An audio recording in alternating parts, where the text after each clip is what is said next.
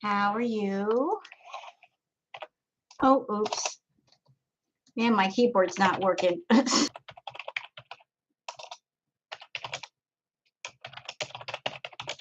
How is everyone today?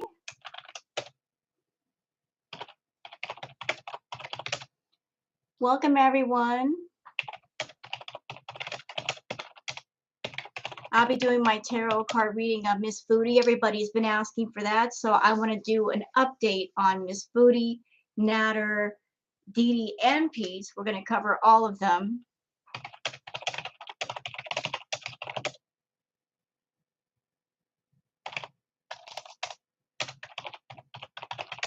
Hey, everybody, welcome. I'll getting started in just a second.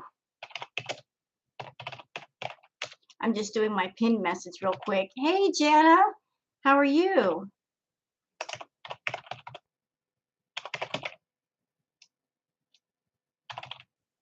Oops. Nice to see you too. Give me just a second to do a little bit of typing. Let me get this set up so I don't have to worry about it later. Why isn't... Hey, Matilda. Thank you. This is my real hair. This is no wig. I'm letting it grow. I was actually waiting for other people to finish up their lives so I could do a live myself. I don't like to interfere in other people's lives and step on people. That's just not what I do. How is everybody today? Was that hip hydrotonosis is a pain in past? Oh my, I'm sorry to hear that. I'm so sorry to hear that, Gina. Goddess Quana, hello, darling, welcome. Hello, Jim. Your queen is here. Hey, Bex. Everybody said, Rose, we need another tarot reading on Foodie. Hi, Tracy. Hi, Tracy. How is everyone? Welcome. Come on in. We're just wanting some more people get in here. So when I start my tarot reading, I don't have to keep going back and explaining what's been going on with that. Hi, Tracy. Oh, I'm sorry, Jana. I'm so sorry. Hello, Uncut Nancy. Hi, Valley. How are you guys? Welcome. Welcome, everybody. Man, YouTube has been wilding out today. I'm telling you, just the different things I've seen. It is crazy on YouTube right now. Whoo, Lord, the Wild West. Might as well pass out the cowboy hats and the cowboy boots. Good grief. Thank you, Tracy. You know, all we're lacking right now is the, what do you call that stuff? The tumbleweed floating in the wind.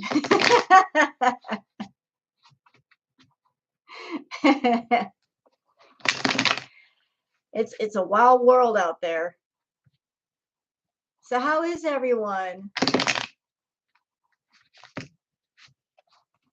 There's also a little bit of celebrating tonight, guys. We're celebrating something. Your sister from another mister. I love you, Nancy. I love you, man. I love you so much. I'd give you my Bud Light if I was a drinker, but I don't drink, so I'll give you an imaginary Bud Light.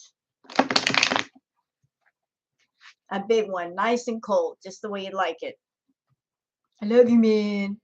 But we are celebrating tonight, y'all. You want to know why? Because I just hit 4K subscribers. And you're all the reason for that. So I thank you for being here and supporting the channel and being here with me. I love you. I love you, man. Yay. Yay. Party balloons everywhere. Birthday cake everywhere. Whoop, whoop. Oh my goodness. I mean, pop the champagne. Pop the champagne. Hello, serendipity. Oh, I like that. I'm playing on words. Serendipity. We like tea here. Any kind of tea, herbal tea, milk tea, any tea is fine. We like the tea. Tea is good. We sip the tea here. We sip it strong and hot. And there's Booger. All right. So we're going to do some tail readings on Miss Foodie. Yes, we are. We're going to find out the dirt and tea on Miss Foodie. Hello, Bartman. You sweet booger kitty. Hi, baby. Hi. You want to come say hi to everybody? You want to get up there? I think Booger wants to say hi. Come here, baby. Come here. You're giving me the look like, come here. You want up here? Come on. Oh. There we go. There's the girl. There we go. There's my baby girl. But you want up there? All right. Booger. Hey, Phoenix, it's been a minute. We got to catch up sometime. I know, Janet, like I said, Twitter, YouTube, it's crazy right now. It's just like, somebody give me a hard hat. I need to put it on. I need a hard hat. I need something. Here's Booger. Hi, baby. I know. Everybody was kung fu fighting. Just like that.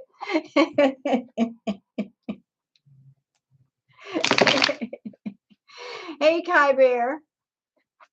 So are we ready to hear the dirt on Miss Foodie? Are we ready to hear the dirt, the dirty? Because the cards don't lie. They tell on Foodie. They take no prisoners. It is chaos out there. Hi, Baroness. Why do I shuffle the cards so many times? Just to get my energy on the cards and make sure I get a correct reading. That's why I do it, love. Not to be annoying. I know that I don't know if the noise annoys anybody, but I just want to make sure I get a correct footing on Miss Foodie. Hey, Miss Geezer. Make sure I get my energy all over the cards so we can do a correct reading so it won't be all messed up. Thank you, Miss Geezer. And I thank you guys for being understanding about the videos, talking about what I do off YouTube.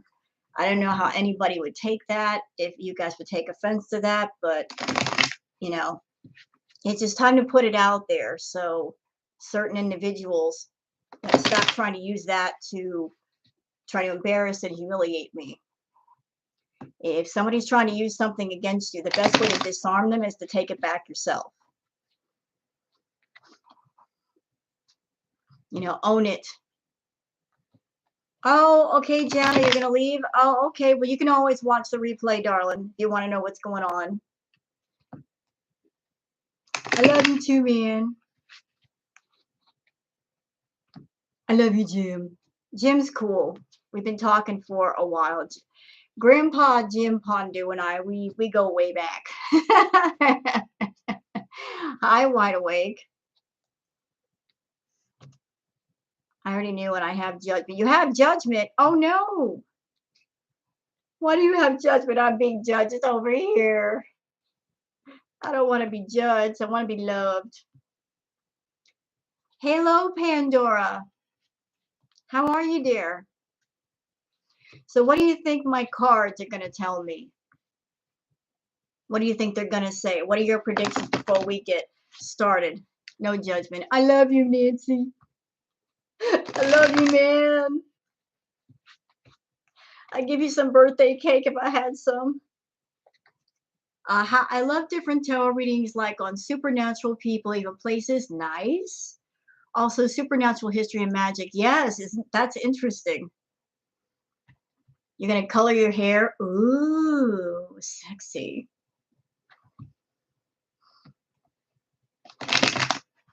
You know, if I had a good salon around here, you know what I was thinking about doing with my hair? Hi, Jenny. You know the wig that I always wear, like it's kind of a golden orange blonde color. I was thinking about doing that for my hair. But I need a good salon that knows what they're doing because I have the dark hair and I also used box color on my hair, which I know is a nightmare for hairdressers. I hate box color, but it would take a while to get all of this out and put the other color on. Rainbow wig. I have a rainbow wig actually. And she's going to keep raking it in. Of course she is. What time is it in California? It is now 8 o'clock at night, Tracy. 8 o'clock.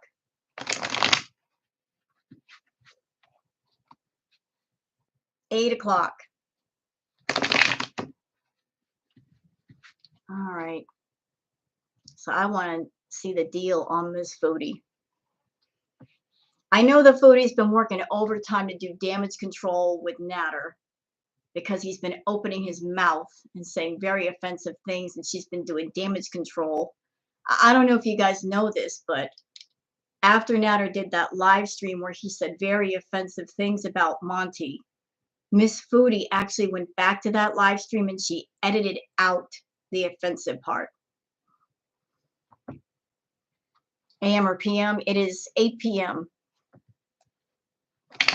So she's over there doing damage control with Natter because he just keeps saying things and doing things to that, you know, people are putting their feet in the coals for. Your hair started turning white at 14. Oh my. It's a lot of fun. I wish I could do that. So I could put any color I want in my hair. My hair is too dark though. I'm stuck with the black for now.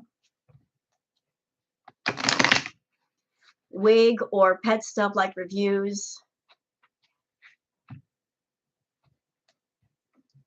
I actually did kind of a wig review a while back. I was mad because I went to one site and they're like, you know, you buy 2 wigs, you get 1 free. And the wigs that I picked out were gorgeous. And when I got the wigs, I was like, you gotta be joking me. This is not what I paid for. What? The wigs were flimsy. I mean, the hair on each side didn't match. I'm like, what in the red, like a dark red for you? You know what? Red actually does look good on me, but because of my complexion, I can't do like a brassy yellow blonde. It wouldn't look right, but like a golden blonde probably would because it's kind of in the same color wheel. It's kind of reddish, but not quite red.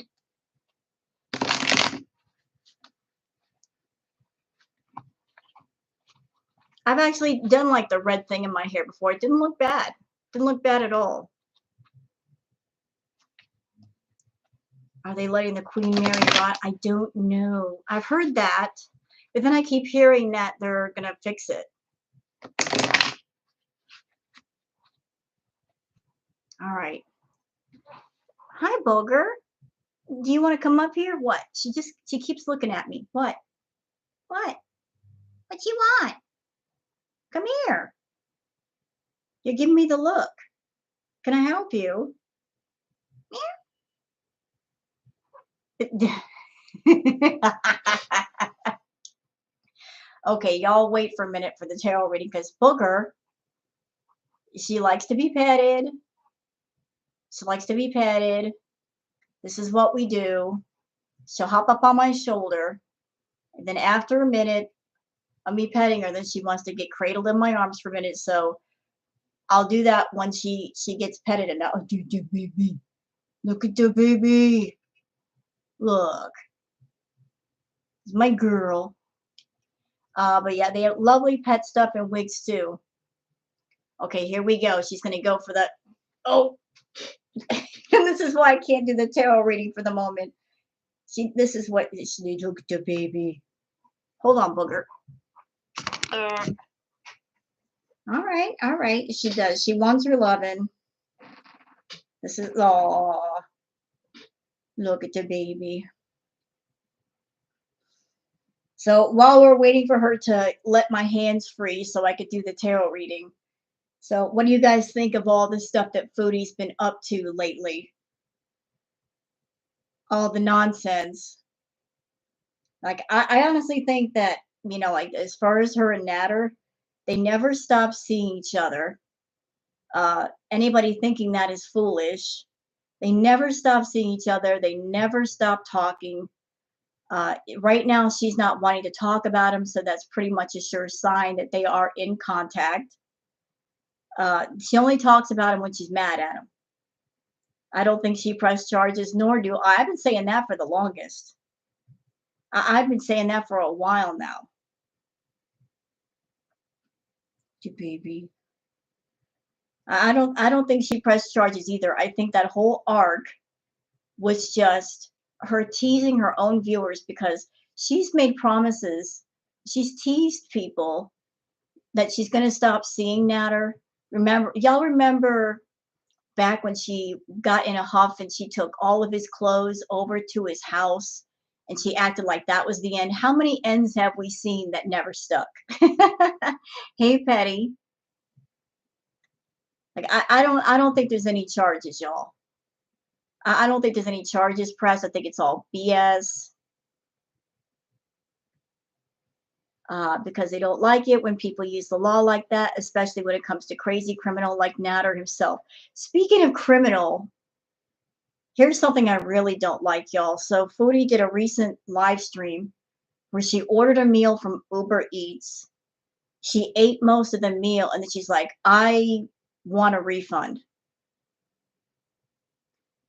So she ate most of the meal. She was fine with the meal. She wolfed down the pasta and the chicken. She ate the dessert and then she wanted a refund. So essentially, she was ripping off whatever restaurant she ordered from. I think it was Brown something or another. So knowing Foodie, how many times has she done that? How many times has she done that to restaurants that she's ordered from? She would never do that sitting down at a restaurant, but she does it on Uber Eats. She defended Joe again as she claims she misses him and his chats.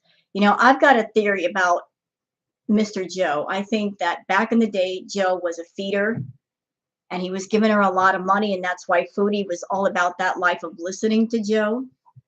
Hi, Nickel. I'm so proud of yours, the way you stood up against Miss Hussey's bad behavior towards you. You were and always have been transparent, honest, and you walk with dignity on the YouTube streets. Thank you, Nickel. I can't say your name. I'm so sorry. Nicelle, none of. Thank you, Mama. Thank you. Mwah. I listen. Let's deviate for a minute from the Foodie talk to Miss Hussey. Me and him have a history, and I took it, and I took it, and I took it. It's been almost a year, and he still hasn't shut up. So I'm one of those people that I'm quiet, and I don't say anything until it's time to say something. But you best believe that when I open my mouth, I'm going to come out with both barrels blazing. Both barrels. Okay? I don't, no. I keep my mouth shut. I keep my mouth shut until it's time to talk. It's time to talk. And I'm tired of him throwing my job at me, my dumpster diving, everything else. Tired of it. It's time to set the record straight. This is not about revenge. What I'm saying about him is not about revenge. It's just about correcting misinformation that's been spread about me. That's all it is. That's all it is. Just putting the truth out there. Because I'm someone that I'm truthful. And when you're truthful, you got nothing to worry about because you're not lying about anything. If you're someone and you do lie, you got something to worry about. You got to worry about the truth being exposed at some point. So that's what that was all about.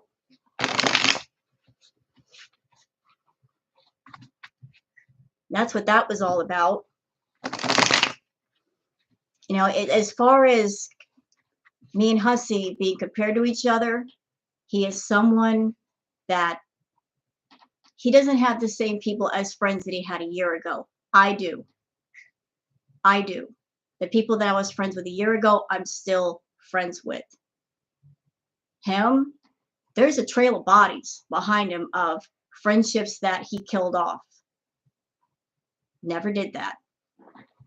Never did that. Didn't have to do that. Didn't have to do that. You know, when you're an honest person, you ain't got nothing to worry about. Nothing. But I'm not going to make this chat about him. I'm here to do a tarot reading for you guys and entertain you. So that's what I'm going to do. That's what I'm going to do. Nope, I sure didn't. Hello, Mindy B.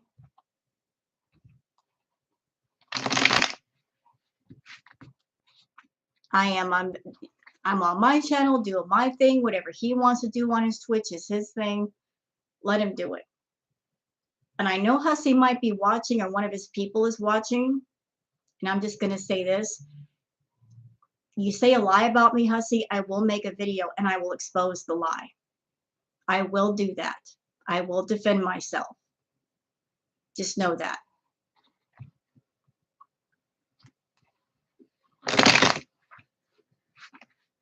I'm allowed to do that. If you attack somebody, they have the right to defend themselves. I'm sorry, Jana.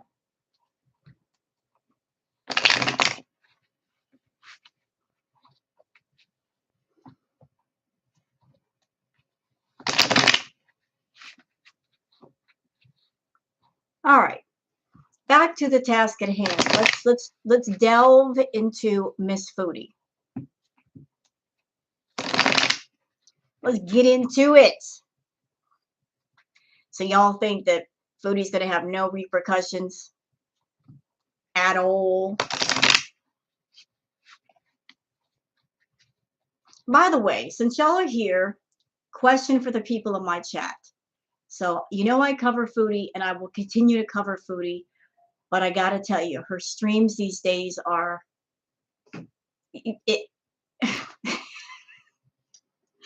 it's hard to react to her. It's boring. Is there anybody else you guys want to see me cover? Anything else you want to see me do? You know, wide awake, I try. I try. I know it is, and if it's boring for y'all, I'm so sorry, but there's only so many ways you can polish a turd. But what can I do for y'all? What other things you guys would like? What would you're the viewers. What do you want to see? Your input matters. You let me know. Let me know. What can I do for you? How can I entertain you the best? What can I do for you?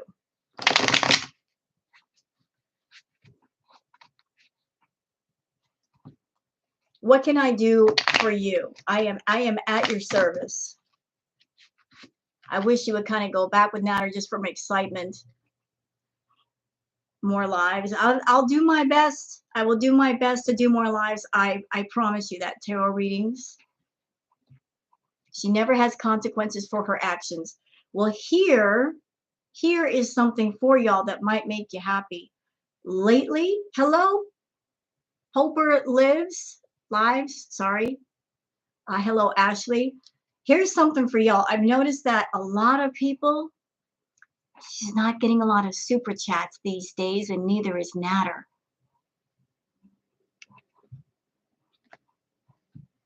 So she's not getting the big super chats no more. She might get a cheap super sticker, but she ain't getting them big chats no more. They both go into lives and ain't nobody tipping them. So good on the VIPs and the members for that. Y'all are learning over there. Good for you. And the people over there paying for that postcard club, just think about this. You're paying for a souvenir and for a postcard, and Foodie doesn't even have a ticket yet. So you're paying your money in advance for something that it ain't happening yet. So they think it's because reaction channels are sniping them. You know, I said in one of my react videos, I'm like, look, if the people that go to the reaction channels, it's because they don't want to watch Foodie. So even if nobody was sniping Foodie, people still wouldn't watch her. They're going to wait for the reaction channels, whether we're sniping her or not. You know, obviously the people that are going to the reaction channels are not fans of Foodie. They're interested in what she's doing, but they're not going to go to her channel either way, whether we snipe her or not. She got $12 one day and $16 for the next day. So sniping is not against terms of service. It's frowned upon, but it's not against terms of service. It's not against the rules. I know she wishes it were, but it's not. It's not. Sorry, Foodie, it's not against the rules. And here's another reason why people snipe. And I'm going to put this out there. I'm going to put this out there. You want to know why people snipe Foodie? Honestly, it's not to be rude to Foodie. It's because Miss Mama has a nasty habit of dirty deleting all the good stuff. Honestly. She's got a nasty habit. If there's something interesting going on, she's raging, blah, blah, blah. She dirty deletes. So unless you got your finger on the record button or you're sniping her, you might miss it. Maybe you got to look around somewhere for somebody else who has it. If she kept her finger off the dirty delete button, she'd be all right. Seriously. She leaves up all the stuff that's boring, but if she's going off and there's something interesting, well, either you find a way to record it as it's happening, or, you know, you're sniping her. So Foodie, you want us to leave you alone that way. Don't dirty delete. And here's okay, well, what I consider traveling to haunted places. I would love that, but I just can't travel right now. And here's another workaround for Foodie. If she doesn't want people sniping her, here's a very simple solution. Very simple. Do edited videos. Ta-da! You do edited videos, nobody snipes you. Do edited videos, Foodie. You haven't done those in a while. Do edited videos, nobody snipes you. Then you can't complain. What if Foodie strikes a channel 3 times? She's wrong for doing that. Can she get banned for that? If somebody throws a strike, you can file an appeal.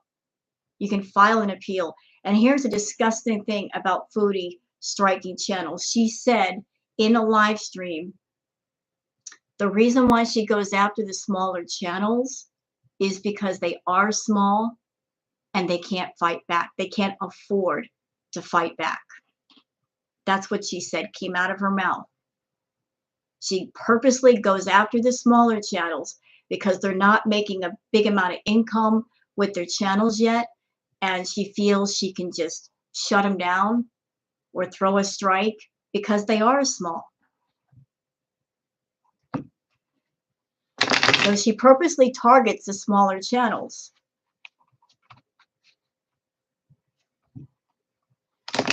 She does that. You're a small channel.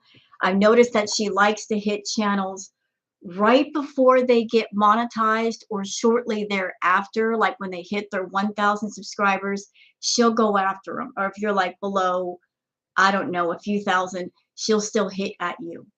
With a really big channel like Charlie Gold, she wouldn't dare. She would not dare. But she purposely chooses the low-hanging fruit to go after. There's that. Listen, Valley, that's what she said. It came out of her own mouth. The smaller channels cannot afford to fight back. She said that in my React video. You're right there. That was the real her. Mask off. No disguise. That was full strength Chantal. Yes, it was. Yes, it was. That was the real deal right there. We're getting her full strength.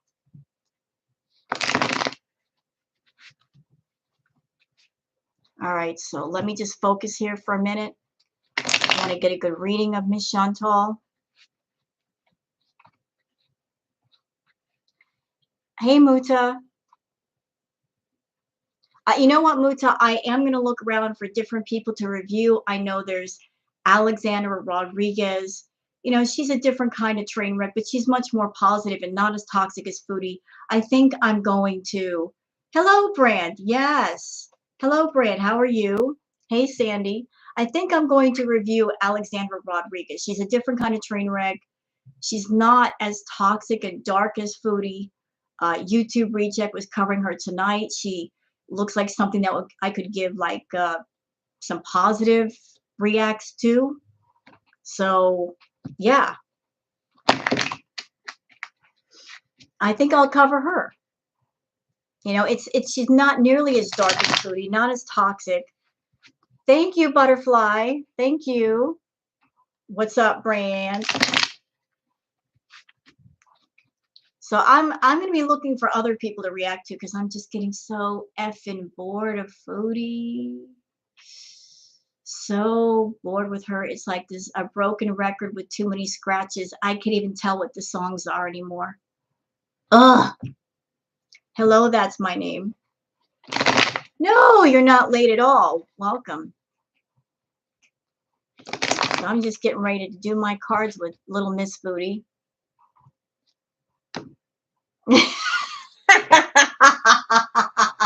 Brand says, drag me. Brand, I've seen your videos. You look fabulous. You're you know, with the skincare. How could I drag you? You look fabulous with that skincare routine. Are you kidding me? I'm jealous. Girl, you look better than me. Get the fuck out of here.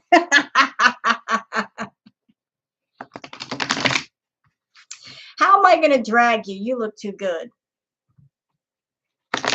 Stop it. Drag you. I would start to drag you like, I got nothing. I got nothing to say.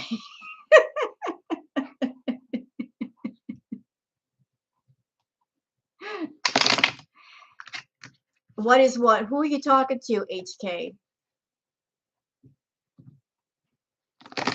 Who are you addressing, sir or ma'am?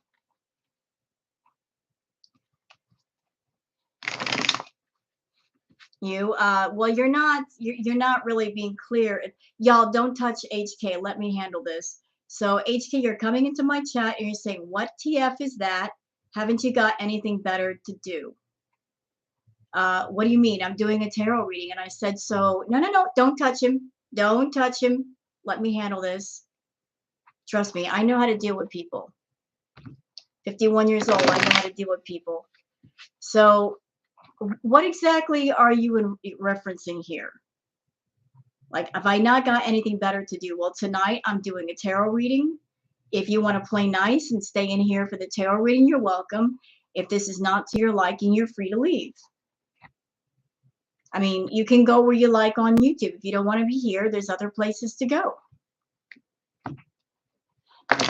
I leave that up to you. But I'm doing a tarot reading for my viewers. They want to see it. So that's what I'm about to do. So do what you like, sir or ma'am. Well, thank you. I speak out. I am 51. You know what I mean? No, I don't know what you mean. You sound like Foodie. You know what I mean? No, I don't know what you mean. I won't know until you explain it. I don't know. How can I know what you mean if you're not explaining yourself? There must be a subject here in order for me to know what you mean. I love stupid people. They're so fun to play with. So much fun. I play with trolls. They taste good with some whipped cream and some cherries.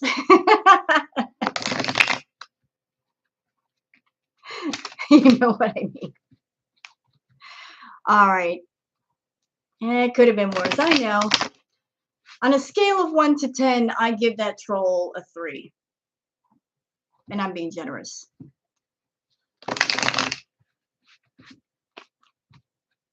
All right. All right, we're going to do Foodie. Hey, Nancy, thank you. Member for 2 months. Love you, Nancy. Love you. Y'all, listen, I love playing with the trolls. You guys know I'm a cam girl. I'm also a gamer, and I'm 51. I'm like the triple threat. I'm older. I play video games, and I do camming. Trolls are nothing for me. Before you troll me and get me mad, I'll get you mad first.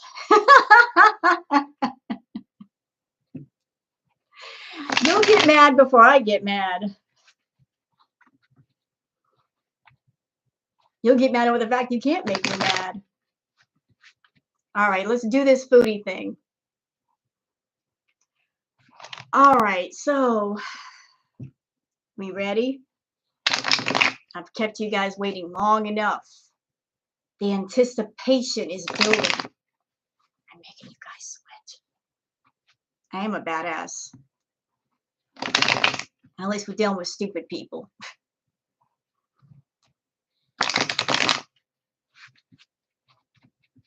All right, we ready? I think it's time.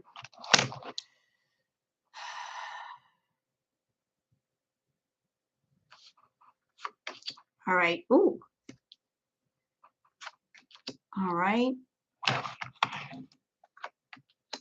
Uh-oh.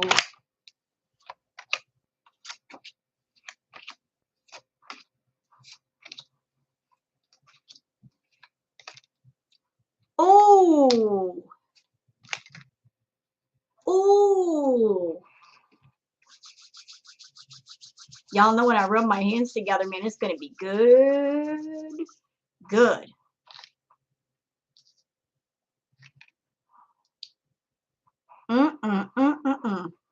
What do we got here? Foodie. We need to talk, Foodie. Yes, we do. So,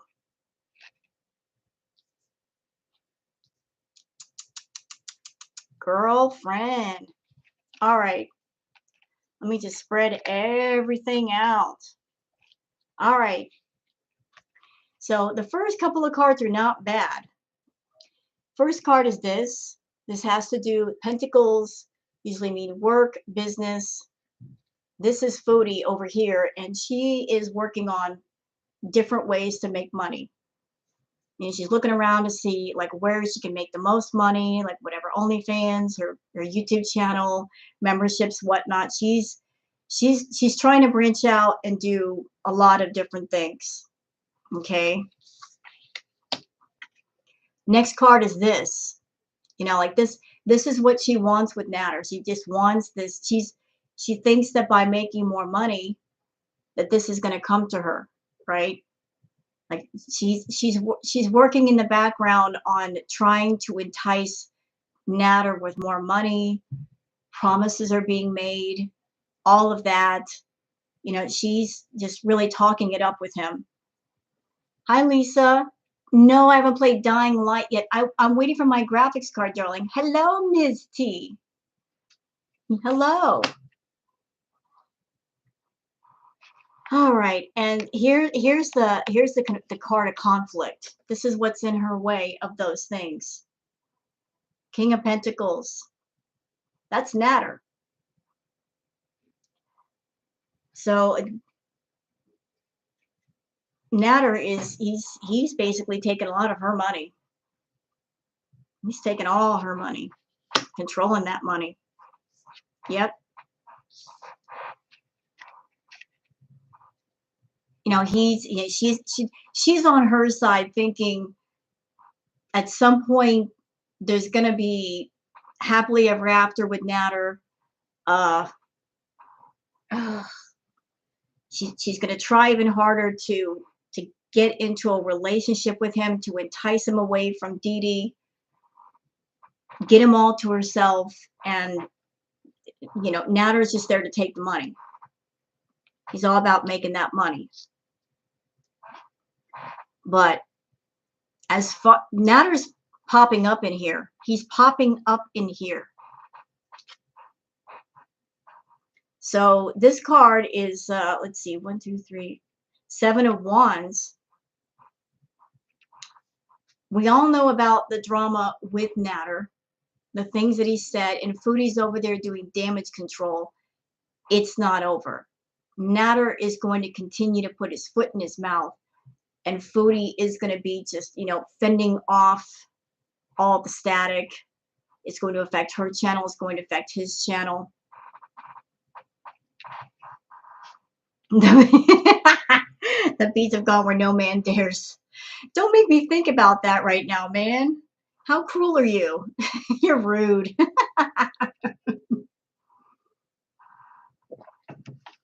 I love you, but you're rude.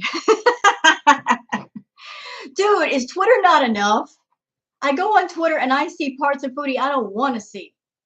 Y'all on Twitter are rude, putting that out there like that. As soon wake up in the morning, go to Twitter, and I'm seeing things about Foodie. I'm like, do I need that before breakfast? What's wrong with y'all? I don't need to see all that. Y'all cruel people on Twitter.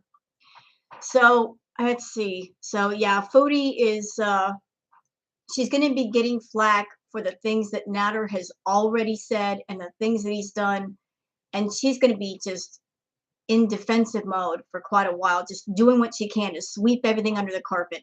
Sweep, sweep, sweep. It never happened. Just sticking up for her man. People are going to be coming for quite a while, and they're not going to let her forget the things that he's done. And look, even more conflict. Even more conflict. Even more. It's going to come. Yes, I am. Hi, Lisa. So, like, she's going to be just going at it with people for quite a while. Quite a while. Dead by Daylight. Oh, nice. Nice. Yeah, dude, there's like a mountain. She's going to have Box Mountain and Dirt Mountain sweeping things under the rug real quick. Aw, your cat is staying on top of your notebook. Aw, mine does that. Let's see. So, okay, let me look at this card for a second and see it. So, and in the midst of all this war, Foodie is going to be like, trying to pass the branch off to people, trying to calm them down, try to get everybody to calm down and forget about things. Like she's, just trying to deflect away from everything that's going on, because that's what she does. She deflects away from, like, you guys notice that whenever she gets in trouble, oh, let's talk about something else over here. Let's divert the attention. Oh, like just forget about it. Just pretend you have amnesia, and just forget about it. She's gonna be doing a lot of that. A lot of that. And see.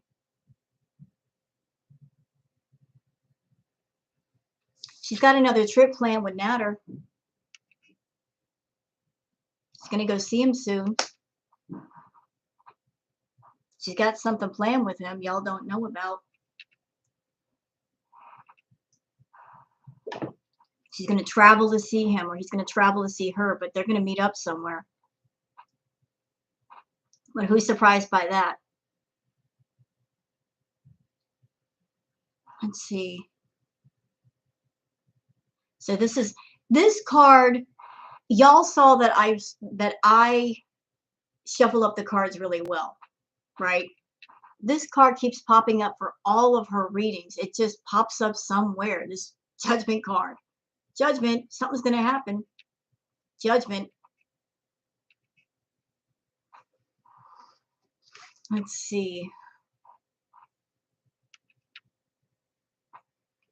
You know what? Foodie, Beauty, and Nads are always going through some things, because it's a love-hate relationship. It really is. Okay, so you got the King of Cups. Here's Natter just profiting off of Foodie. He's being well taken care of by Foodie. Something just keeps telling me in my head, the next payday she has, which will be in a few days, he's going to get a large sum of money from Foodie, very large. And the last two cards, look here.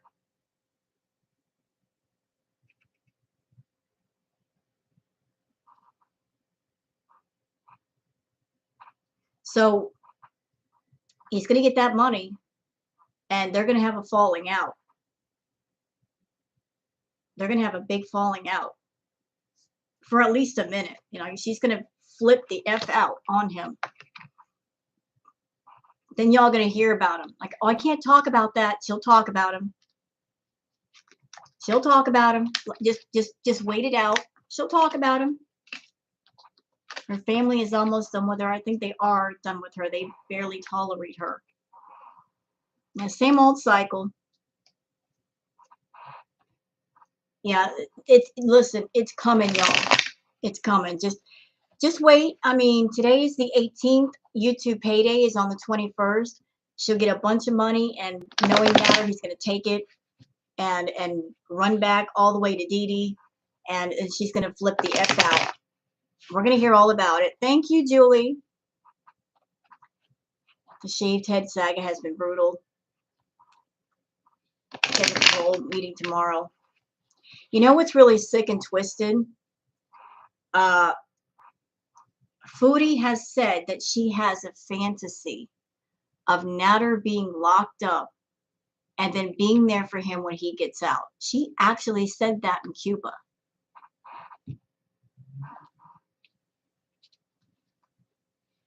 She said that, but that's her fantasy, that she thinks it's hot to have somebody in prison and be there for them when they get out.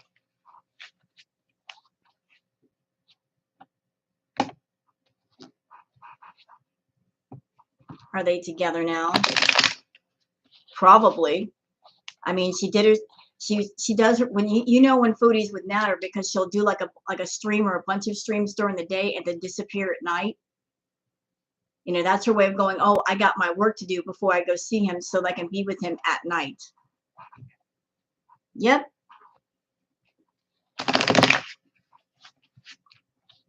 And I got news for Foodie. She's got that ear piercing. It's really infected. She said that her ear, this part was really swollen. So it looks like the infection is traveling up this way. Don't play around with that, Foodie. Don't play around with that. You need to go get that looked at. Utah, she's got one like right here, right next to her ear. It's somewhere like right here. She's not getting a big paycheck this time, according to Social Blade. Well, she got money from what do you call it? Doggone it, Twitch. Plus, she's also getting her OnlyFans money, and she also passes out her PayPal, Cash App, Venmo link so people can send her money privately. But that piercing is mad infected. You can't play around with that. That can get real serious real fast.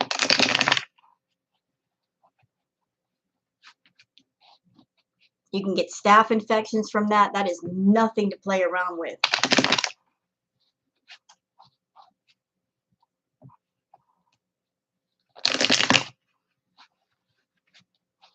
All right, so you guys want to do one on Mr. Natter or one on Dee Dee?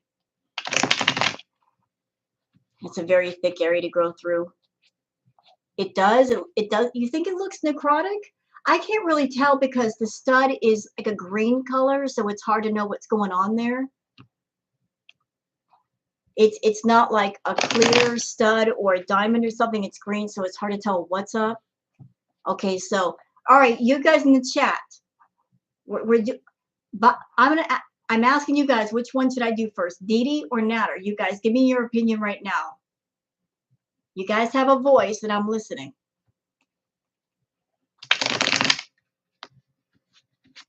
Natter, one on Pete's. Oh, we'll do one on Pete's. Natter, Dee Dee, Natter, Natter, Dee Dee. It's almost neck and neck between Natter and Dee Dee.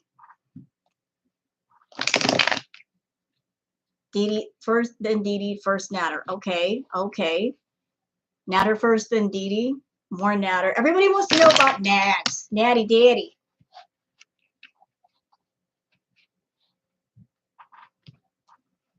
All right, we'll do Natter first and then Miss Dee Dee. We'll do one on Natter first. Ladies first. Well, that's so polite. Ravenmore, that's so polite. Everybody's saying Natter. He's winning. He's winning. I'll tell you one thing that I found crazy. I saw a clip on Twitter where Dee Dee and Natter were in the house and they were both off camera, and Dee Dee was asking Natter if she can get something to eat in her own house. She was asking him if she could get something to eat. Girl, it's your own house. What are you asking him for? I'm sorry, that's my house. I'll get something to eat whenever I damn well want to. Who are you to tell me I can't get something to eat? And you don't want to know where his tooth is.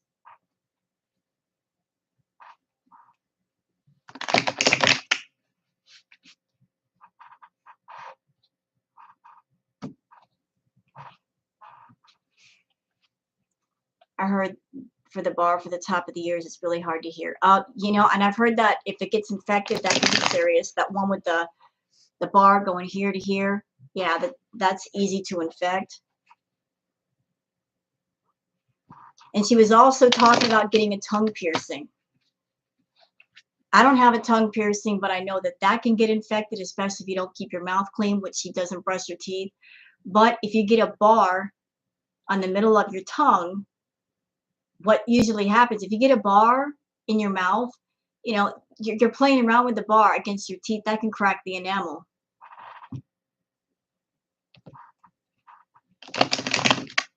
I noticed on one stream she asked him for a piece of cake he made her for her birthday, and he asked her what all she had eaten that day. What? As if he's rash. You know, no.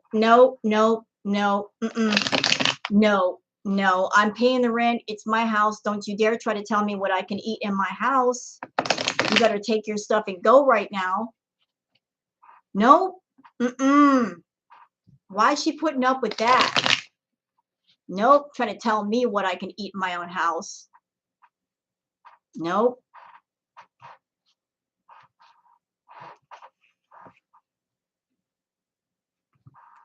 She'll lose her tongue. She probably will. Dangling baby arms. Huh. No, it's not okay. Like, can I eat something? Can I get something to eat? No. I'll get something to eat. It's my house. Do you think there isn't a DS relationship? This may be a bit of an adult conversation, but this is something I've always thought of Chantal and Natter. Let me just put this out there for you. When you think of it on this level, her behavior makes sense. I feel that Foodie has an extreme humiliation, degradation fetish. People who have that fetish, they enjoy being humiliated. The more people humiliating them, the better. If you think about it on that level and you watch her live streams, all the things she does and all the things she says makes sense. Like, why does she wear her clothes for days at a time? Why is her environment filthy? Burping and the farting. I feel that Foodie has an extreme humiliation, degradation fetish. And she took her fetish and she put it on YouTube because she got the attention, and also she took her fetish and she made it profitable. And then after a while, the reason why things did not work out with Pete and her, or her and BB, is because they were men that could not indulge her in her fetish. They just weren't built like that. That's not their nature. But the reason why she's so attached to Natter is because he will indulge those fetishes. She is a masochist. He is a sadist. Okay. Sadists love masochists and masochists love sadists. That's why she's so hooked on this guy, because he will take her to the limit of her fetish. He will indulge her fantasies and her whims and whatnot. And another layer to this thing, hold on, let me just take it even further. Again, if I'm offending with anybody in this adult chat, I'm just trying to explain things, and I promise I will not be graphic. There is such a thing as financial domination. I feel that's part of what's going on between Natter and Foodie. That's part of her humiliation fetish. Financial domination, you guys can go look this up if you want to. I explained it in a video. With financial domination, the person is just simply taking the money, and the person giving it, they're getting really nothing back. The person who is, you know, the one taking the money, they get taken on shopping trips.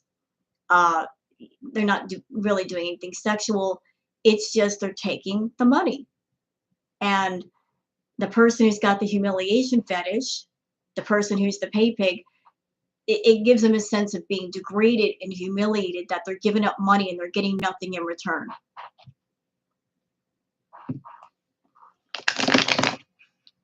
And Foodie has mentioned that in the past that Natter wanted her to sign a DS contract, and she didn't want to do it. So there might be some elements to that, y'all. I mean, there's all kinds of different dark layers to this story that people aren't considering, and they wouldn't unless they know about those things. But I feel that Foodie has a serious, extreme degradation, humiliation fetish. There are some people that have that fetish, that they can do it for a moment or an hour and then leave it alone. Foodie wants to do that 24/7. And her and Natter, when they got, she brought him on YouTube to do the play scenes in front of people and make money. Instead of doing our play scenes in private, let's put it in front of an audience and make money off of this. Yeah, she called him Dom for a while. Hello, Snicker Fritz Rose, how are you? So y'all think about it from that angle, you know. And everything that Foodie does makes sense. A lot of it makes sense. Why is she so dirty? Why is she so filthy? Why won't she brush her teeth? She's into that stuff. She's into humiliation and degradation, obviously. And she wants people to humiliate her. She gets off on it.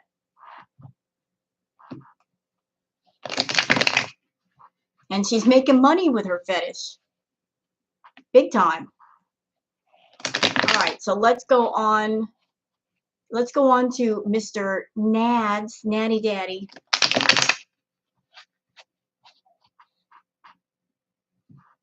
That's true, Gianna. There must be respect and boundaries. You're absolutely right. Although I would not call Natter a dom, because doms are not abusive. They will take a sub under and make them better people than what they found them. There's a whole thing with that.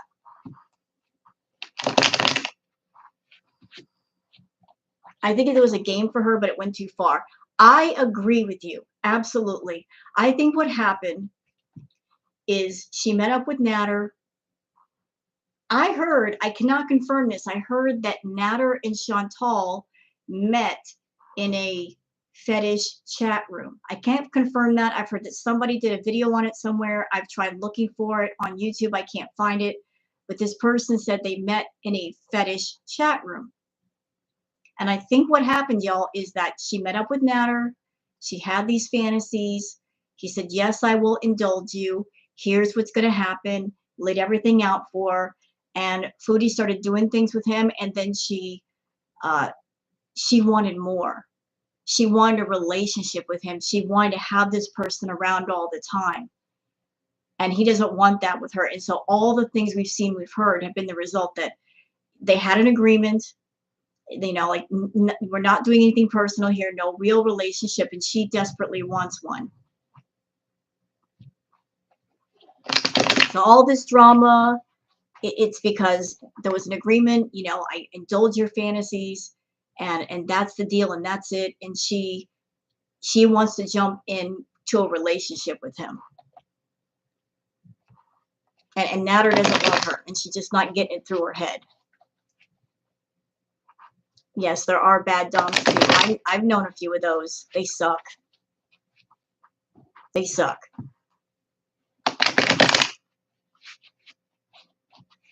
So let's talk about Mr. Natter. Daddy, daddy.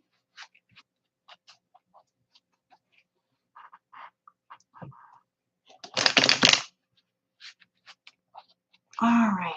Let's talk about you, Natter. I want to know about you, sir. What do my cards tell me about you? What's going on with you?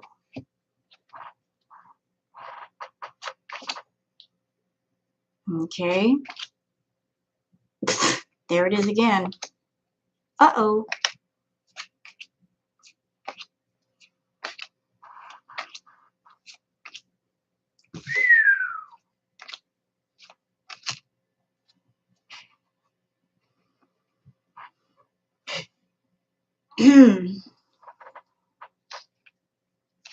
All right, let me just spread these out.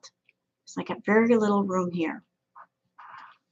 All right, so what the cards say about Natter. So this is Natter. He's just consumed with greed right now. He wants more, more, more, more, more, more. He's thinking large. He wants more, always more. He's always wanting more.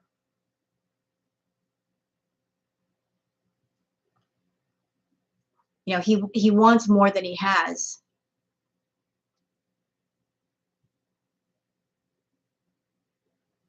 And the thing is, he doesn't want to go out and work for it. He wants other people to pay for it.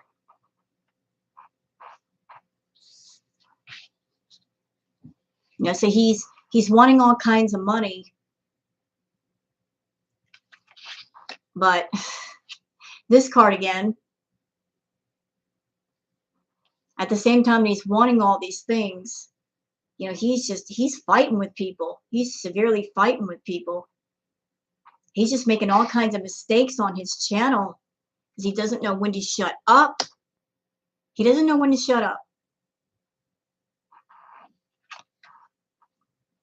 So the people on YouTube are giving it to him.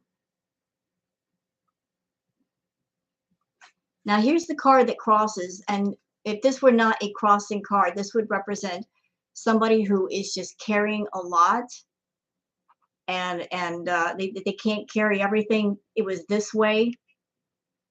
So in essence, what this tells me is that he's going to continue to make mistakes. He's going to continue to say things, and Foodie's going to be right there to try to clean up the mess. You know, trying to explain things away, to try to, you know, like, you know, she's going to absolve him of the responsibility of his channel. Hello, Venus. Thank you so much. So Foodie is going to continue to, like, every time Natter opens his mouth and he offends somebody, she can be right there to, you know, try to hide things, edit things, explain things away, and it's just going to make her look worse. Was he on YouTube before? He got on YouTube because of Miss Foodie. Hello, Pugs. How are you?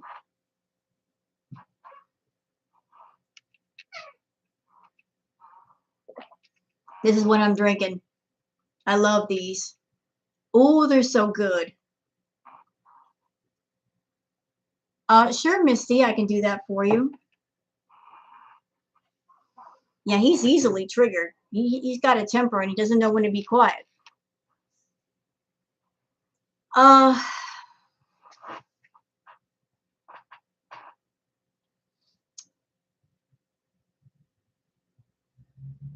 Okay, I'm getting different stuff off these cards.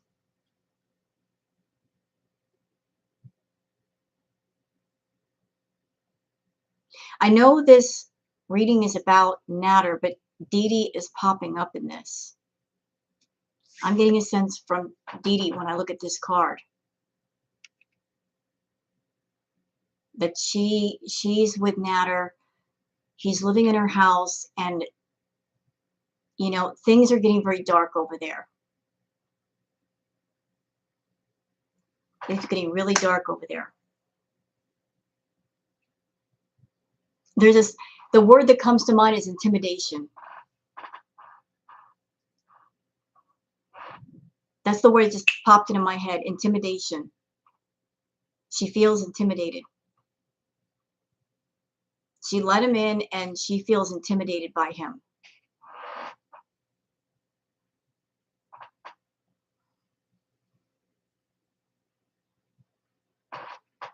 So let me see.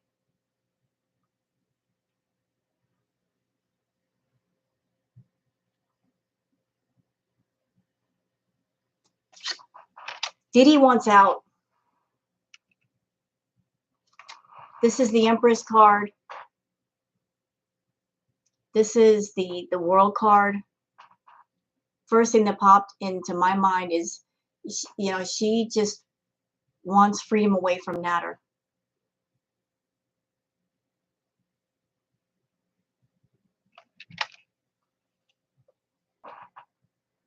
I mean, she's in it with him and she's over her head.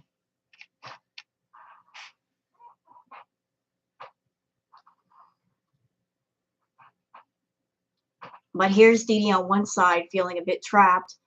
And that's her own fault because she let him in the house knowing what he was.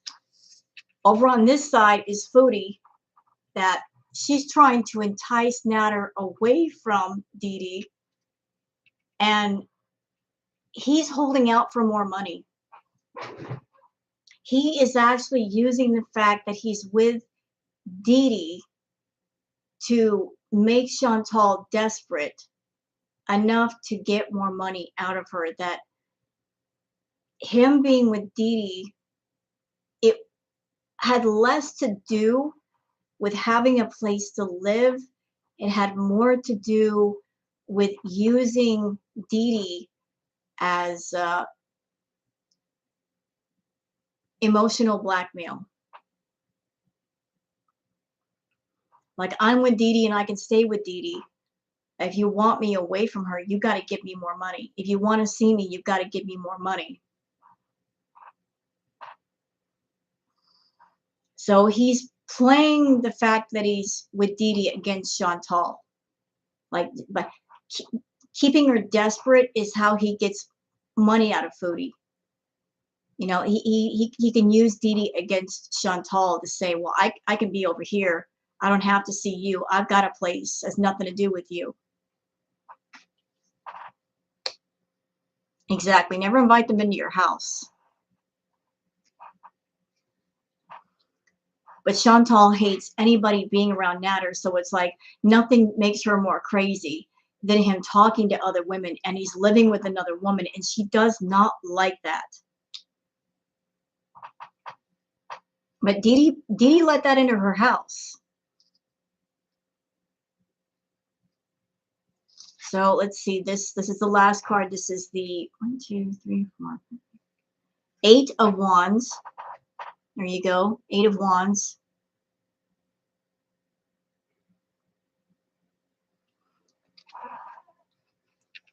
There's a lot of strife there's gonna be a lot of strife going on between Chantal, between Natter and Dee Dee, Natter and the internet. I mean, it's just you know what, all the static going on with him, it's just going to increase. It's gonna get worse.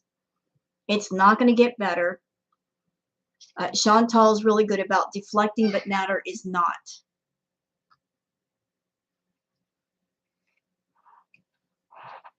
And Natter is going to keep both women tied to him. He's gonna keep both of them tied to him. He's got them both locked down. He knows how to control both women. He knows what to say.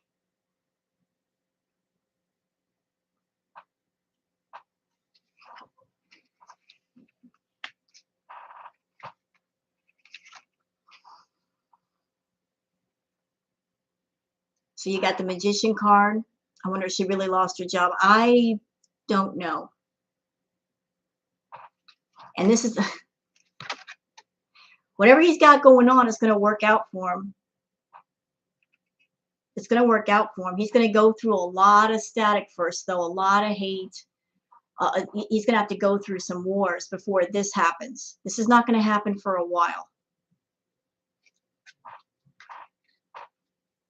But he's not going to fall right now, y'all. He's not going to fall right now. He's going to find a way out of whatever is going on with him. He's going to find a way out.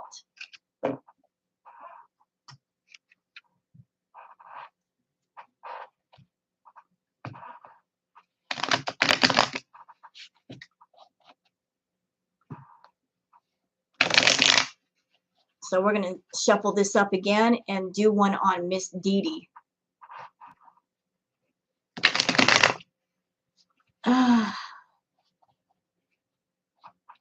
Easy to find work at 16, 18 an hour, starting out with no college education. But look at it from Natter's point of view. I'm not saying he's a good person. He's not. He's a scumbag. But why work 16 to 18 hours a day or $16, $18 an hour when you can work one person and get easily $5, $6, $7, $8,000 a month and not commit to a schedule? And you've got another woman that you're living in her house and she's got a job and she's paying the bills. I mean, all he's got to do is work those two and he's got everything he needs and more. That's true, Jana. You know, people who are about control, they're all about isolation. They isolate their target. They will tell you, I don't want you spending time around friends or family. They will isolate you on purpose just so they can lock on you and keep an eye on you. Had one of those in my life.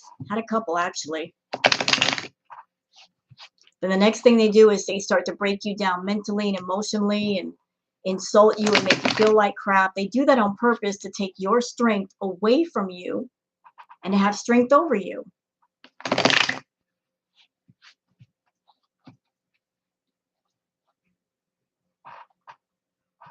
I wonder what he does all day in Dee Dee's house, is smoke a cigarette, probably. Okay, so we're doing one on Miss Dee Dee. Is her name Debbie? Is that her real name, Debbie?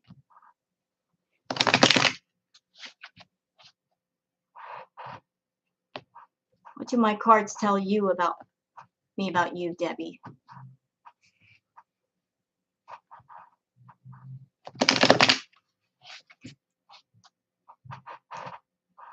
Exactly. He does this stuff all day.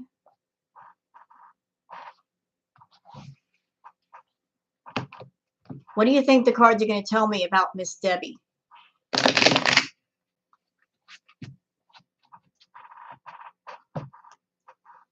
have an idea, but I'm keeping my mouth shut. I want my cards to say stuff. Gary! Hi, honey. Gary Unfiltered. Hello, love. I love your sass. I love you, Gary. Y'all, Gary Unfiltered has an amazing channel. Gary, I was living when you were reading Foodie for Filth on the R word. You breathe new life into me, Gary, and I love your reacts to Chantal. Oh, you're sassy.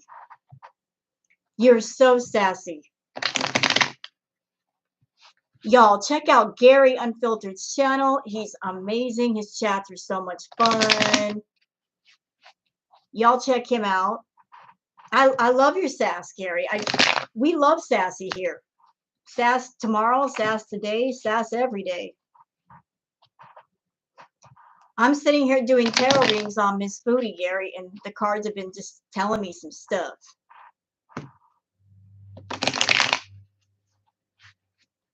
Gary is amazing. Hello, Oceana. Gary is so amazing. I had such a great time in your chat. It was so fun. I was laughing so much. You're so damn silly. Hello, Equine Dragon. Like I said ha ha and hee hee to your chat. Oh, what are they saying? Oh, let's see. What did the cards tell me about Foodie? I forget now. But the fact that it is essentially a recap for what I've already done. With Foodie, the cards are saying that basically she's all the stuff going on with Natter, she's going to continue to do damage control because Natter is not done putting his foot in his mouth. He's going to continue to do that. That she is promising him more money, and she's trying to tempt him with more money. Like trying to get him away from Dee Dee. And Natter is over there profiting off of both Dee Dee and Chantal. He's using Dee Dee against Chantal to get even more money out of her. Playing one woman against another woman, taunting her with Dee Dee. Dee Dee is just as bad or worse than Natter. You know what? You're right. She's got a part to play in this. She was a willing participant. So if she's got her hands full with Natter, that's her fault. That's her fault. She signed up for this, man. She signed on with full knowledge. Yes, she did. So now we're doing one on Miss Dee Dee, because I want to know about Dee Dee. And right now, my cards were telling me that I did a reading on Natter, and even though it was on Natter, I just kept, things were coming through with Dee Dee. With Natter in her house, she's in over her head. She feels trapped. She doesn't know really what to do with him. Like, he's being controlling over her. So now we're doing officially one on Dee Dee. Yes, we are. So I'm just making sure the cards are all shuffled up. I know it's noisy. I'm sorry. But I want to make sure I don't get the same cards and get an effed up reading, because then y'all going to get mad at me. Dee Dee put Natter over her mom at the nursing home. That was so sick. Using your own mom for content, really. How desperate do you have to be? Shan! Hi, Shan. What are you doing, Shan? Shenanigans. Shenanigans, can you do me a favor, sweetheart? Gary Unfiltered is in here. Can you find his link and pass it out? Because I think he deserves a good shout out. I was having so much fun in his chat the other day. More people need to know about him. What deck do I use? It is the Rider-Waite deck. Here's one of the cards. The Rider-Waite deck is very popular because it's easy to use, big old pictures. But there's lots of tarot decks out there. And for those who are wondering, where do you get the tarot decks? You can get them on Amazon and eBay. As someone that I do the tarot, there's a few things that I want to pass along for anybody who wants to do the tarot. Just remember this. If you get a tarot deck, make sure it's brand new. Don't buy decks that are used. You don't know who used them and for what. Unless it's a deck, like, say, somebody giving you a set of cards, you know that person, you know what they're used for. Don't let anybody borrow your deck, ever. Put their energy all over it. And also, don't do a reading when you're upset, because the cards will reflect that. Never do a reading when you're angry, upset, depressed, none of that, because the cards will pick that up. Hey, Pink Unicorn. So there's that. Just, decks usually go for like 15, 20 bucks per deck. Some go for more depending on what they are.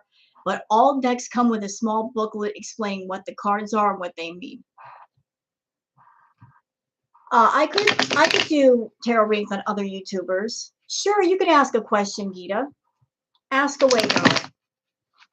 I'm just sitting here shuffling.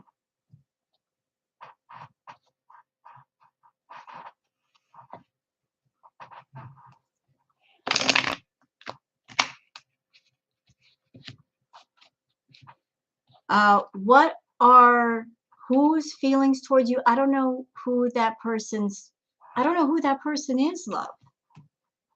I've never heard of that individual.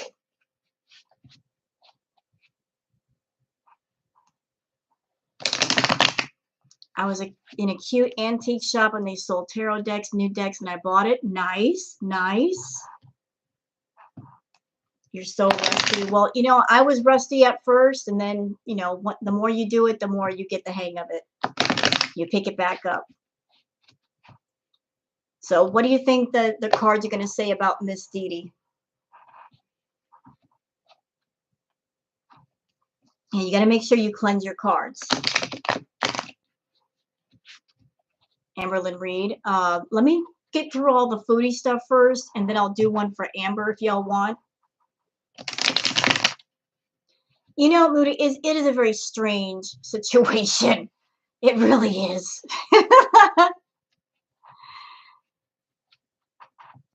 But you know what? Stranger things have brought people together, you know? Strange things bring people together sometimes. How do I cleanse my cards? I sage smoke, incense smoke. There's a variety of ways you can do it. Can I do one on Pete? I'll do that next. I'll do that next for you. How about that? I just wanted to cover the main suspects. I prefer a regular deck of cards. I don't like the pictures. Fair enough. Fair enough.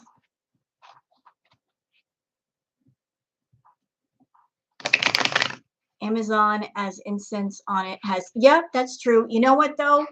Little helpful tip for y'all. If you're big incense lovers, which you guys know I am, you can go on eBay and buy lots of incense for cheap. Just because it's so competitive there. I stocked up on incense. It's ridiculous how much incense I have. Be like, why do you need that much, Rose? Holy crap. You got incense for like 10 years. I can't help it. I like things that smell good. Don't judge me.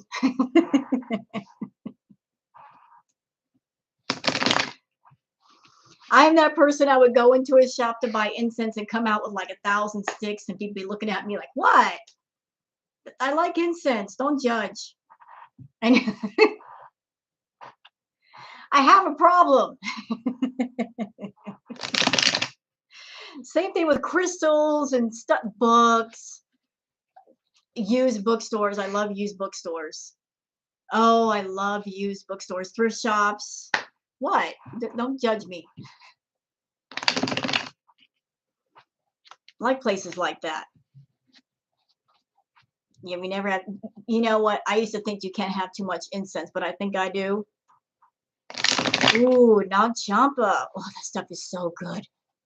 Nag Champa, dragon's blood. Oh, the smell of dragon's blood incense. Yes. And sandalwood.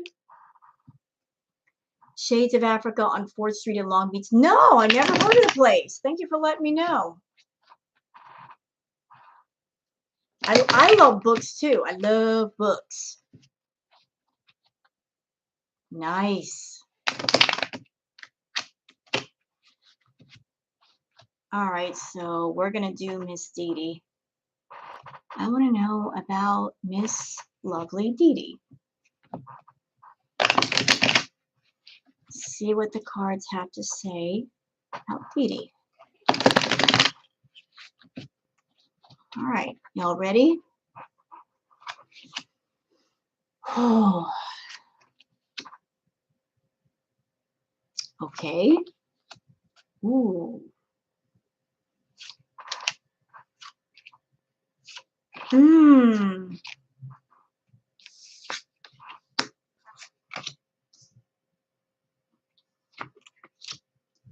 Okay. Damn. What?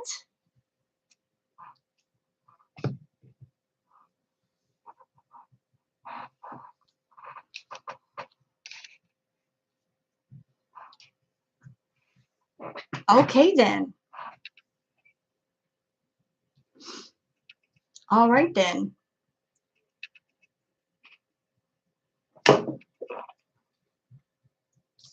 Damn, Dee Dee, you stuck. Hey, Rachel. So this is the first card I put down for Dee Dee. She's already having thoughts. How do I get out of this? She's already having those thoughts. How do I get out of this? She's not happy.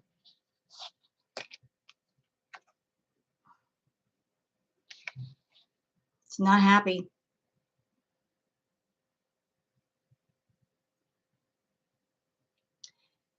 Second card is the Queen of Swords.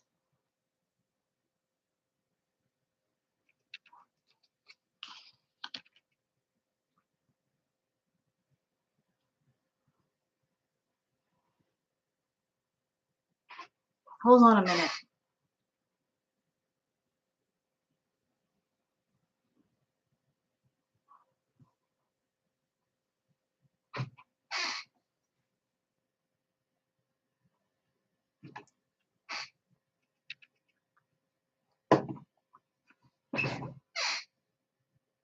Okay, so I'm just going to speak my mind on this. She doesn't want Natter to be there. But my cards are telling me, because this is what was, okay, the Queen of Swords was on top of her card. Then you've got the Emperor card like this.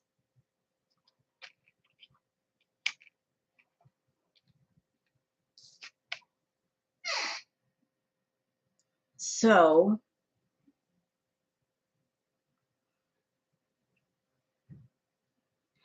this just keeps coming through. She doesn't really want him there, but Natter and Chantal are kind of pushing her to let him stay there. They're both pressuring her to let him stay there. They're both coming at her and saying, you know, he's got to stay there.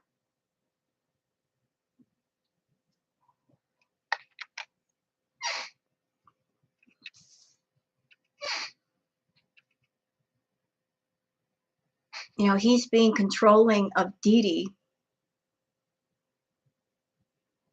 and she's being pressured to let him stay there.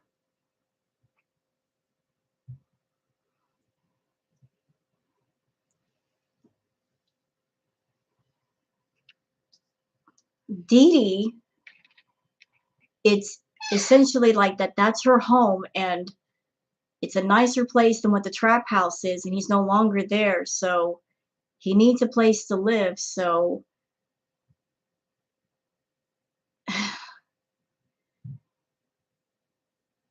Dee Dee is being used the same way that Chantal uses her viewers.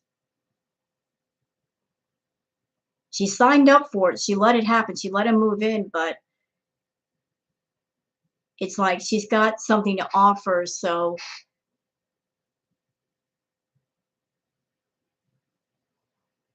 he's basically using her as a free place to stay.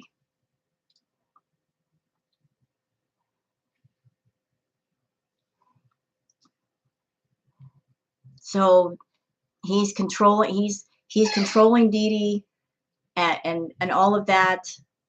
He's got control of her, and Dee Dee's not going to kick him out because she just feels intimidated by him. Yeah, she wanted him, she got him. You know, I can't feel bad for her. She knew what she was walking into. She did.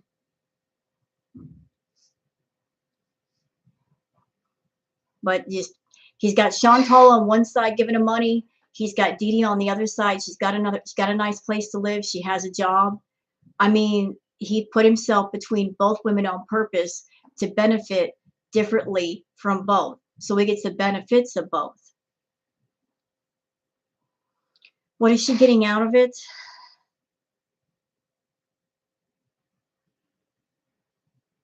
I'm not exactly sure.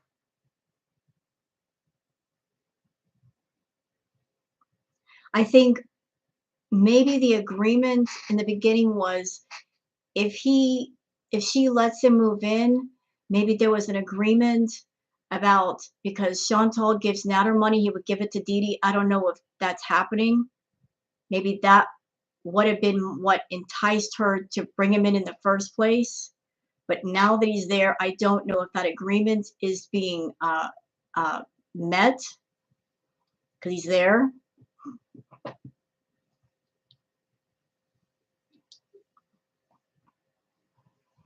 Burnt bologna sandwich. Yeah, she got sucked in, her fault. So she's the one over there doing all the work. This is the Seven of Swords.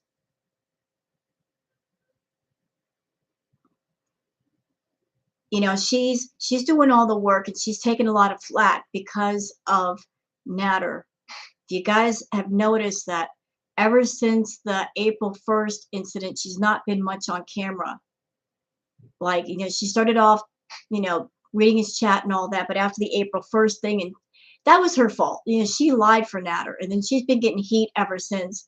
So she's doing all the work, and she's catching a bunch of heat because her credibility is now zero. It's just things have gotten darker for her.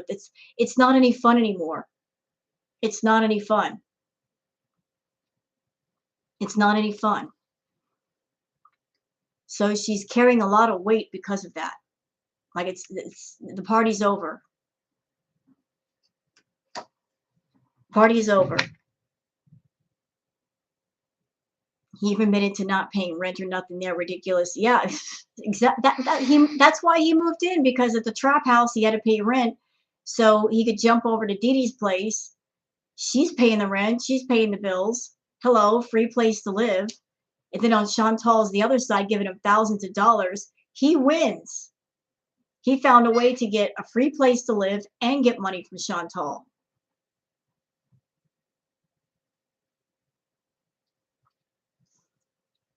And he's free to leave whenever he wants, but he's not going to leave as long as she's got a nice place. So here's this card again.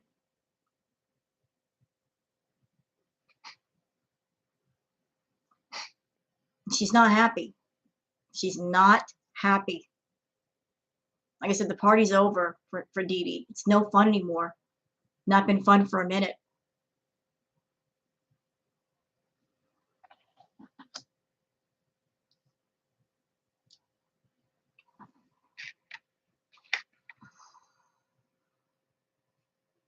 No, this is for Dee Dee. This is the one that Natter is with.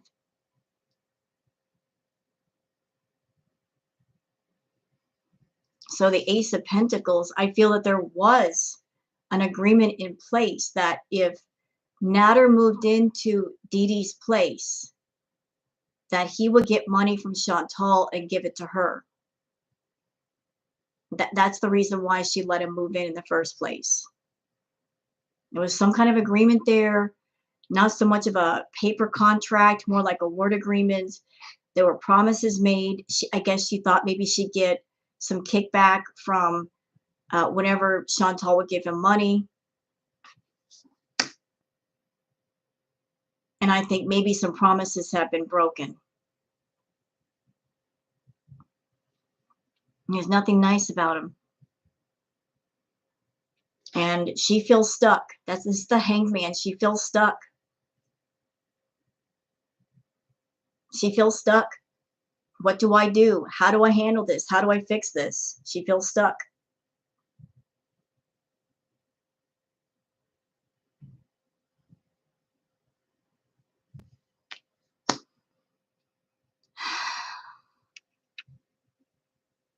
I have wondered about the black eye claim. She hasn't been to work. I thought she worked from home. And she won't show herself on the cam for some reason. She's ashamed. Ever since April the 1st, she feels ashamed. She got on camera. She lied for Natter. I knew watching her video that she was lying for him. I don't know if he put her up to it, but she did it for him. And then she got all kinds of heat because of it. and her credibility is now zero. People went from thinking of her as a sweet person, blah, blah, blah, to a liar. So she's been catching heat for that ever since, and it's really disturbing to her.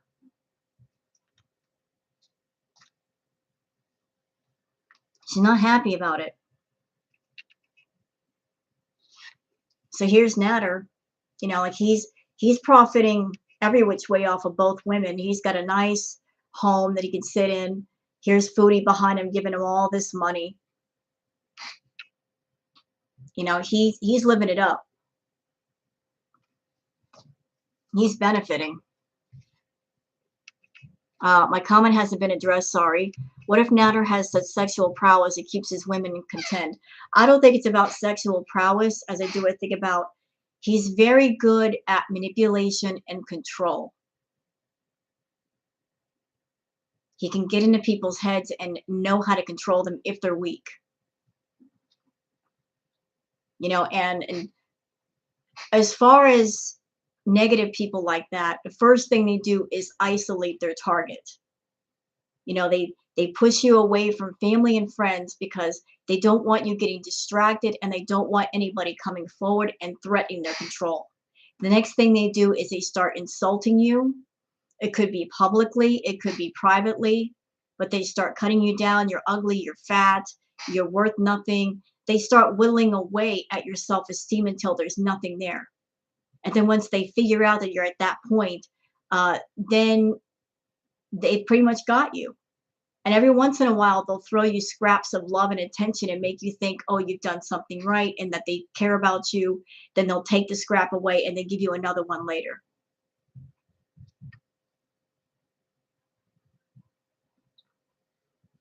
So that's he's playing. He's done it with Foodie. He's doing it with Dee Dee. You know, like making Foodie feel insecure. She was already insecure and weak, making that worse. And now he's pitting both women against each other. So, I mean, he's playing all kinds of games over there. Hi, EP. So, this freaking card again. He's got both these women locked up mentally, emotionally locked up. He's lording over both of them for his own benefit.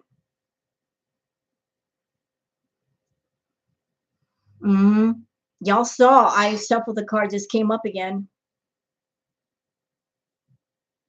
This came up again.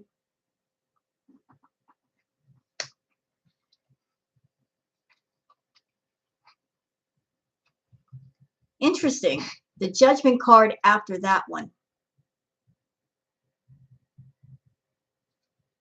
Something is going to happen. Something's going to happen. So this was the card, these two.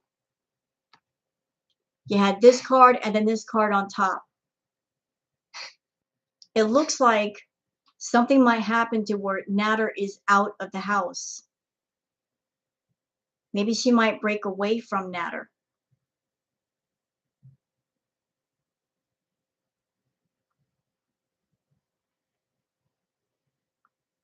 For right now, she's locked up around this dude. Something's going to happen.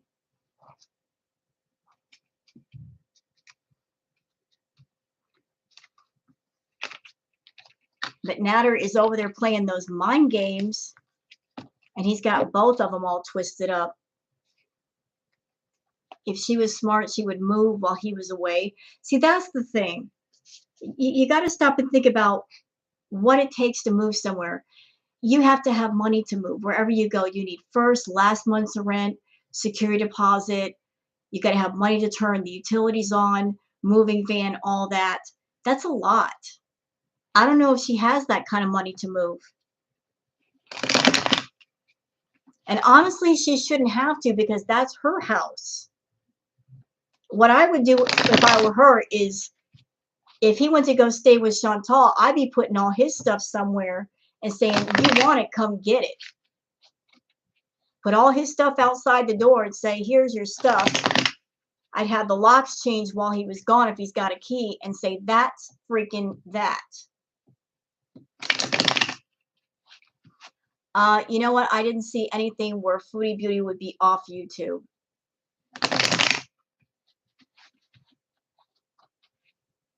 I would put all his stuff in his suitcases and bags, change the locks, and then tell him to come get it.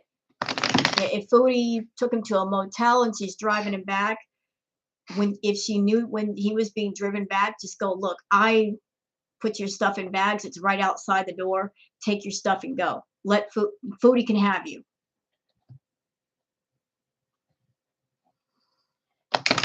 Let her deal with you. She can take you to a motel and put you up there for a month.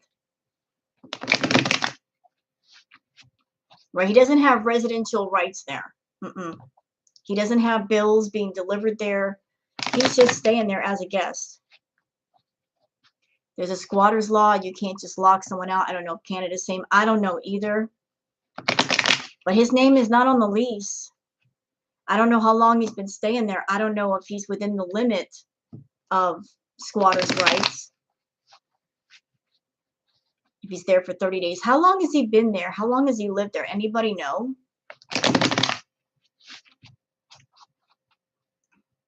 He stayed for a while. Over 40. He probably extorts her. Or I don't know. Since March, she's screwed.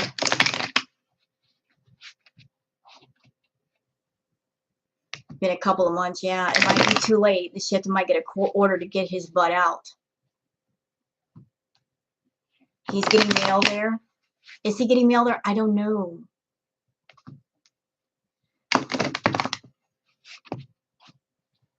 So the next one I'm going to do is on Mr. Pete's. What's the state of Mr. Pete's of my mind? If you stay somewhere for 30 days, you can't just lock someone out. They have additional 30 days to relocate. Yeah, the whole squatters thing is a nightmare. If somebody's in your house, it's a nightmare to get them out. It's a nightmare.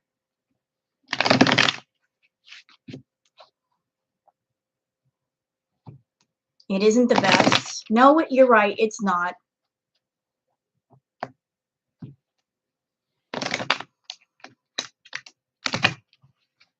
I'll throw them out myself. Good girl.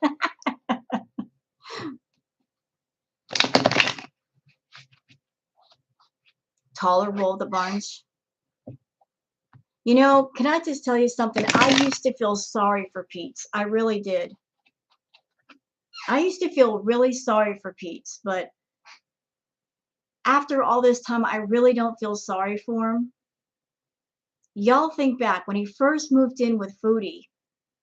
He had his own job. He had his own money, right? When he moved in with Foodie, he had that going on for himself.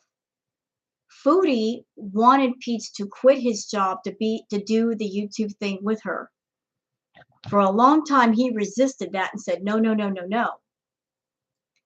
And then, you know, he quit his job or something. And he's basically been jobless since. And Foodie is, you know, she pays the bills, she pays the rent, all that. And he's just very happy to sit in the house and do nothing. He literally does nothing. He doesn't even take out the garbage or clean the house as a thank you. I think Chantal would be lost without Pete's, honestly. I don't think she'd be lost without Pete's. I think that she likes having somebody there that will do her bidding. If you notice, every man in Foodie's life that's around her, they are there because they are financially dependent on her. Natter, Pete's, you know, BB was different. He had his own job, had his own money, so she couldn't pull the bullshit on BB. But she always puts the men in her life in a position where they are financially dependent on her. She does that on purpose so that they don't have any of their own power. She's got the power financially. She wants them dependent on her because that's her way of making sure that the men in her life don't leave her. She wants to be able to hold all the money power. So she's not exactly encouraging the men in her life to get jobs. She wants them there when she needs them there. Do you think if it was a female living in a male's house, think if you Hetner, would it be frowned upon?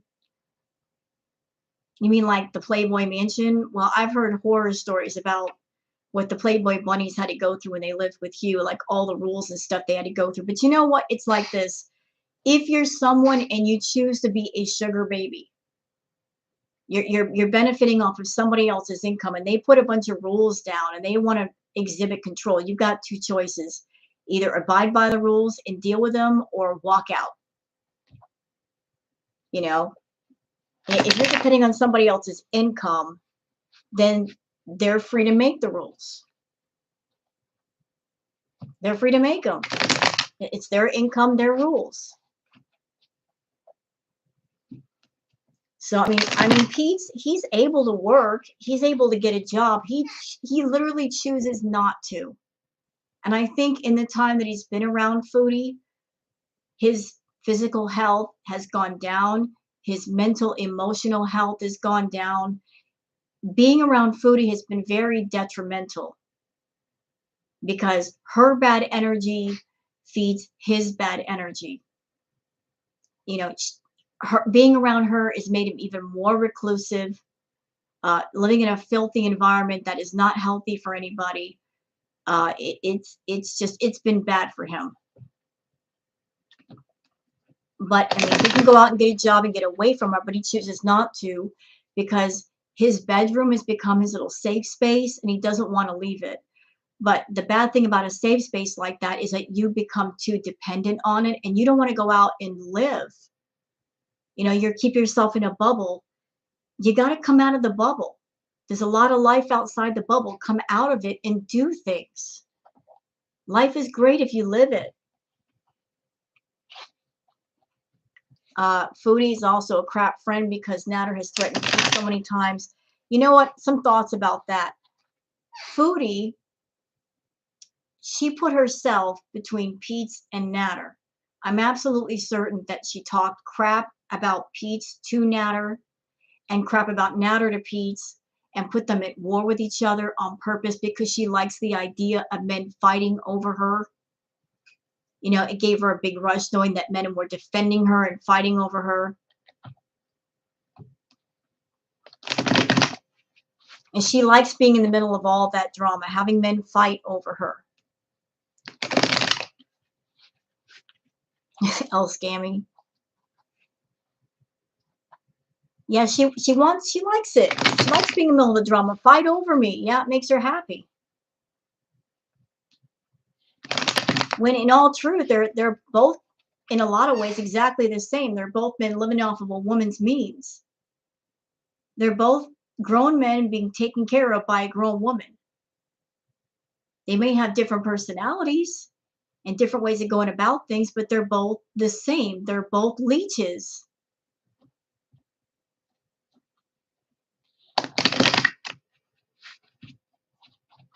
I mean, even during Cuba, he could have cleaned up. Yes, he could have. She was gone for a week. Why not clean up the house? Take the garbage out. Who will call 911 when she goes down and Pete's gone? You know what? I don't know.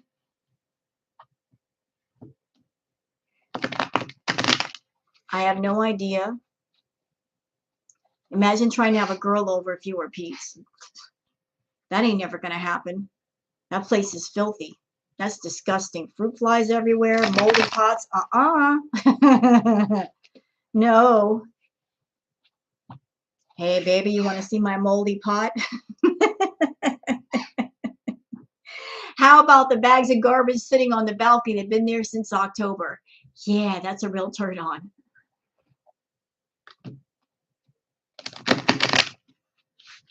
Yeah, that's a swanky bachelor pad.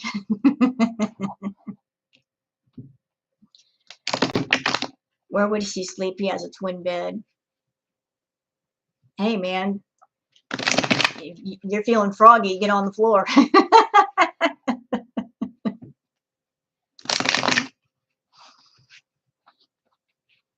Oh, he has? Has he? What?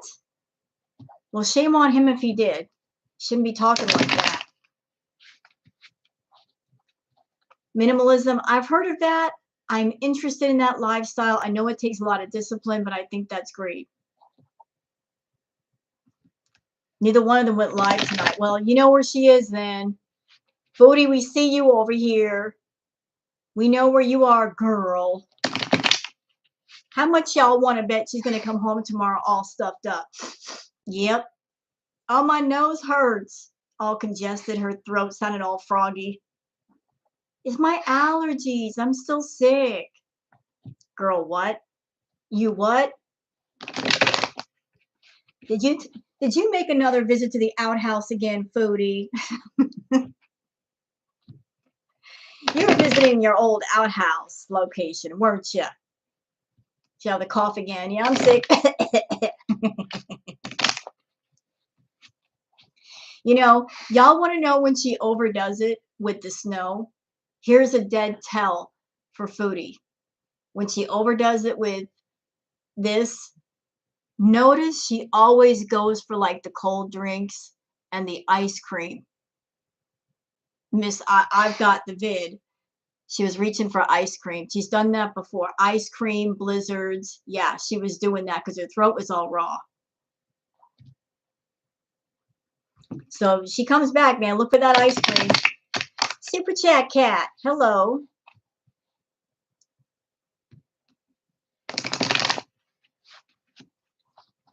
She always reaches for that ice cream, man. She just can't get enough of it. Foodie came back from Shannon's funeral. Foodie looked like she was on the snow. When asked about it, she started blocking. And she huffed.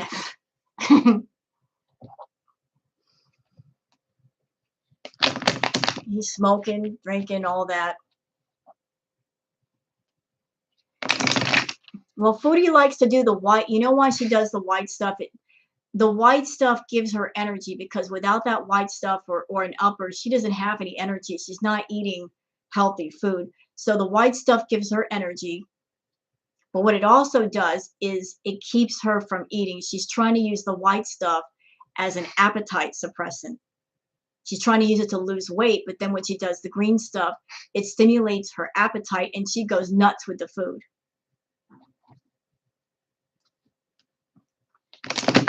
So it's like you're trying to use the white stuff to lose weight. It ain't working because you're still eating way too many calories. You need to cut that out. You don't need 7,000 calories a day, Foodie. Hey, Super Check, I understand a lot of people are not able to deal with Foodie these days. I get it. I'm looking for other people to start reacting to because I'm getting burnt the F out on it. I really am.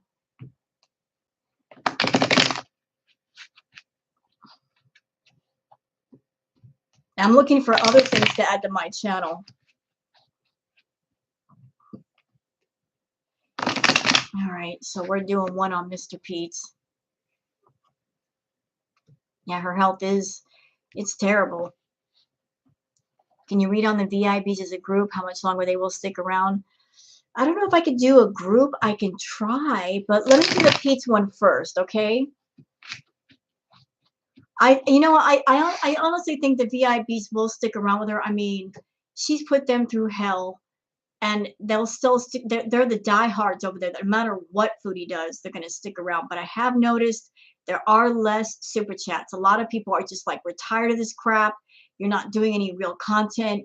We're not going to reward you for it. So that's an improvement. That's an improvement. That is an improvement. They're speaking silently, but they're speaking.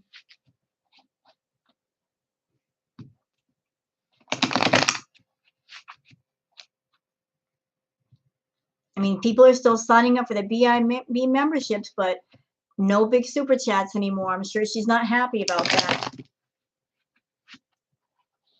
They'll send like little cheap super stickers. And so people are flipping the middle finger over there. And so Mr. Pete's. I want to know about Pete's. She's begging them to come back. Well, you know what? She wasn't begging them to come back when she was busy blocking and banning everybody and being head cheerleader.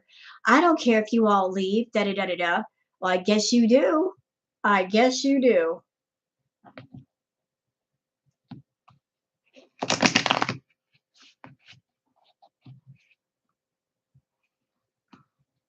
I guess you do care.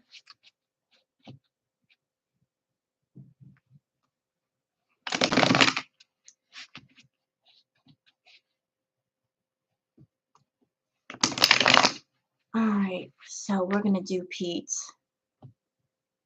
I know, Baroness. I'm sorry. I am so sorry. Foodie fatigue. Listen, I had foodie fatigue a while back. You guys know that. I stopped reacting to foodie. I got so burnt out on foodie that I would just sit at my computer to react to her before I even start to watch. I just got mad.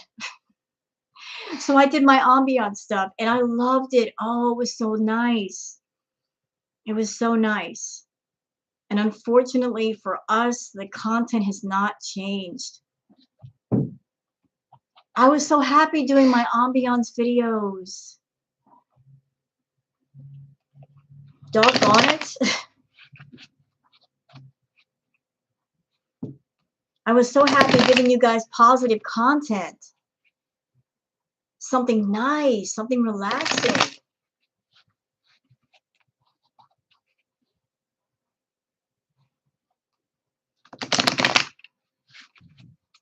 I understand, Lisa.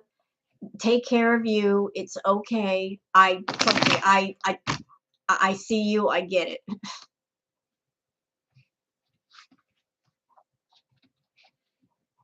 No, you don't have to apologize. I get it. Foodie gets on my nerves. Feel sorry for me. I'm the one reacting to her silly self. Having to go through 4 to 6 hours of live streams a day. Feel for me. Feel bad for me. Why do you guys think I do the comments first? The comments for her live streams are so much better than the actual video. I do the comments first. That way, those of you that don't want to watch the live stream, you get a sense of what's being said and what's being done without watching Foodie. I do that for y'all. You know, I'm trying to like find something to put in there. Like, if you want to just watch for the comments, you can watch for the comments and be like, ah, I got it. I'm out. The comments are always better than the actual live stream. We need someone interesting and not toxic to react to. Well, how do you feel about Alexandra Rodriguez?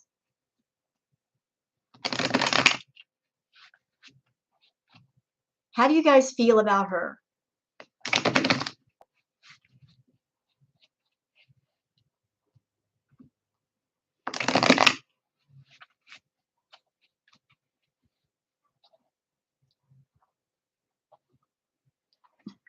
Never feel for Rose. She could play bingo and pass on Foodie for a day. I wish I could. All right. So we're doing Mr. Pete's. James. Alexandra Rodriguez, she's a different kind of train wreck. She's not as bad as Foodie.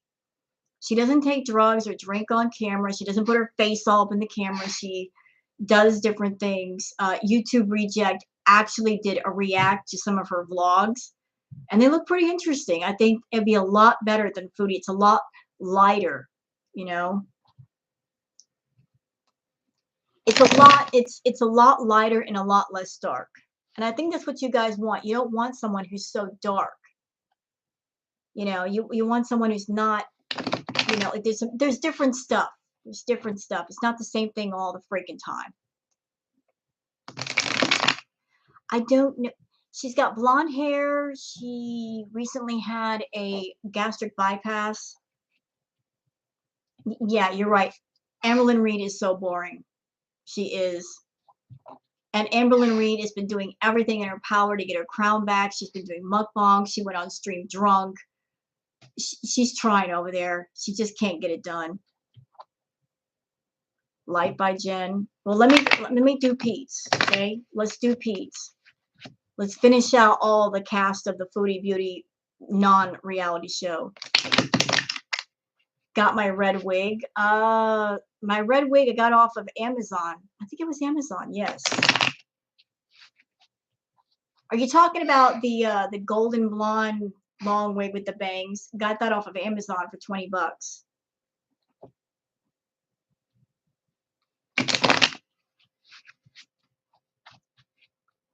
All right, so we're going for Mr. Pete's. I don't see her losing weight either. Would I get the unicorn one? That came from eBay, actually. That was a pretty one, wasn't it?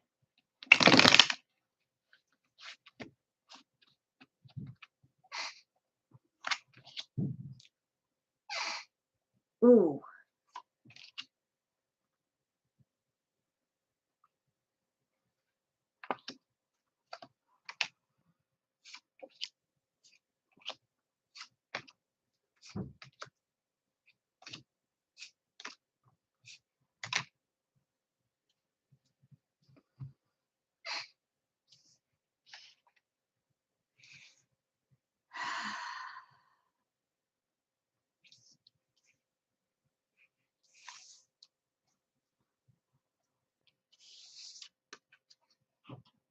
First card.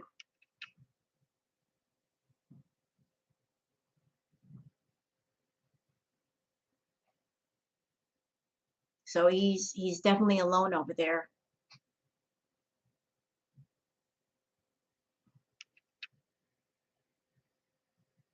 He's getting more into his shell. He's getting even more reclusive. He was kind of a reclusive guy when he met Foodie. It's just gotten even worse.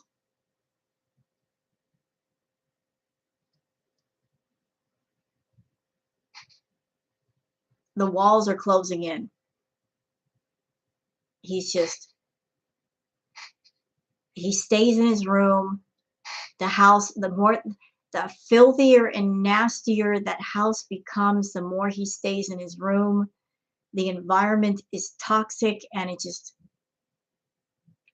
the environment is so negative that he just stays in his room away from it all, just tries to shut it all out. Well, thank you, Baroness.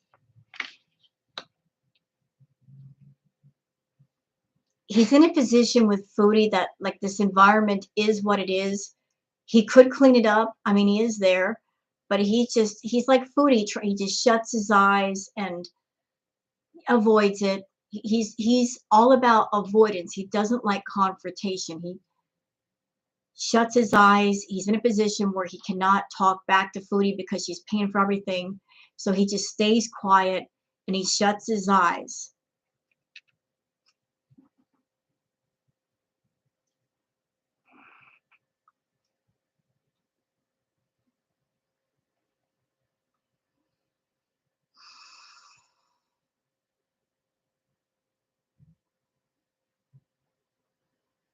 He's so attached to her. Yeah, he is getting worse.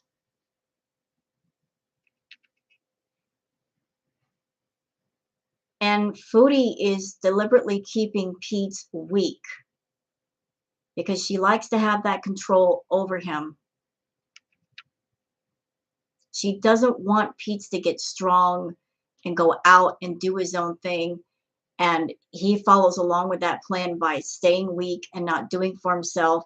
He's relying too much on her to cover everything forever. There's no exit plan in his mind at all for anything.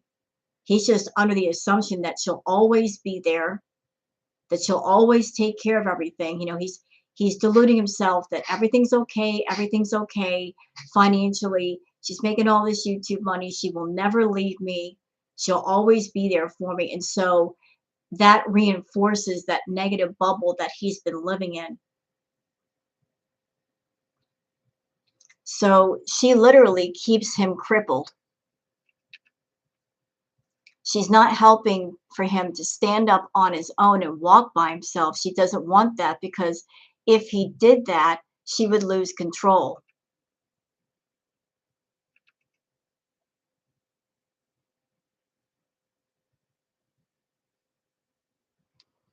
She wants the men in her life to be, like weak. They can't stand upright.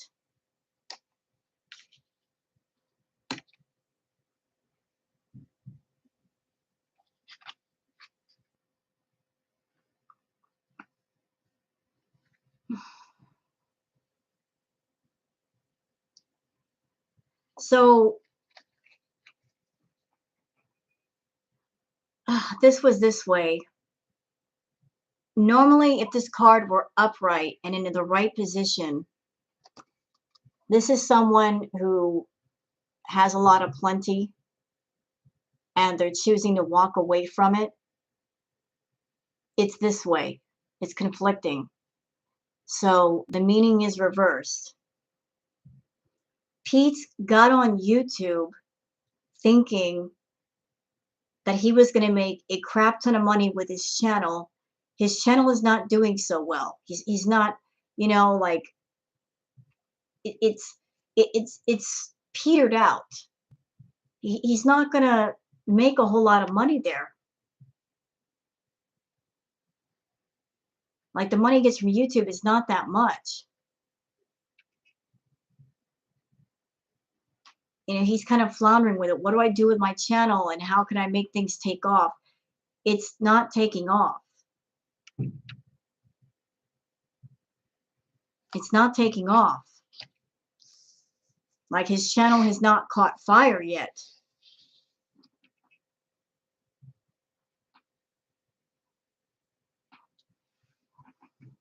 He had no choice but to be on YouTube. I politely disagree. Politely. Because he's a man, he could work, he could make his own money in some way. He doesn't necessarily have to be on YouTube. It's that he sees the fact that Foodie is on YouTube and she's making that money. He's a very reclusive person. He doesn't like to be around people. So he figured he could get on YouTube too and make money. But unfortunately, his channel just didn't take off, because he's all over the place with everything. There's no one real clear direction for it. He just goes off on everything. He goes off on everything. He thought, if I make a channel, it'll take off like hers, and I'll make enough money to where I don't have to work and be around people. And it's just because he's so all over the place, and because he's so awkward and going off on political things, it turns some people off, and there's no clear direction for it. They do feed off each other, Gary. They do. There's a big system of codependency going on with Natter, Pete, and Chantal. But there's codependency for different reasons on all sides. So let's see.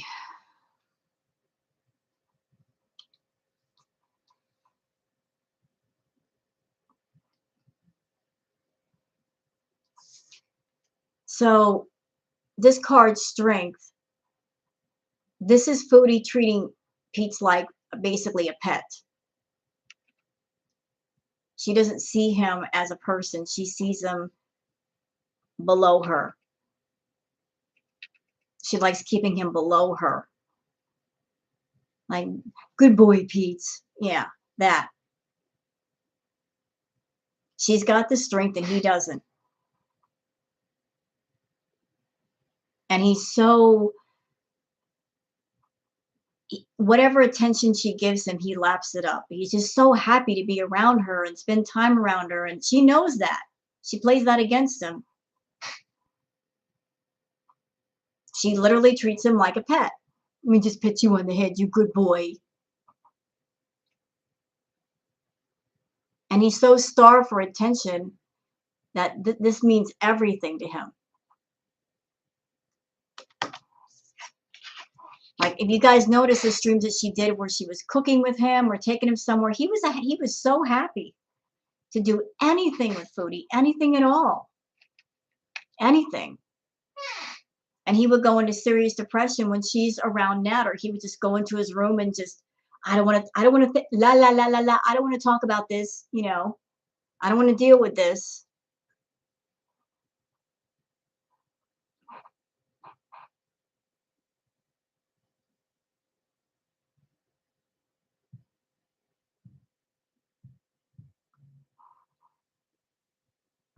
The spectrum, you know, I am not expert in being on the spectrum. I have no experience with that. I don't know if anybody else in the chat can help you. I don't feel comfortable talking about that because I don't have a lot of knowledge. If anybody in the chat wants to answer that question that has more knowledge, you can do that. What it means to be on the spectrum.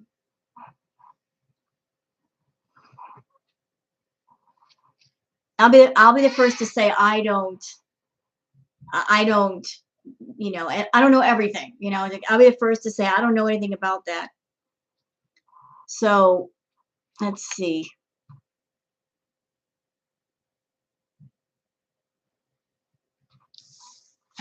So these two were opposite each other.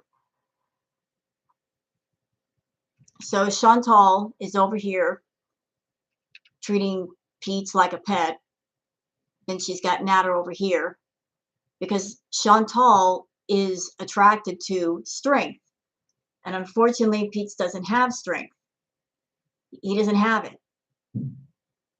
So she looks at Pete's as just basically a pet. And she's always going over this way. So just like Natter is between two women, he's between Chantal and Dee Dee. Chantal is between two men. She's between Pete's and Natter, and she likes to play them back and forth against each other. So Natter and Chantal are playing opposite games with the opposite genders. You understand? You know, Chantal, let me be between Pete's and Natter and play them against each other, trying to do kind of a power struggle and manipulating them both. And Natter is between Chantal and Dee Dee and manipulating them both. Think about it. She gets mad at Natter. Oh, Pete's is a real man. Then she'd go to Natter and shit talk Pete's. I don't want any of this. I don't want this sandwich. Does he have real life friends? I don't know, Rachel. I really don't. I really don't.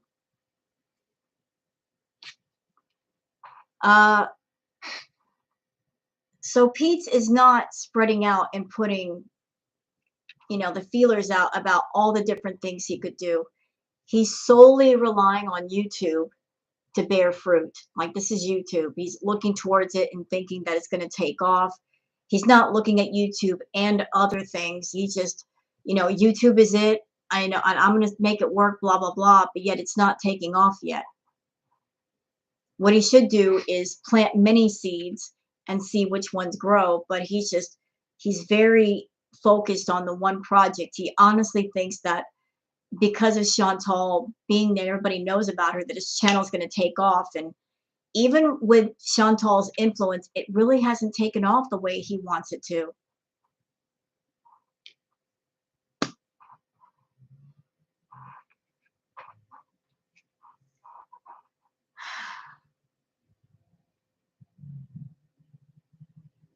So there's a lot of heavy things going on with Pete. He's carrying a lot of weight, and he's getting absolutely no support from Chantal. You know, he keeps looking back to her, you know, for support. She ain't giving it. She's busy doing her own thing with Natter. Okay, Baroness, thank you for being here.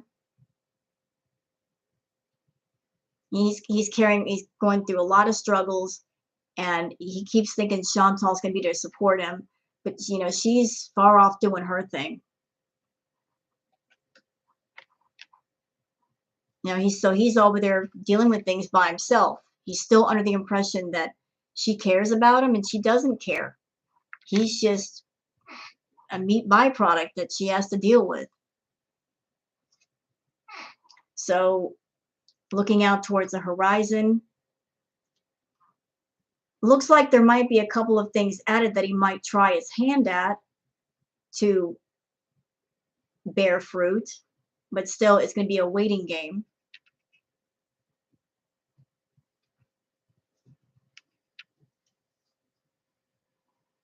She left him alone to be with Natter, yeah, especially after Timbit passing away. You got the King of Cups.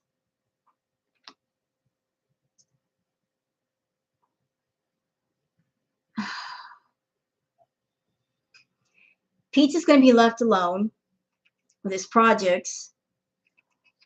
Meanwhile, Chantal and Nat are over there trying to think up new ways to get money for the channels.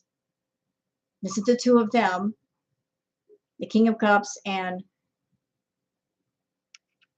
Eight of Pentacles. What's that? That's a kitty. That's vulgar kitty, kitty, kitty, kitty.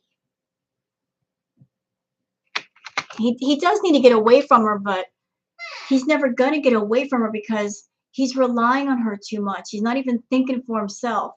He's so weak on the inside that he doesn't think for himself anymore. He doesn't. He doesn't think about what would happen if she's no longer here. Maybe I need to get out and do things. He's totally comfortable being around Foodie, and he honestly thinks that she's never going to leave. Wasn't she with BB for years and he was by himself? First she was with Pete's. She cheated on Pete's with BB, got with BB, then cheated on BB with Pete's, amongst other people. So, you know, she's flip-flopped back and forth. So last card is the Ace of Swords.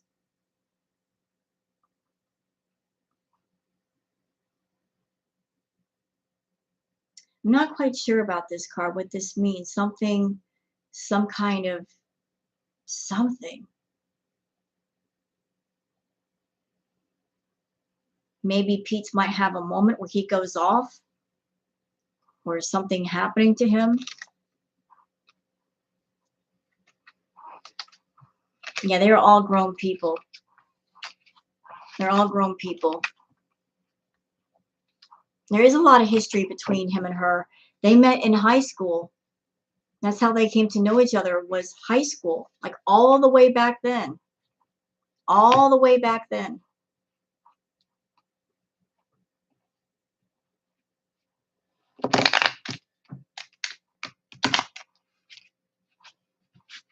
I mean, that's a lot of history from high school. And because of that, he trusts her. So what other readings did you guys want beyond Foodie, Natter, Dee Dee, and Pete's?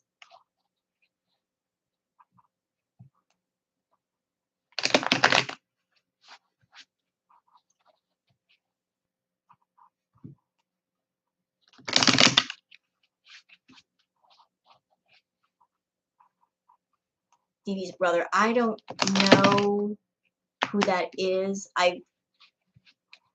Chantal's family.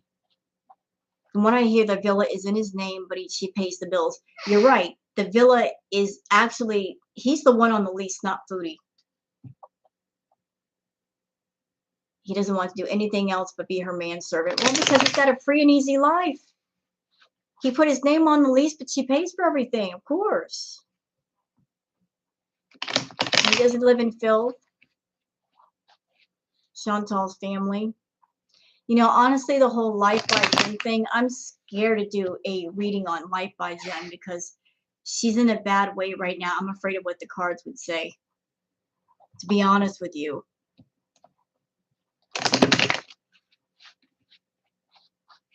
Hey, Prozac, Dream.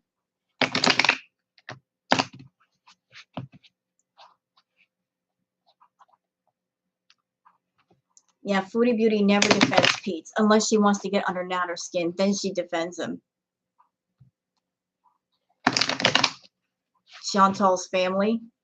Who wants to see a reading on Chantal's family?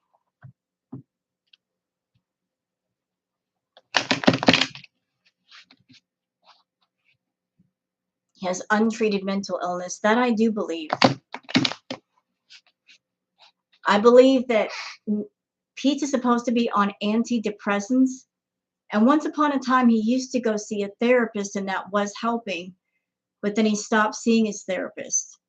And then after that, he just started to get progressively worse.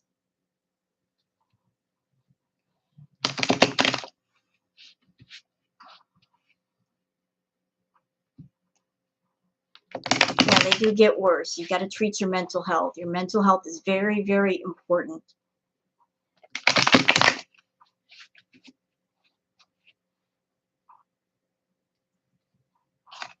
Yeah, okay. Hello, Water Lily. Welcome. And for those people coming here to enjoy this tarot reading, for those of you that are not part of my channel, please consider subscribing if you want to. Because I do tarot readings from time to time, as well as reacts on Foodie and other stuff.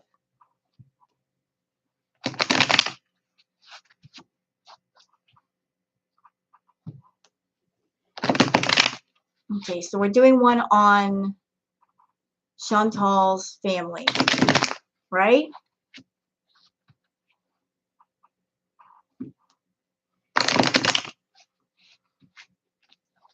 What? Hold on. He's admitted to depression and Chantal takes his meds? What? Get out. Stop. What? Wow.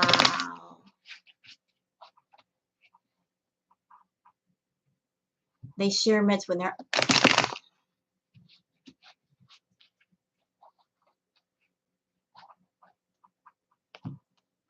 Foodie, you need to leave his medicine alone. Girl, you got enough money to buy your own medicine. You just cut that out over there. Shoot. First you take the poor man's snack candies, then you're taking his meds. You need to stay out of his room and don't stop taking his stuff. Leave other people's stuff alone, Foodie. Leave the boy's meds alone. He needs them.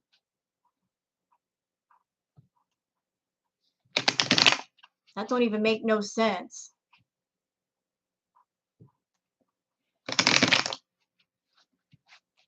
She's making 10, 20 grand a month. There's no reason why she has to borrow somebody else's meds.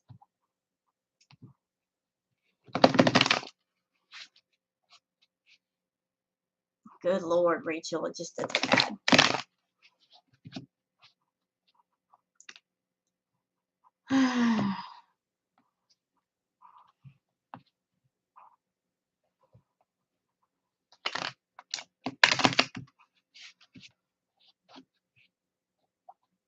Well, I did, Foodie has said she's supposed to be on antidepressants, and I could be wrong, but I've heard that if you're someone and you take antidepressants, you have to take that regularly because it does take a while for the antidepressants to start working.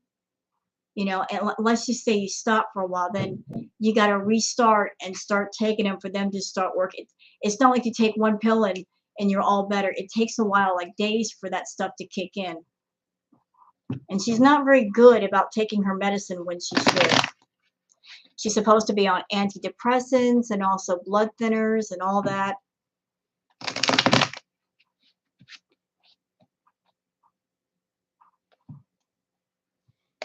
4 to 6 weeks to be fully working. See, there you go. There you go. I'm going to do one on Chantal's family. Everybody's asking about her family. Oh, shoot.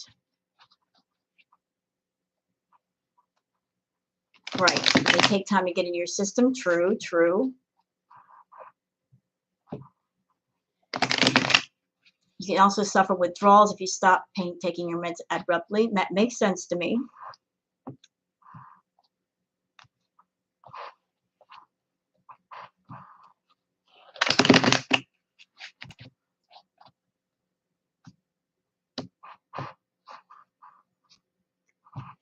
Just bring Jen food. That'll help her lose weight.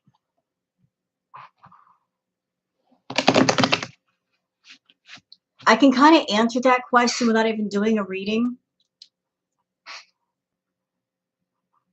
Jean is dependent on Jen because of her income, because it's her channel. Could he bring her healthy food? Yes, he could. But I would imagine that she's a very willful person, and she will raise a stink and go off if he does not bring her what she wants.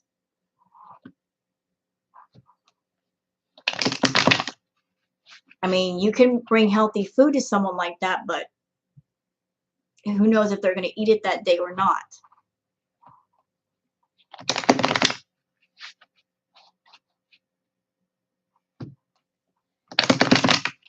So, Chantal's family.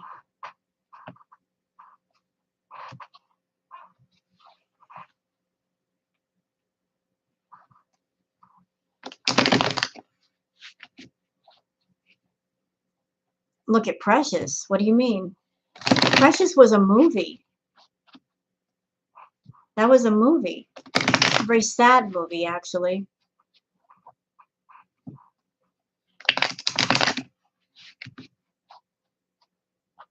Oh. Oh, look. Y'all look at that. Oh, I'm sorry. I didn't know what you're talking about. Yeah, Booger. Look at her. Such a happy kitty.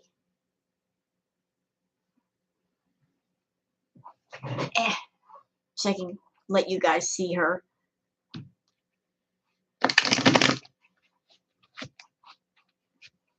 That's my baby girl. She's happy. She's very cozy. Hello, Celine.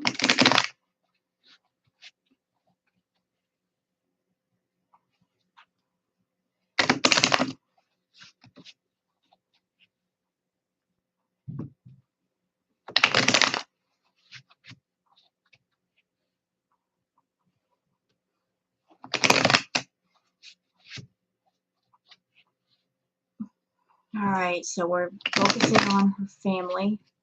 What's going on with Miss Foodie's family? How are they doing and how are they feeling?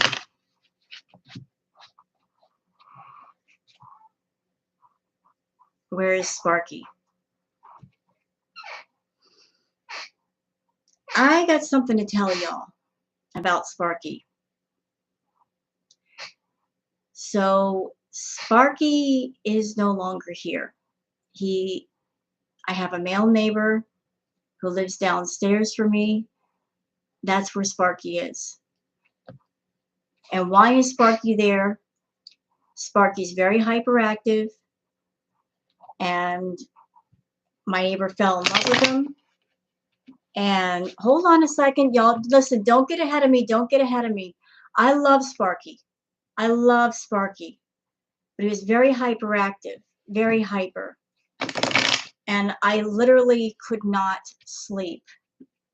I was going through just sleep deprivation for weeks. And honestly, he needs to be with a male owner because Sparky was very willful with me.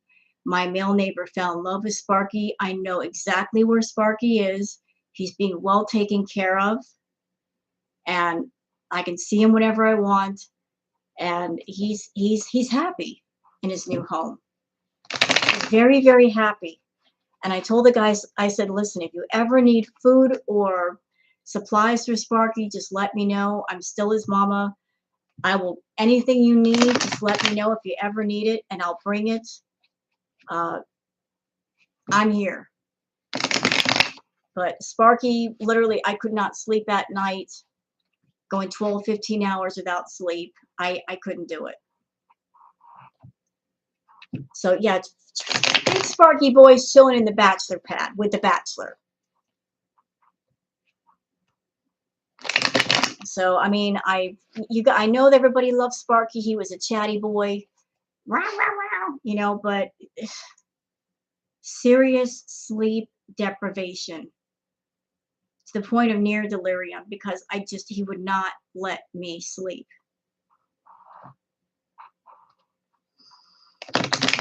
I know I'll have to update the intro, but you know what? I thought about that, Muta.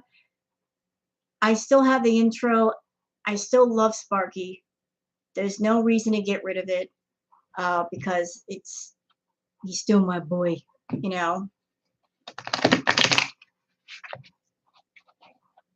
You know, sometimes when you're a pet owner, you got to make the hard choices, and the hard choices when you do something for the benefit of your pet, you're looking at their needs and saying this is what the best thing is.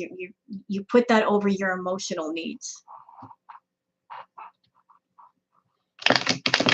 So that's what I did. Like, what's best for the both of us? I want him to be happy and healthy. There's somebody that I know, someone I trust, someone I know that will give him a good home and feed him and give him all the pets and the love that I did. So that's why I did it. He did. He had opinions. And, you know, I didn't mind his opinions, but when you get those opinions at like 6 o'clock in the morning and you can't sleep, it's like, shut up. I'm tired of hearing about your opinions. Go to sleep. You've been telling me your opinions all night long. Be quiet. You're talking my ear off. I don't want to hear you no more. Write a column or something. Give me the opinions that way. Doggone it.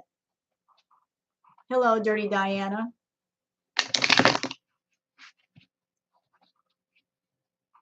She's got opinions, huh? And she's 130 pounds.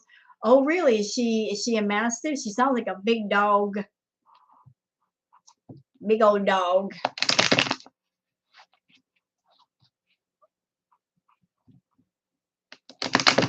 You're right. You're right. Exactly. That's why I was okay with the neighbor because I'm right here.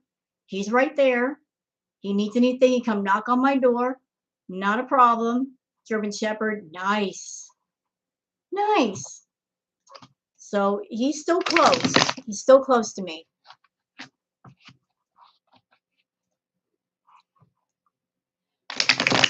I fully support a pet that has opinions and they let them you know what their opinions are. Just not at 6 in the morning.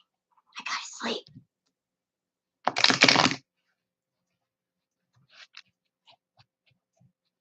All right.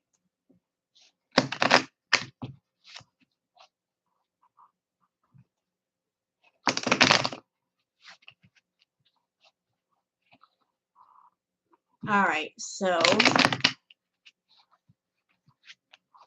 right. And you know what? I've heard from my neighbor that he behaves a lot more because his new owner is a male. You know, he was very woeful with me because I was a female, but the male owner just he listens more to him. He doesn't try no nonsense like he did with me.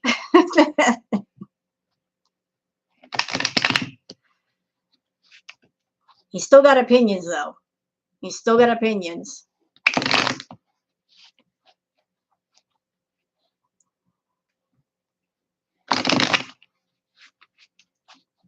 And ever since Sparky went downstairs to the neighbor, Booger is 8, 9 years old.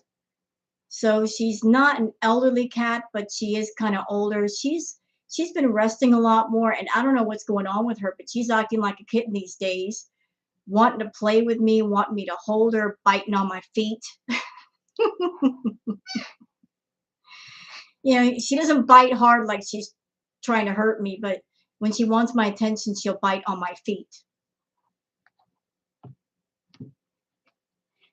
So I think Sparky not being here, it's been more restful for her because Sparky would always mess with her. You wouldn't let her sleep.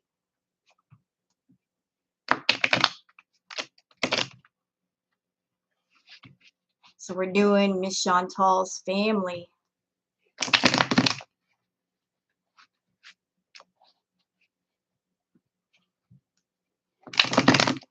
All right.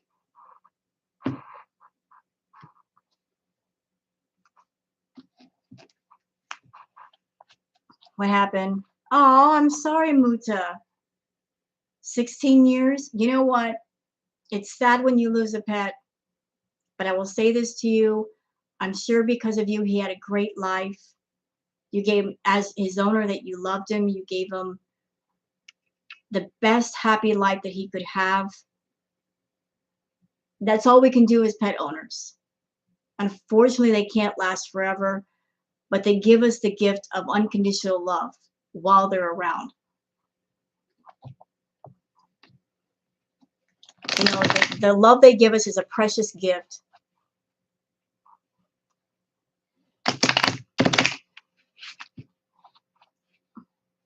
Oh, I'm sorry, Muta.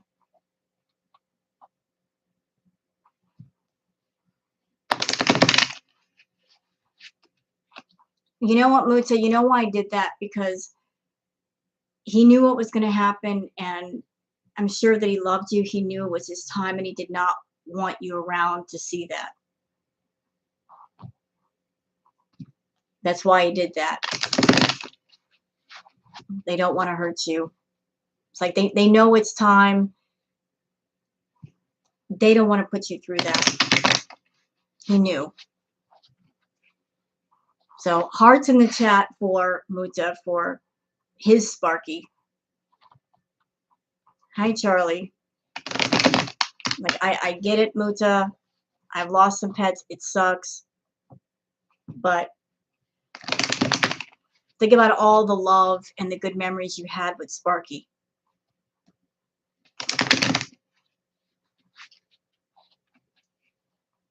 Bye, Misty. Yeah, he did have a good life. That's all we can do as pet owners, is to give them a good life while they're here. It's all we can do.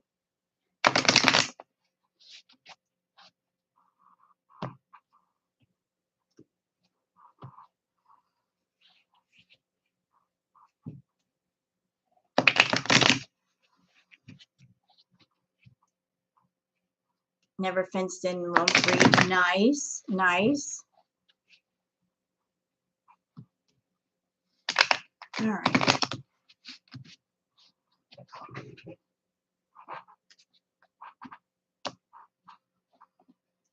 Booger, you're awake. Hi, baby.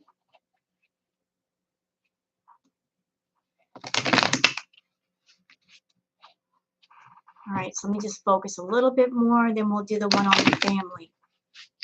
It's a kitty.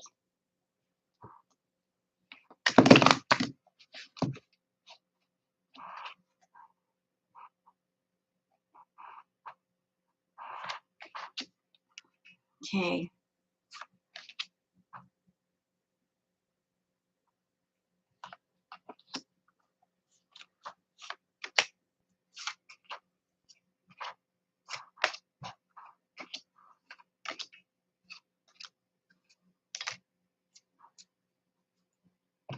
Interesting.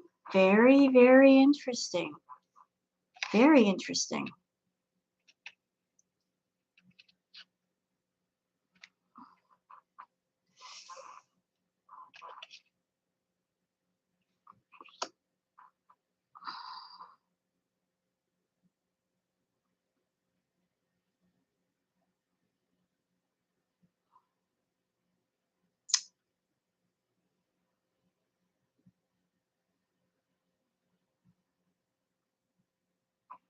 There's some conflict going on in the family.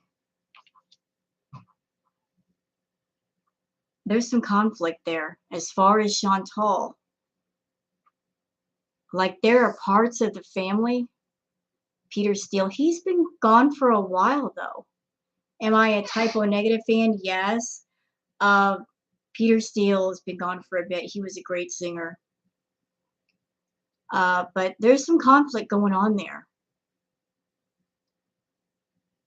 Don't judge me. I thought Peter Steele was hot. Don't judge me. Back in his day, I was like, don't judge me.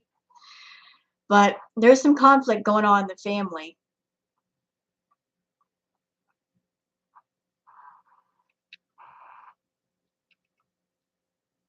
Oof, mucha.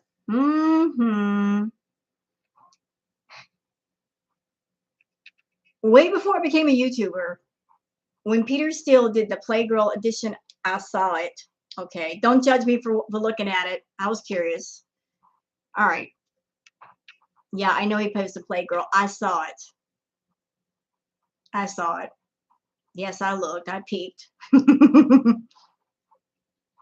Peter Steele is the lead singer of the group Typo Negative. Dancing's like, he's short. So he was taller than 6'4". Peter Steele was what, 6'7"? He was a big boy. He was very, very tall. Very tall.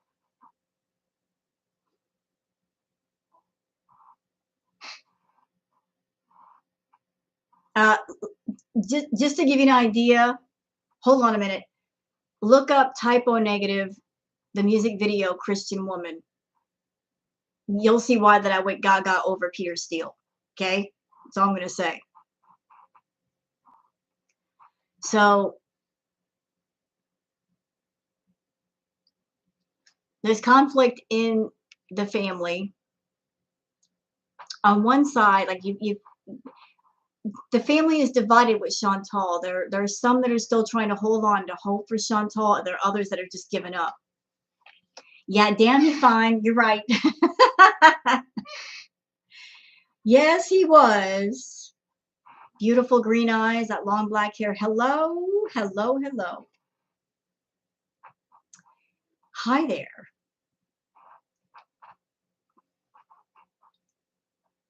Made me bite my lip. Anyway, so there's conflict here. The family is divided. I don't know what to do. Oh, his voice.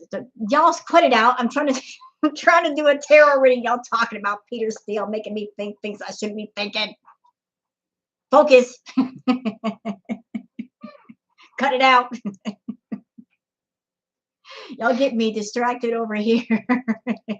Y'all suck. Now, you know who my new crush is? Beyond Peter Steele. Jason Momoa. Yeah. Jason Momoa. Oh, Lord. I can't with that one. You put that on an ice cream cone and let me eat it. Jason Momoa.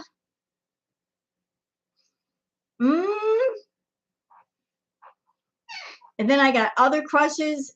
You probably won't even know who these people are. They're Japanese rock stars. One is Hyde, and the other one is Yoshiki. Oh my Lord, I can't with them either. And there's another one that just popped up out of nowhere. He is Brazilian and is it Korean? Beautiful, beautiful man. His name is Victor Han. Lord, how mercy.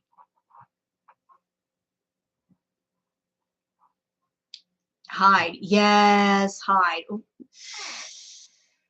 Jana.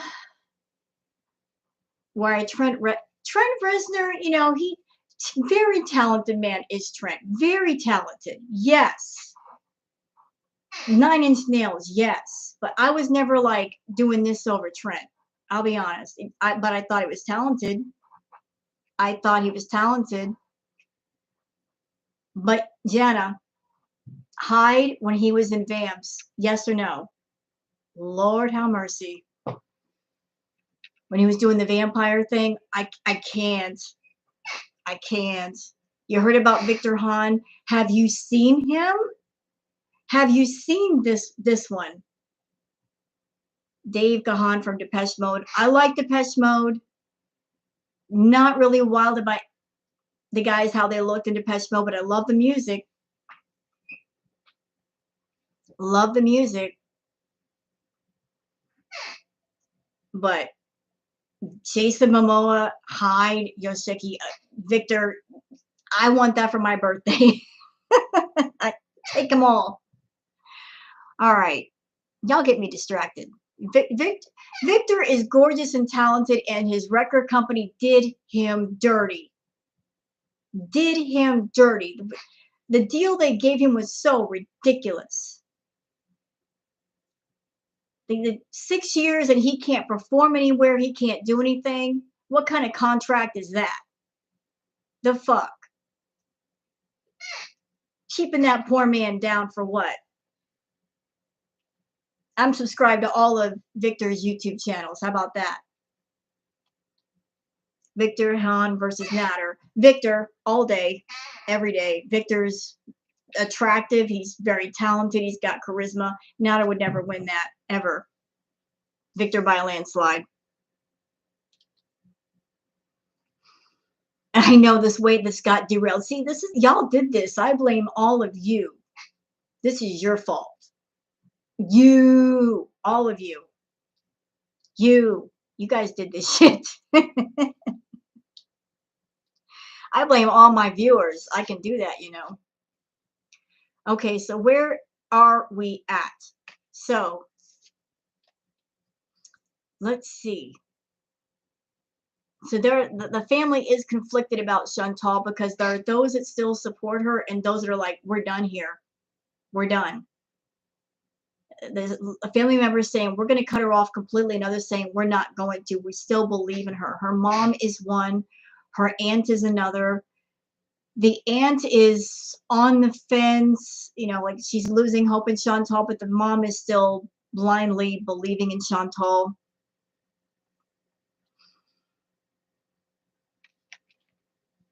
Let's see.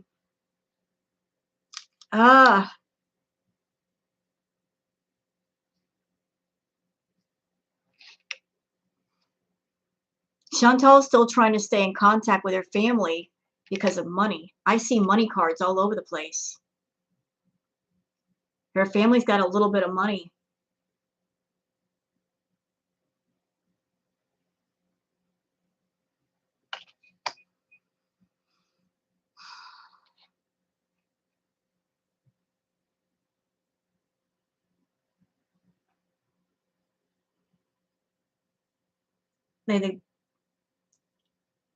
I'm getting a sense that Chantal keeps trying to go to her family for money, and that's where a lot of the conflict is coming in. Like she tries to keep hitting up her family for money, and there are family members that are against it, like don't help her.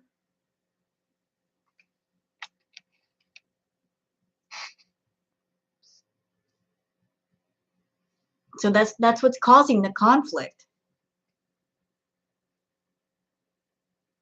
That's what's causing the conflict. This is interesting.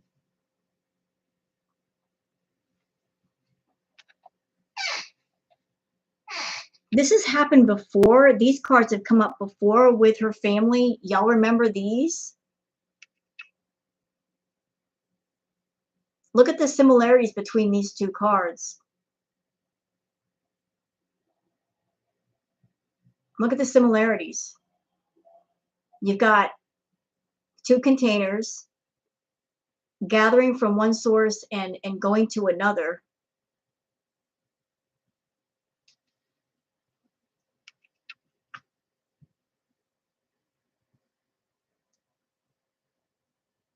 So it just looks like a money source being tapped into and given to Chantal, shared with Chantal in some way. Just the back and forth. So there's an endless supply of this over here, and it's being wasted over here. Hello, Naughty Rudolph. So whatever it is they're giving her, whether it's money, emotion, it's they're not going to get back what they're hoping. They're not going to get back what they're looking for.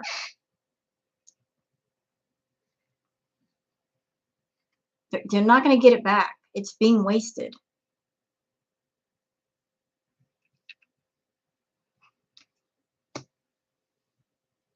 What's that? One of his recent lives for Monty. She put her baby sister in the dryer and laughed about it. Oh, she's evil. Shame on her.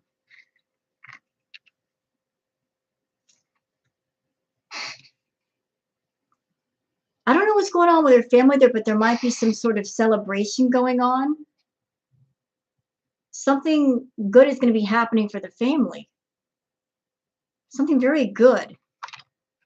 But for right now, there's all this conflict. I don't think she knows as much as she says. She spends on Matt. I don't think she makes as much as she says. I agree. She exaggerates that a lot. Math. Well, we use code words here, Muta. Subtract the A with the E. Because of YouTube monetization, we have to use code words. Like instead of the white stuff, we say cola. It's all because of YouTube monetization. We got to use the code words. I know it's silly, but that's YouTube rules.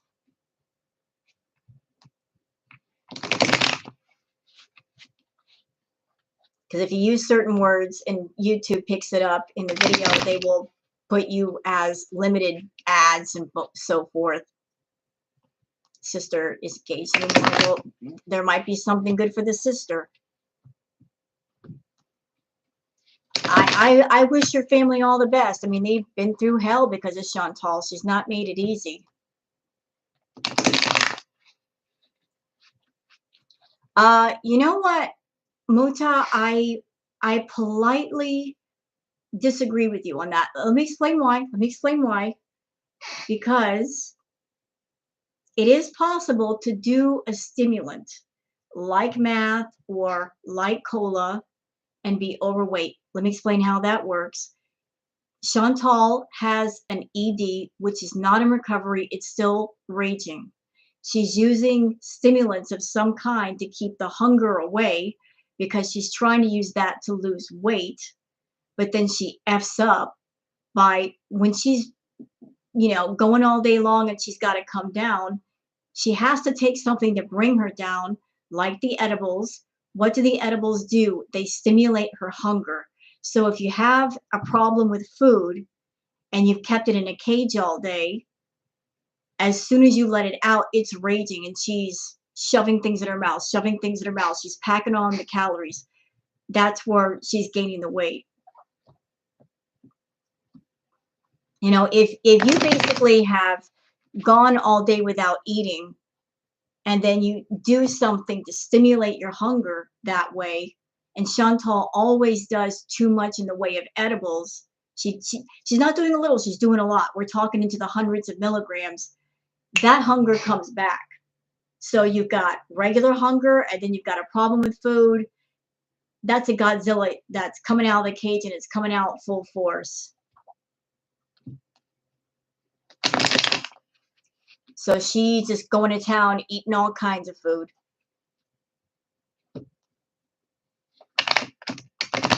And she does way too much. 1,000 milligrams, 2,000, 3,000 milligrams. That's way too much. You are wasting your money. You don't need that much. What's the matter with you? She doesn't seem like she's tweaking. Well, there might be she might be crossfading, doing different things, but I've seen plenty of live streams where she would start off the live stream very almost manic and she had lots of energy, and then halfway through the live stream she's slowing down. You could tell she's slowing all the way down. Whatever she took for the energy, it was starting to wear off. I've seen that. You don't have to be like a hardcore tweaker, like bouncing off the walls. Whatever she's doing, it's enough to give her energy to do the live streams. Because the longer she stays online, the more money she makes. So do something to give her energy for all these things. And then when she wants to come back down, do something to make her sleep. I think if she had cola, the house would be spotless. You think it would be, but Chantal uses that energy just to go online and run her mouth. You know, that's where she's making her money, not by house cleaning, by running her mouth. So let's just do something to run my mouth and make money, you know.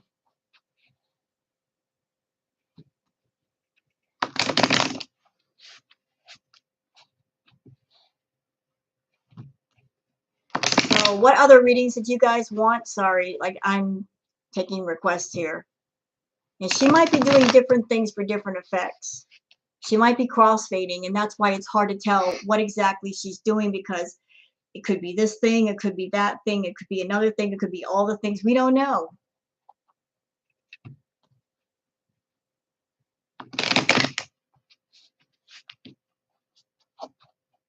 Do a reading on you.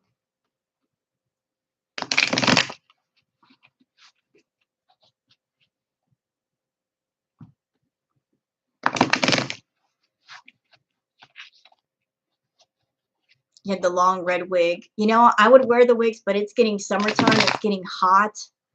Wigs get so hot. They get so hot on your head, especially a long wig.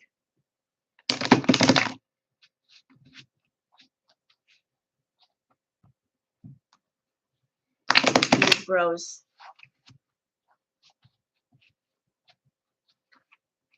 You know, I've seen that movie Spun. That was a wild movie. That was wild. That was a wild movie. And there are parts of it that were sad. Like what's his name? The guy who cooked up all the stuff. That one part with him, and he's talking about his mom and the puppies, and that was so sad. That was a crazy movie.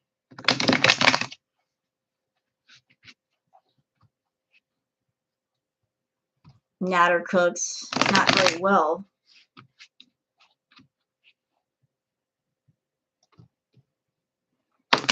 His cooking sucks. How can anybody call themselves a chef and take a whole take a whole raw carrot, wrap some meatloaf, hamburger meat around the raw carrot, wrap it in tin foil, and cook it like that? What is that? What is that?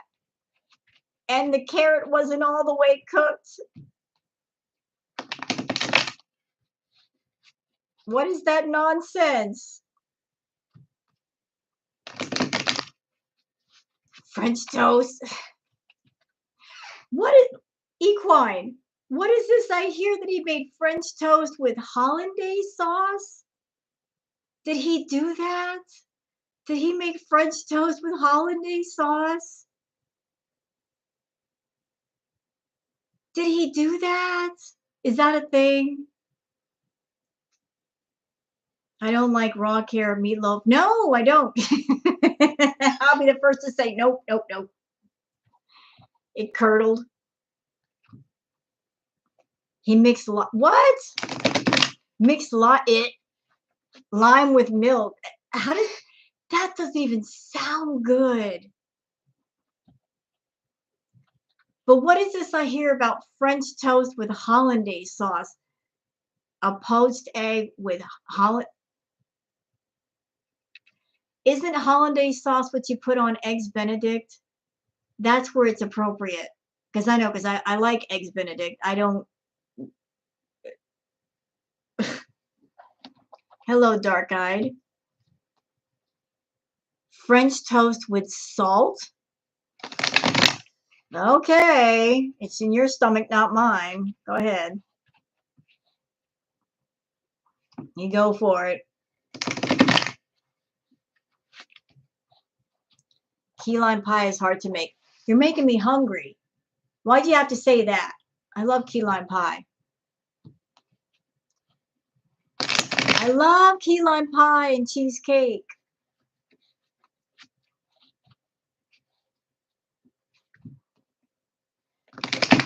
Y'all making me hungry. Y'all are wrong for doing this to me. I'm over here doing readings. You're making me hungry. The most exotic thing I've ever eaten. That's a good question. I don't really eat exotic foods. Not that I would be against it. I mean, try anything once as long as it's not too gross, but I don't think I've ever eaten anything really, really exotic. Alligator in Florida. You know, I actually tried alligator bites at a sports bar. I didn't like it. Alligator meat is very stringy, chewy, has a very strong flavor. I didn't like it. I've eaten like shark fillets. I didn't really like those either.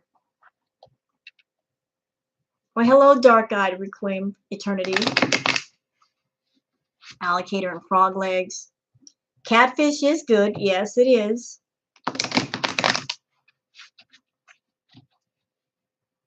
Hello, Virgo growing.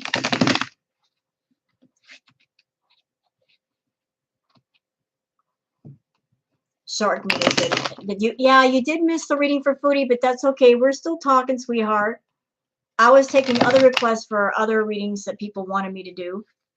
Since we finished up with Foodie, catfish tastes dirty. And you got to cook it right. I'll tell you what, the best pasta seafood dish I ever ate. Let me tell you about it. There was a little restaurant in Tampa called Ivoroni's. It was one of those places that if you were driving by, you'd never know it was there because of the way the building was, like the entrance was on the side. Wonderful Italian restaurant. They always had kick-ass food. No matter what you ordered, it was always going to be good. And there was this one dish that I'm like, I wish I had two stomachs so I could eat more of it. It was angel hair pasta with a spicy type marinara sauce and big old chunks of crab meat. Done. Oh my Lord. The combination. It was so good. Ooh, it was good. I have yet to find a place that made pasta like that. It's like, what a good idea. Why doesn't anybody else do it? It wasn't just marinara sauce like spaghetti sauce. It was like not too spicy, not like burn your tongue spicy, just a little bit of bite. Big old chunks of crab meat. Oh my God. And angel hair pasta. Oh, oh. Mm-mm-mm.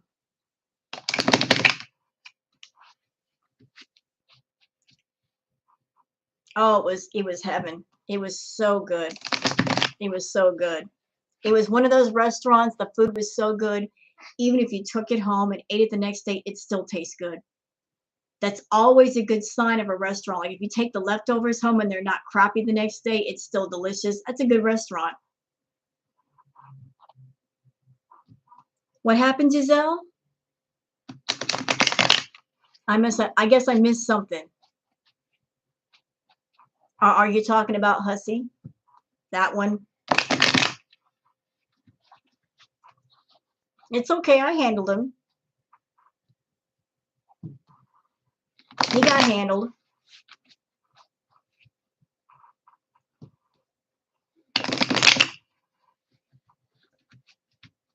Good for a broadcast tour musician.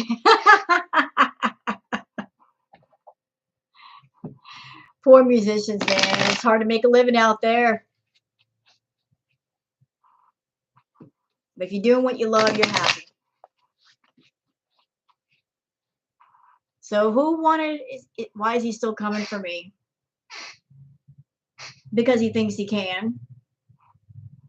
He needs something to talk about. You know, and dude, it's like I kept my mouth shut for over a year. It's like it's been a year. We haven't talked in forever. Why are you still talking about me? It's time for you to shut up.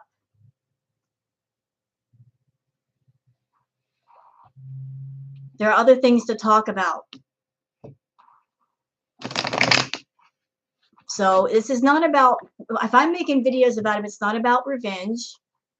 And it's not about me being evil. It's about, you tell lies about me, I'm going to put the truth out there so that everybody knows the truth.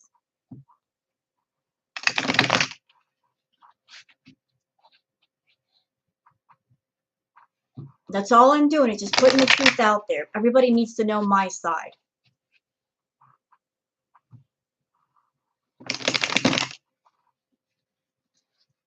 Don't get mad at me for telling the truth to people. They need to know it. I was. And here's something for y'all. So DC Media Girl, when she was on panel with Hussey and I forget whoever else was there, DC Media Girl asked Hussey, what did Rose ever do to you? She asked him the question. There's not one thing that he said that I did to him. Instead, he immediately deflected over to talking about my camming, but she asked him the question, what did Rose ever do to you? He didn't have an answer. He didn't say, oh, she did this, this, and this. He didn't have an answer. He deflected over. He's like, have you seen the things she's done? Yada, yada. He asked, what did she do to you? Didn't have an answer. And you know why he didn't give an answer? Because I didn't do anything to him.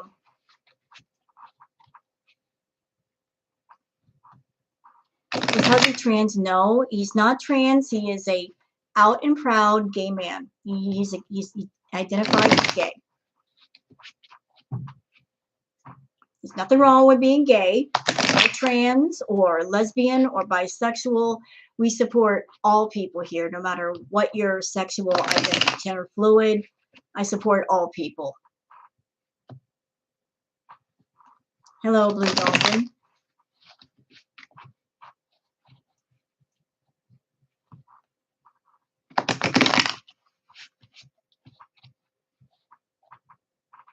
Well, Hussey is not trans. He's just the character Miss Hussey is a persona. It's not that he identifies as female or trans. It's simply a persona. It's a character. But he is a out and proud gay man.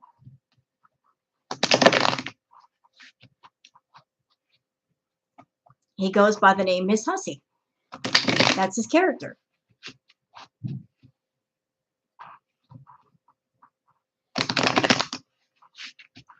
The guy that impersonates Foodie Beauty.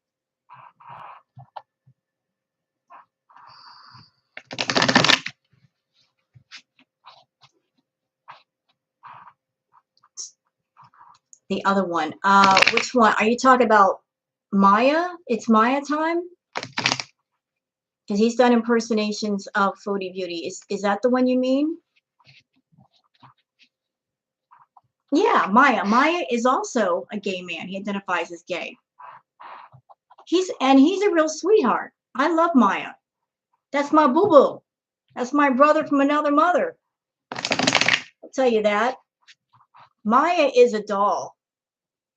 Maya is fantastic. You guys want a channel where you can chill, hang out. It's Maya time. Go there. Great vibe there. Very great vibe.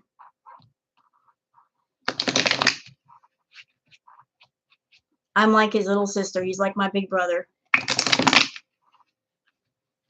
So I support Maya.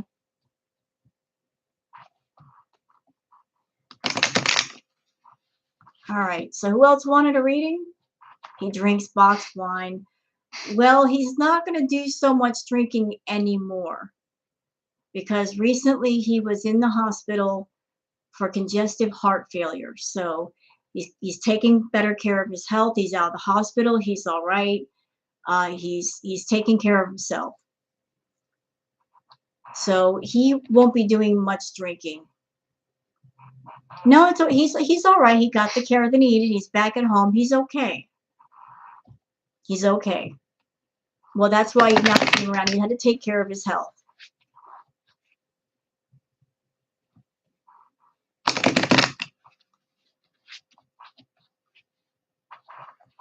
Oh, goodness. Everybody wants a reading. What do I do? Okay.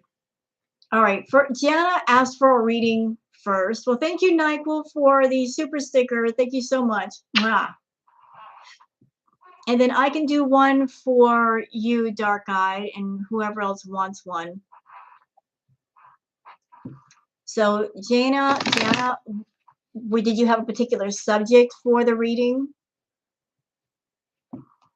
Like anything you want to ask about, or just a general reading? If NyQuil paid, I say front of the line. Was NyQuil paying for a reading? Or is that just a regular sticker? I keep getting unsubscribed to you. YouTube is annoying. Yes, boo, YouTube, boo. Boo. Don't do that to my subscribers, YouTube. That's wrong. I feel like I have a thing attached to you. Kitty went back to sleep. Oh, no, she didn't. She's awake. Look. Y'all give me a second. What are you doing? Mama's not paying attention to you. Hi. Hi, dear. You're a big girl. Big girl. Let me rub you, really. I know. You're just talking. I know. It's a big girl.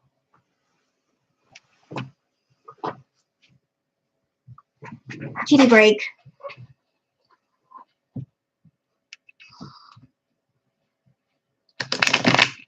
I had to give her some love. I've been here doing these readings and all that. Give her some love. All right. So you said you feel you've got something attached to you, like spiritually, health-wise. Let me just take a look. Let me take a look. I'm using the Rider-Waite deck. Now, I will say this, Jana. I am not a medical professional. And if there's something medically wrong with you, you feel that it's something medical, don't rely on the cards to tell you everything. If you have a medical problem, please go see a doctor. Seek out someone that can help you. The cards can maybe tell you some things, but they can't diagnose if there's something wrong, okay?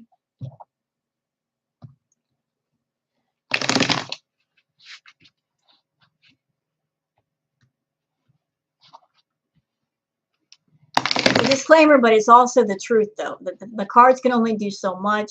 If you have a medical problem, the cards cannot solve that. Go to somebody appropriate that can help.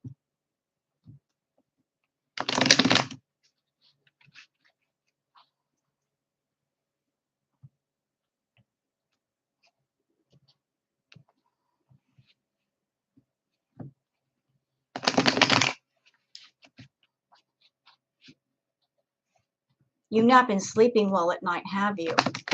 That's just coming through already. You've not been sleeping well.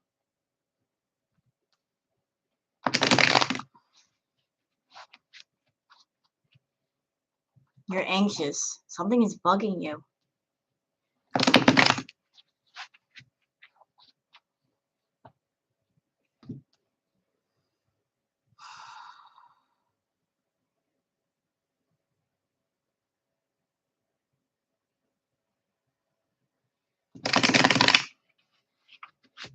I think a lot of things from the past are coming to the surface.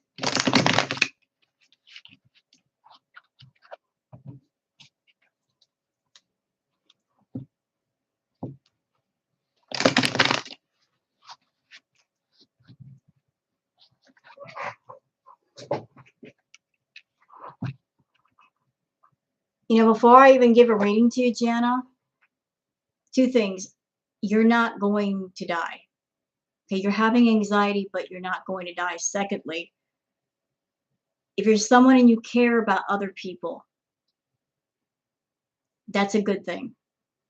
But you can't pour from an empty cup. Do you understand? You got to take care of you first before you can take care of others. I mean, if you're empty and you're depleted of your energy, that's not going to help you. That's not going to help the people around you. You've got to take care of you. You know, it's good to be caring, but care about you too. Care about you too.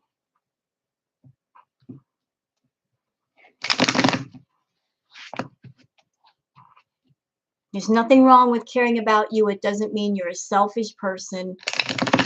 That doesn't make you selfish to care about you.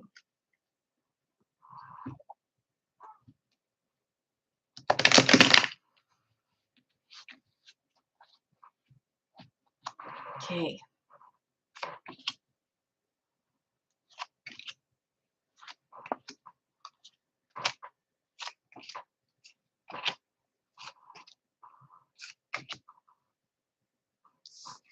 And I gotta fix my cards.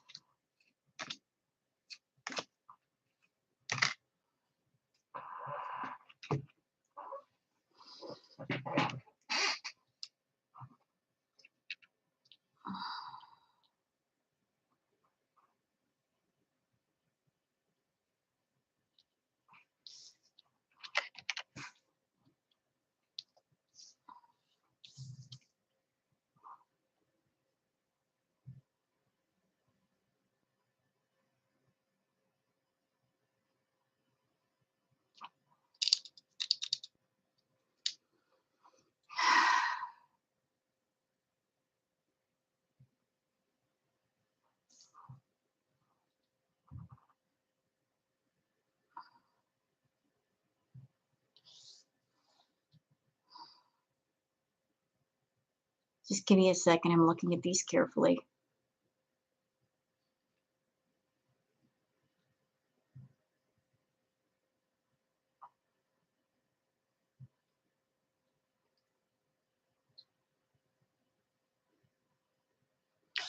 You don't have a whole lot of hope right now.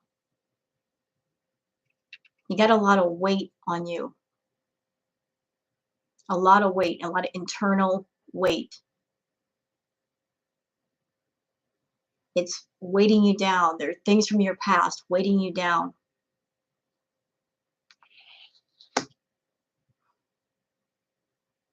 And you got a lot of anxiety. But there's a feeling of hopelessness.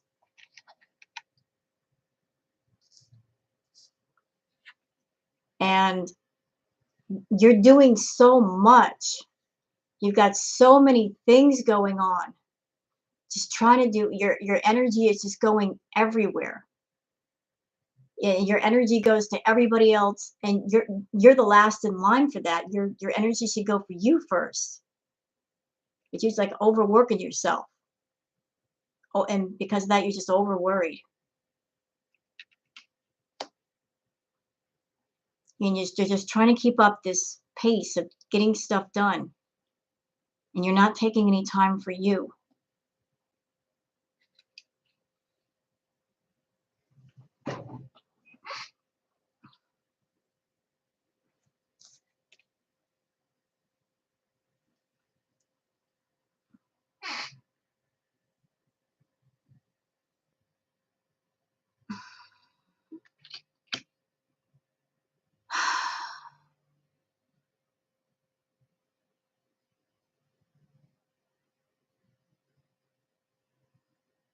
I don't know if you're around anybody that someone that you're close to, but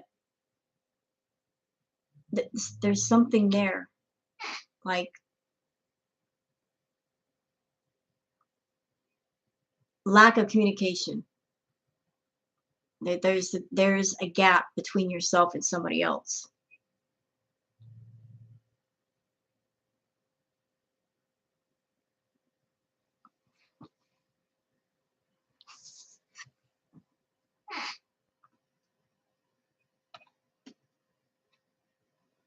There's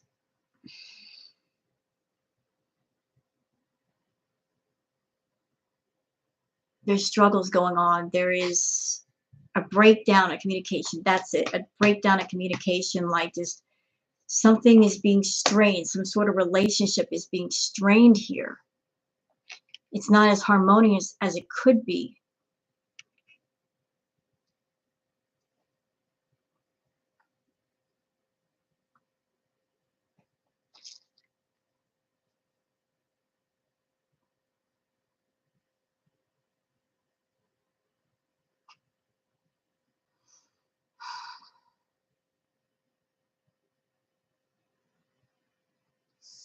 There is hope, though. Don't give up hope. There is hope. You know, just keep looking. Keep looking. It could be anyone. Look in your heart. You know who I'm talking about.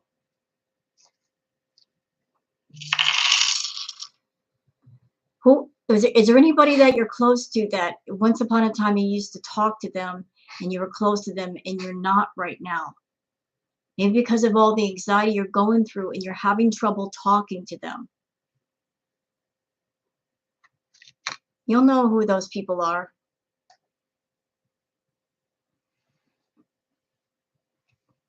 Maybe you're bottling stuff up inside and you're not letting it out like you could be. It's okay to let that stuff out. You like to not share what's going on with you a lot. You bottle stuff up. It's okay to let that out and let other people know.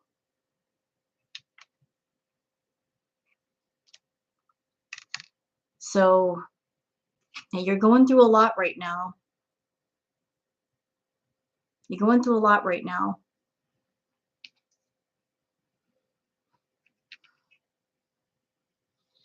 And I feel your frustration medically.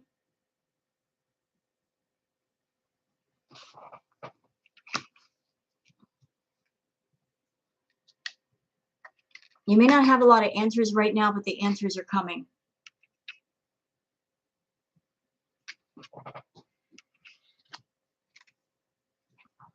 And this is going to be later on down the road. You know, you're going to be looking at, things are going to be looking up for you.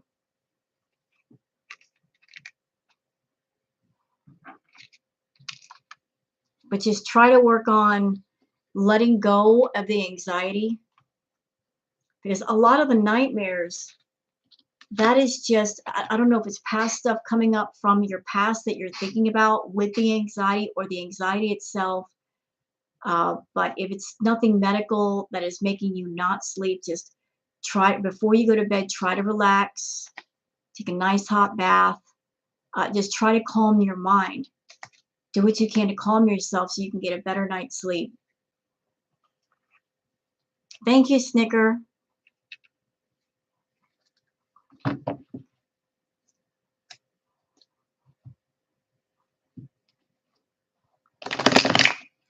So try that. See if that helps.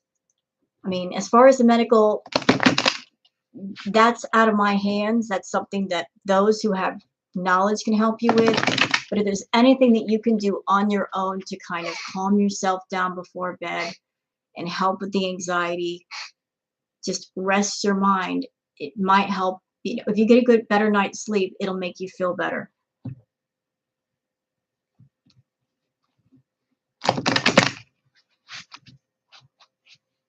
If you're anxious, you will not be able to sleep well.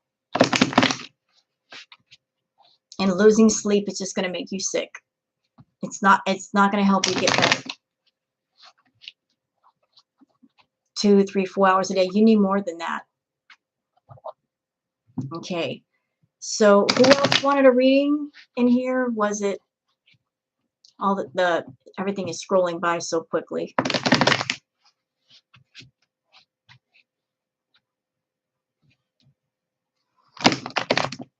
You did. Hello, dark-eyed Requiem. So what were you wanting to ask about? Just a general reading?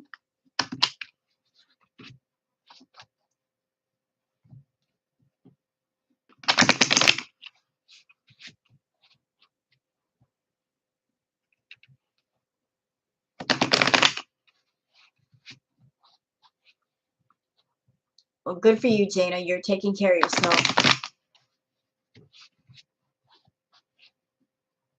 It was 2 parts? 2 parts? Okay.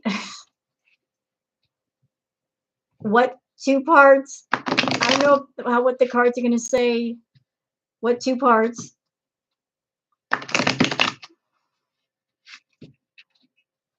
Yeah, someone from the other side who's by you.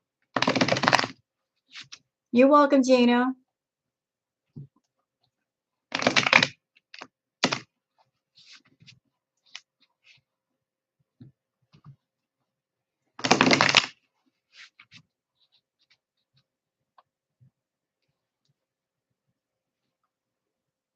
You want to move.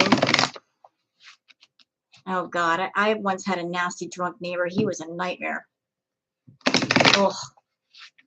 And you want to move. I understand.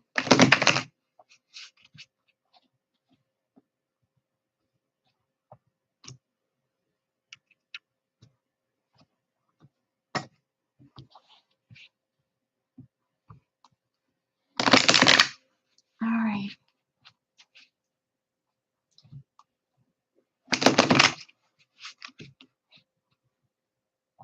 So let's see what the cards say about you. Yeah, just be careful. All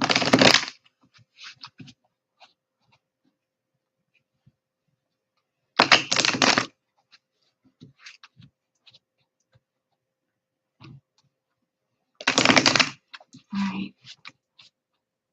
So are you wanting to know about the moving situation, if you should move or if you're going to move?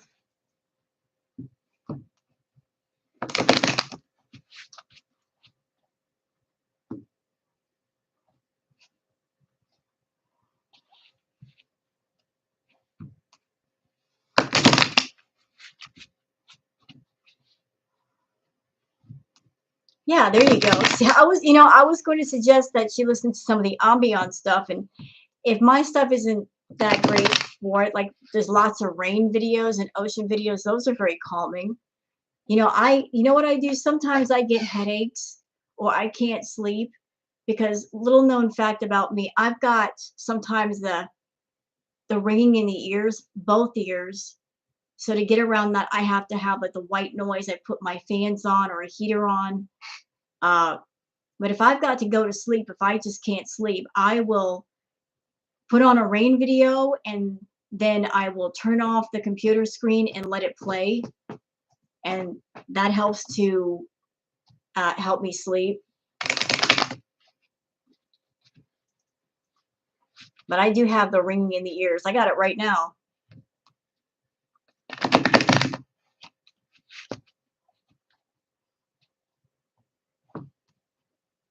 It does suck. I mean, it's not too terribly loud, but it's very, very high pitched. It's kind of like in the background.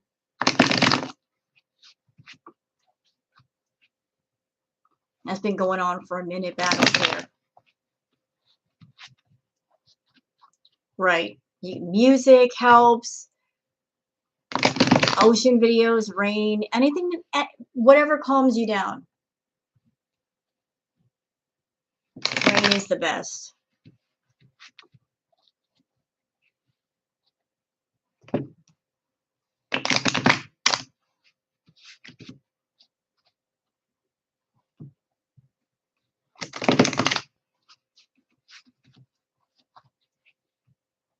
All right. You're welcome, Dark-Eyed. I'll tell you what's really cool for me. I will put on like a fireplace video and I'll blow it up full screen. I'll turn the lights out, light some incense, have some candles burning, just sit on the bed with Booger in the dark and just look at the fire. Oh, good stuff. Good times. Windy snowstorm. Yes.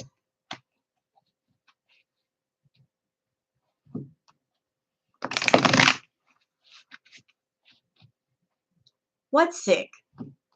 Eh? Did I miss something?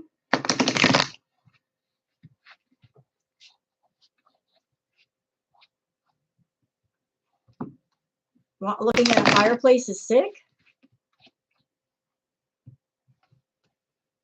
All right.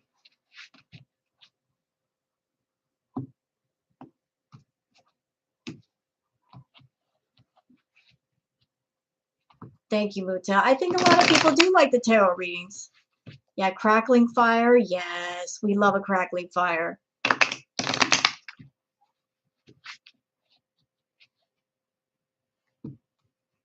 The beautiful part about putting on an ASMR fire video is you don't need any firewood.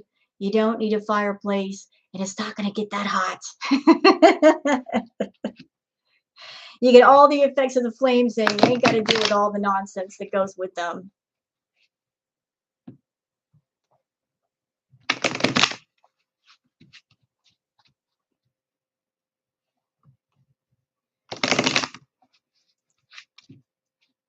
All right. So you wanted an advanced reading. High maintenance, damn it. Oh, yes. Ocean sounds. Well, thank you, Jana.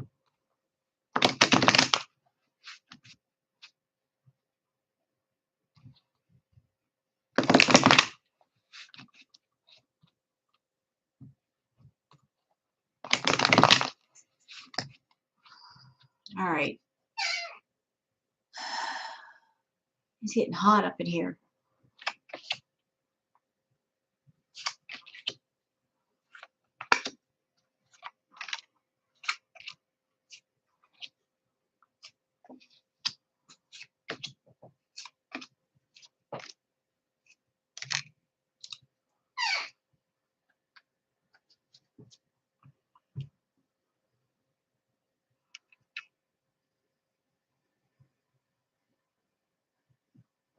I don't see any bad cards here at all. I really don't.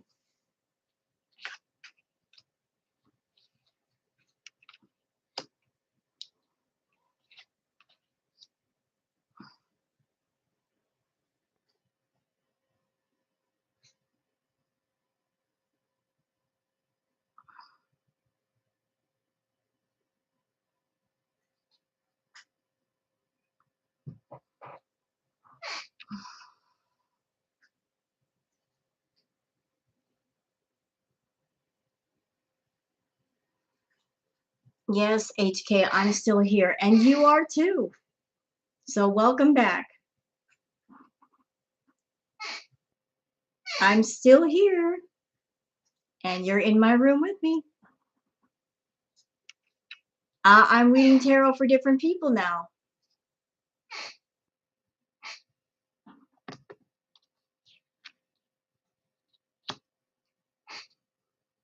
You're going to work? Well, have fun. Enjoy. Make some money. All right. So, yeah, I must be really depressed. I am. You got me. I am depressed.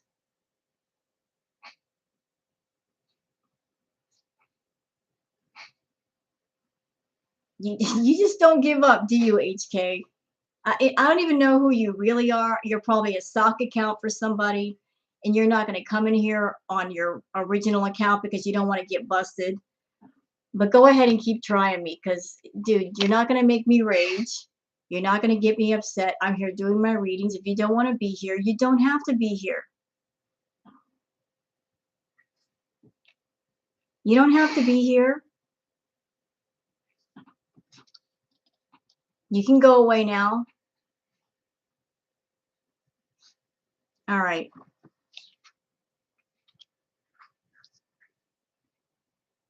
I'm doing a reading for somebody, HK. You're being very rude. You're interrupting the reading.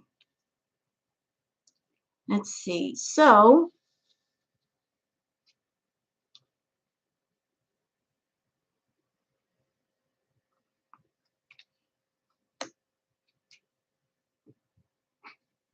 I'm going, okay, go. No, you're not going to upset me. You're just wasting your time for trying. You may go now.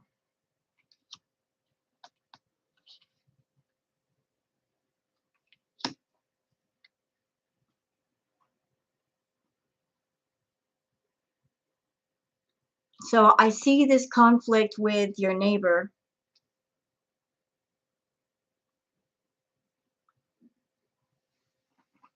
No, you're not you, Nancy.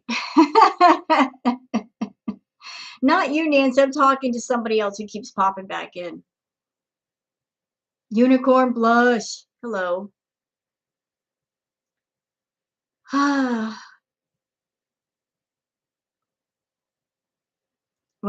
giving somebody a reading here. They asked for a general reading. Oh, Requiem. I know you're going through it with your neighbor.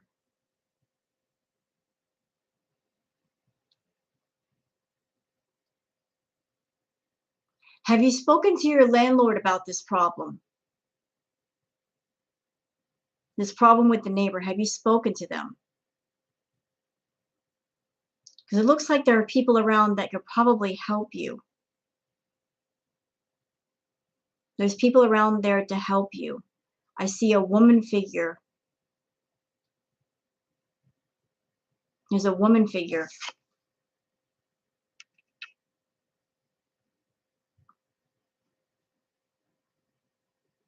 Mrs. Fields is in here. Hello, Mrs. Fields. I didn't know you were in here, ma'am. Hello, Mrs. Fields. Welcome.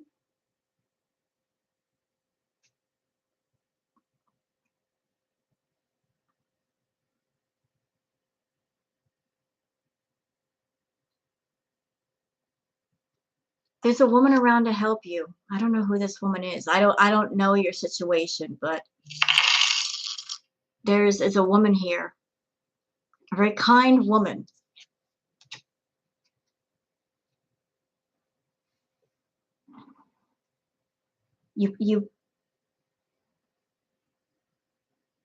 This woman that's around you, she's not an elderly woman, she's middle-aged, very kind woman. I'm getting a sense of a very comfort, maternal energy coming from her. Someone you can confide in, someone that you turn to for comfort.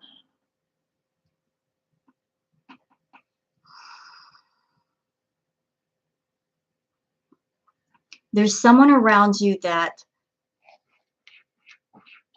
you and your neighbor are at odds, but there's somebody there. There's somebody that can act as counsel.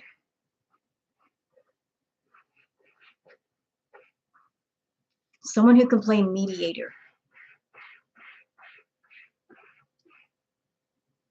Right?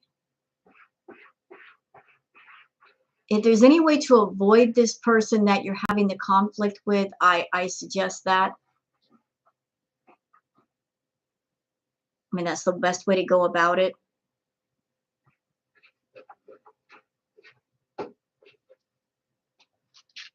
Just avoid them altogether if you can.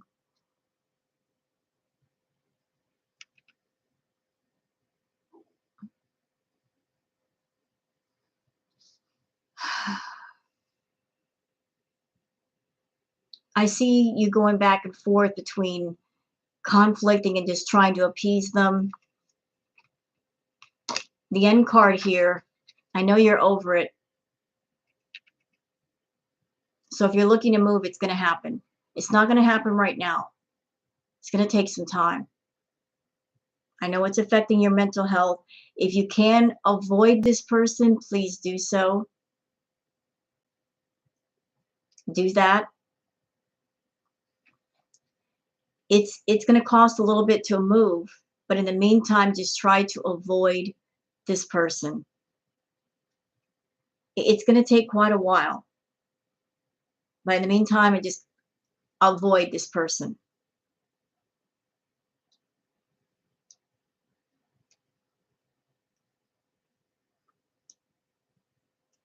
And she would help you. That's the figure that I'm picking up here. That's the person I'm picking up here. You've got somebody close to you that she's middle-aged, she's not an elderly woman, she's maternal, she's got sound advice. Listen to her. Just if she can help you, let her help you. Let her help you. There's no shame in asking for help when you need it.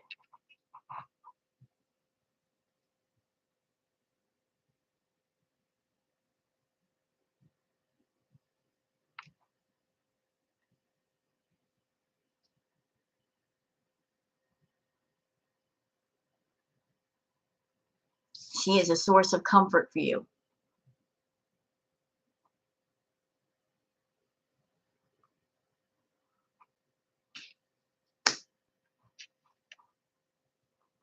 You've got protective spirits around you, and they're trying to help you. Just try to be peaceful. Keep your energy calm. If that person approaches you that you're having this conflict with, try to avoid them. If they start to fight with you, say, listen, I don't want to fight with you. Just walk away from it. You're never going to change who they are. Just walk away from them. So you've got some protective spirits around you. Just avoid at all costs. Avoid. Because if he is a confrontational person, he's looking for confrontation. It's just going to blow up and get worse.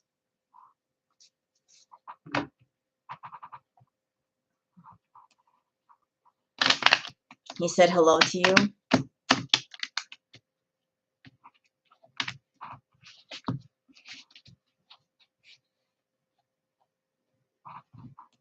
What happened? Who yelled at who?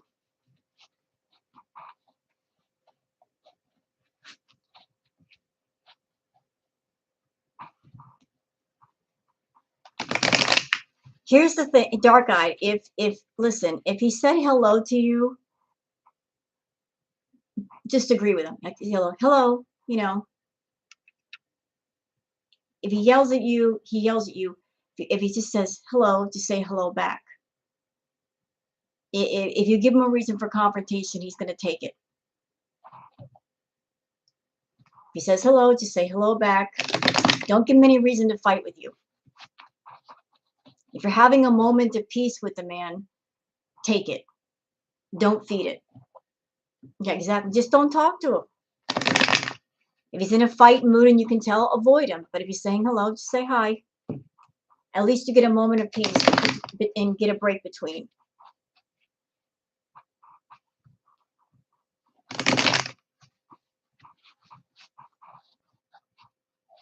Do what you can to minimize contact.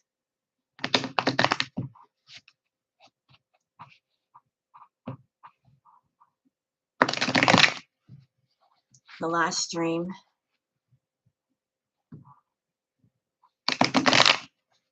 Look at it this way. If you're not around for him to have a fight with, he can't fight with you.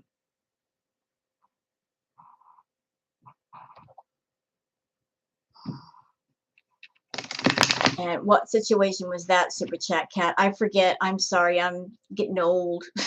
What a situation was that? It looks that way, Dark Eyed. It looks like if you're going to move, it's not going to be for a while. So just try to keep everything as peaceful as you can for yourself in the meantime. Just start planning the move right now, like where you're going to go, how much it's going to cost. You know, avoid the neighbor. Just work on getting away as quickly as possible. What? I am getting old. I'm not lying. I wasn't lying about that.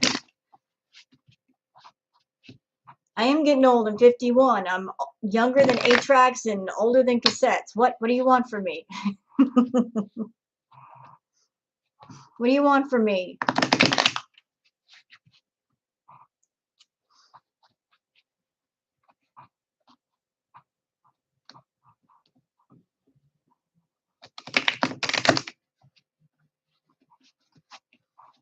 You know what, Jamie? Listen, the place where I live at right now, I actually did have a neighbor that sounds a lot like what Dark has got going on. The guy, he took pills. He was a loud, obnoxious drunk. This guy called the police on everybody in this building and the building next to him. He was an instigator. He once had a fight with a neighbor right below me. And rather than call the cops to his residence, he sent the cops to my door. Yeah, he did that. And me and him went at it numerous times because he would be up till late hours, drunk. He would be in the middle of the courtyard screaming at nobody, you know, and he didn't like me. And that was that situation for the longest. And he was a nightmare. He was a nightmare. Nightmare. So I understand that situation really well. You know, him and I moved into the apartment, and then 2 or 3 months later, he moved in, and he seemed like a nice guy at first, and then he started drinking, and it's just like he would literally not sleep. He was drinking crazy and acting crazy, and I don't drink, and I, you know, he just didn't like me. We were like oil and water. We went at it.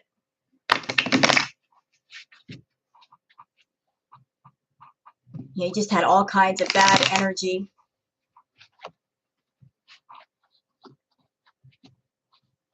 He was completely batshit and toxic.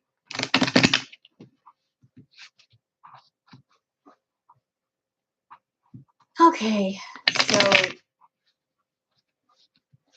it is a nightmare to deal with somebody who's just that far gone. Very confrontational all the time about anything, everything. You hear them drunk fighting. Who is drunk fighting? Your neighbor has a partner?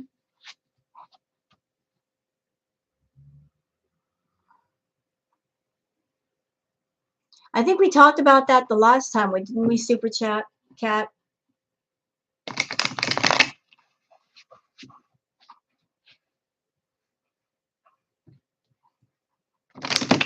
I think we talked about that.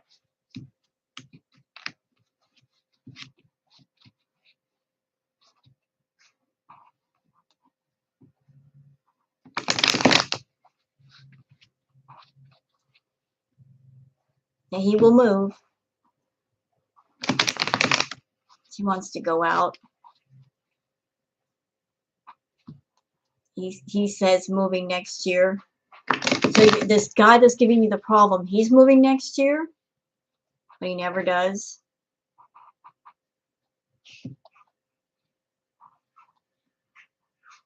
There's another love stream of someone commenting on my video. Who might that be? What video is that? I've done plenty of videos. Which one?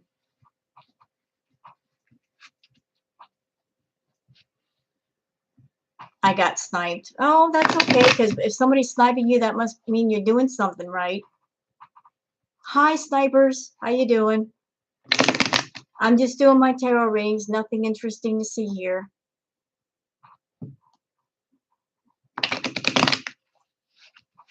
We're just doing the card readings. That's it. I will move before he does, correct? You know, I would. You know, like be proactive in taking care of yourself. And don't wait for him to do something. You do something. Get out of that environment. That's the best thing to do.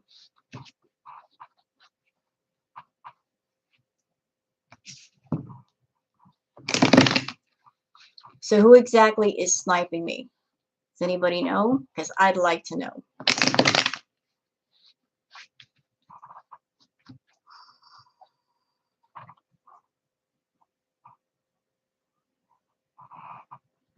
Well, who? That's the title, but who's sniping me? Do you have a name for me?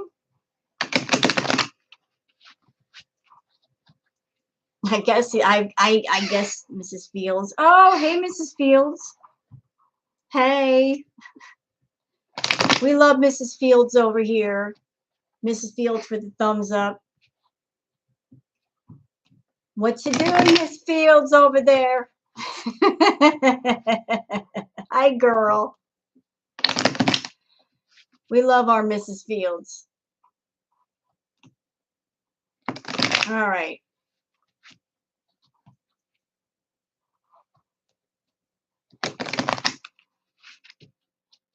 Okay, so yeah, she's a friendly snipe. We encourage friendly snipes. We encourage that.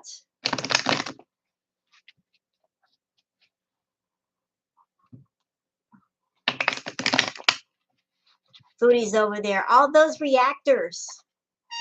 They're stealing my content. They're stealing my viewers. Foodie. If you did great content, people will go on your channel. People are on Mrs. Fields' channel because they're having a good time.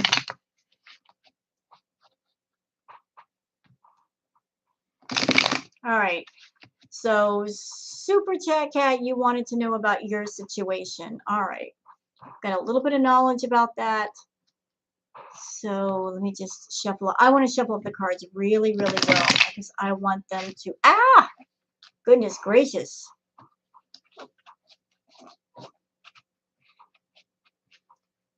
Somebody's sniping me. Is my hair okay? I gotta look good for the camera.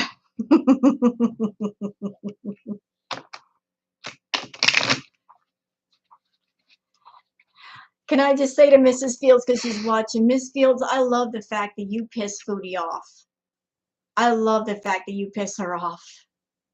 She hates you so much. I love that. I love the fact that Miss Fields pisses off Foodie. Foodie's over there saying, she picks on the smaller channels because she thinks they can't fight back, and Miss Fields over there saying, oh yeah, try me. Yeah, don't put up with that, Miss Fields. Don't you put up with that. You let her know.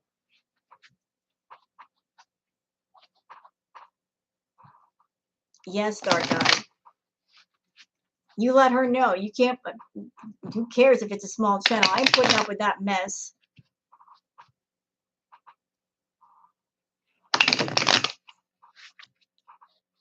All right, so Super Chat Cat, we're going to do you. All right.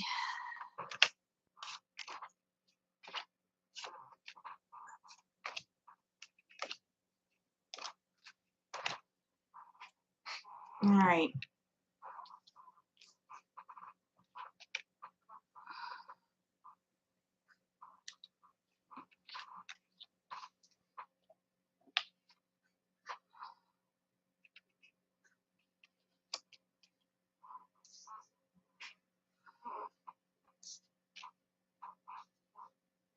And by the way, I'm not here to give legal advice either. I don't give medical advice or legal advice because that's not my forte. I'm just here to do tarot readings.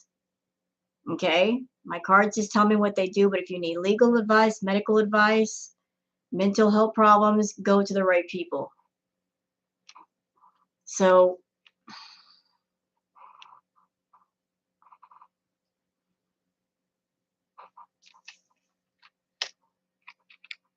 all right, the first card is the Queen of Pentacles.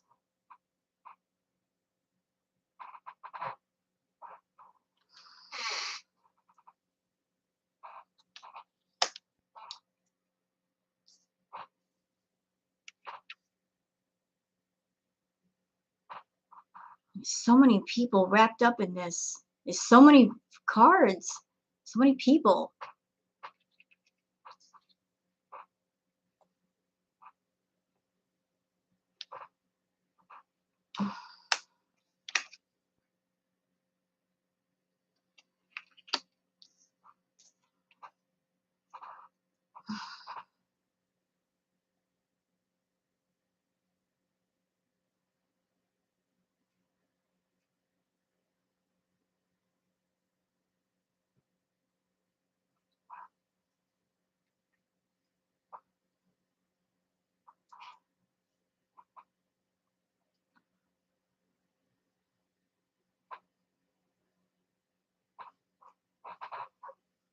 Super Chat Cat, is there something legally that hasn't been tried yet to get the control back?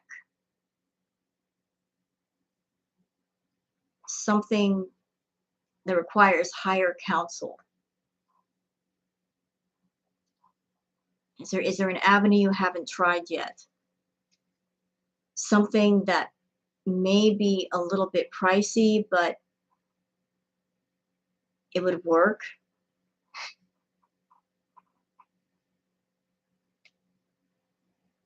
Because whatever's going on here, you need to go higher. You need to consult somebody that you're going higher. It's not going to be cheap, but that might be the way to go.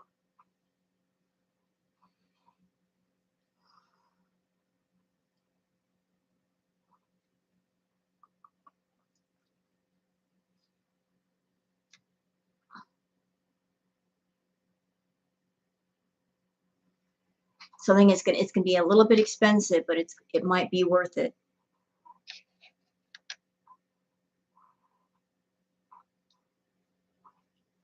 It's my card. You're telling me you need something of very high counsel. You need more assistance. You need something else. You need to go a little bit higher.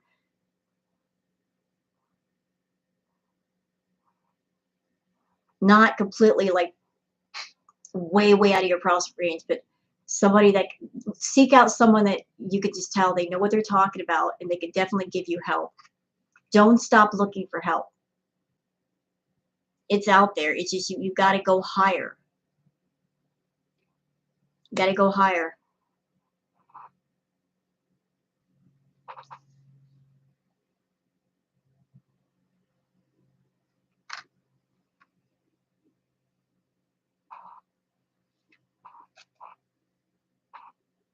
You know, it's not going to completely tap you out, but it's going to cost a bit. It's not going to completely tap you out, but it's not going to be cheap either.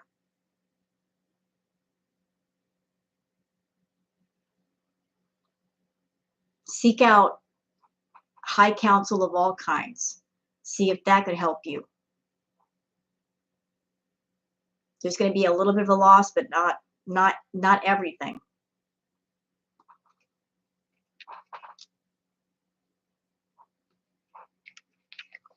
But that is your next step. You need to go a little bit higher than what you've been reaching for thus far. That's what the cards are telling me.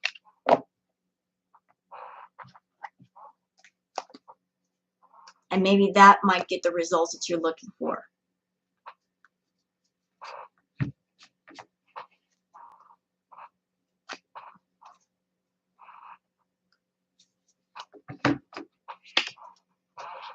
You'll know what to do.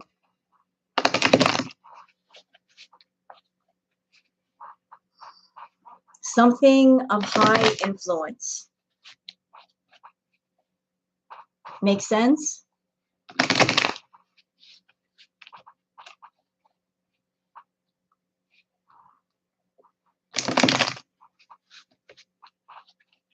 Does that make sense to you? Good. Well, stay on that track as you're on the right track. You're on the right track for what you're looking for. Miss Fields still watching. Hey, Miss Fields.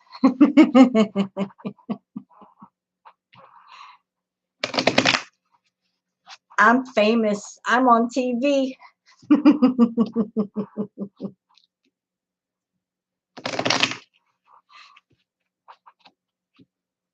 Yeah, I wish you were the best in that situation, Super Chat. I'll keep my fingers crossed for you. I'll keep you in my prayers.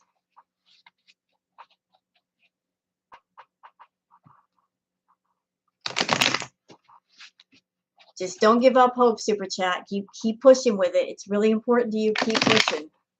The main thing is don't give up. Don't give up. When you give up, the fight is over. As long as you keep fighting, that's what matters. Anybody else want a reading? Dang, I've all been going on for almost 4 hours. How about that? Look at me go with the tarot readings. I'm YouTube famous? Then that must mean I'm not that famous. I'm not that famous. I suck. Pick me.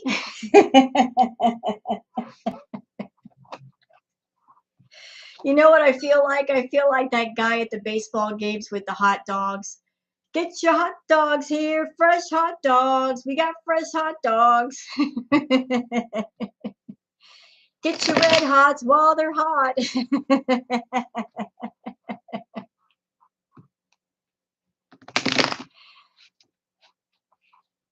Pick me, as the little kids would say.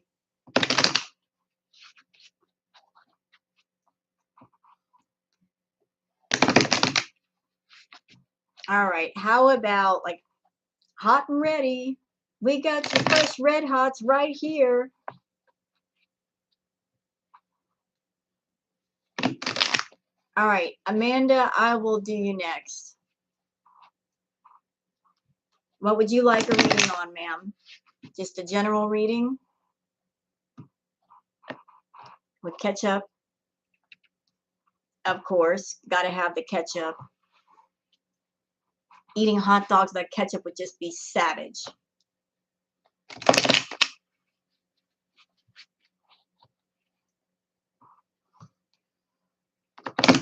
What? What are you talking about? What do you mean no ketchup on a hot dog? What's wrong with you? I'm sadistic. Why is that? Why do you say that? About to, hey, at least it's not relish. That would trigger Foodie. Hey, Foodie, would you like some relish on your hot dog?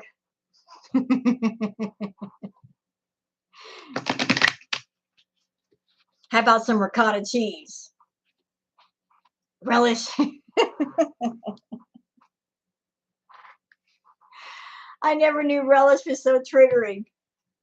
It's about time somebody put relish on blast. Always making trouble in the refrigerator, instigating stuff. Somebody call out relish.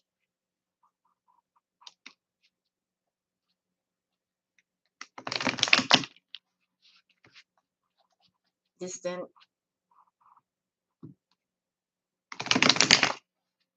Chantal's triggered by everything.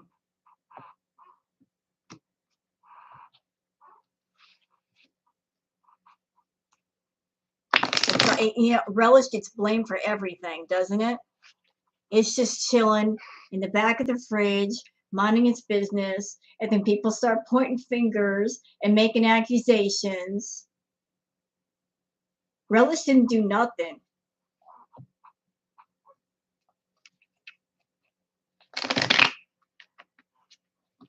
Relish ain't got nothing to do with nobody, and it gets blamed for everything. Just hanging there, chilling the fuck out, saying, "Don't bother me, motherfuckers."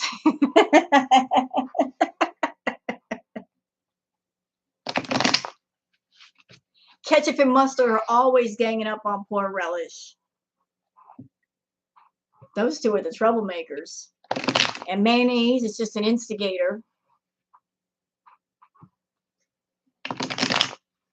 Mayonnaise, we see you over there, all thick and creamy, clinging to everything. You clinger. Stage 5 clinger.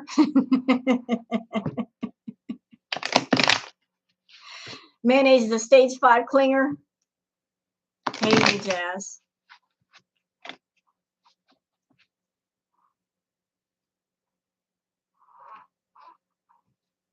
Do they?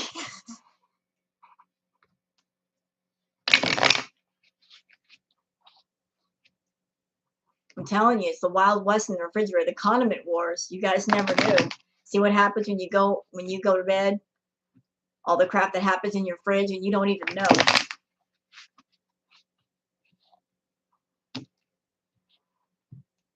Taking home the relish. When the fridge door closes, man, it's on. You know when they're about to open that fridge. Shh, everybody, shh, shh, shh, don't say nothing. You keep your mouth shut back there, relish. Don't you say nothing. Don't make us do what we did last time. I know, right?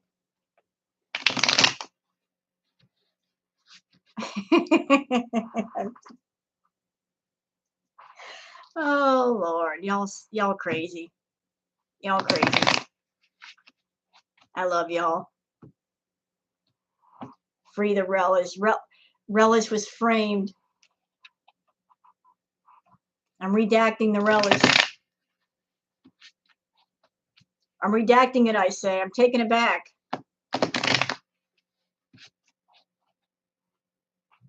Hey, Southern Sweet Angel.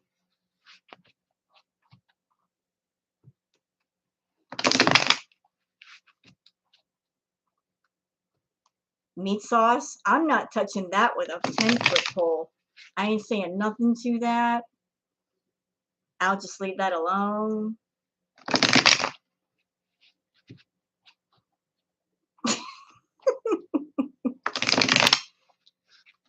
You keep your meat sauce over there.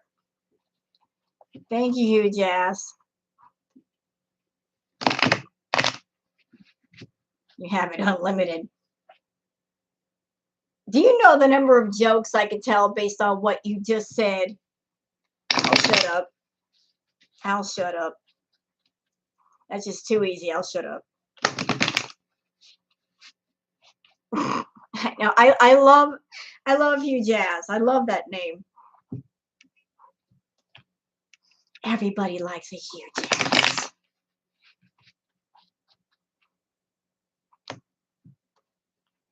Chantal's cat. I think I did. I'm not sure. The chat's scrolling by a bit.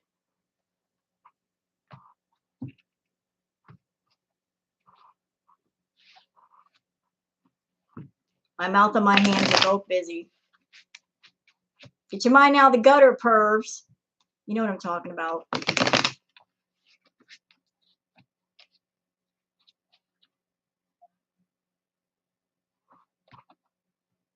You know, I feel bad for BBJ too. Because you know what? She talks about BBJ's not eating right. BBJ was supposed to go back to the vet for some kind of oral surgery. She never took the cat back for that to see what was wrong with her. So if she's having trouble eating, that could be why. So she needs to take BBJ back to get surgery of some kind. I shower in meat sauce. I bet you do. I bet you do.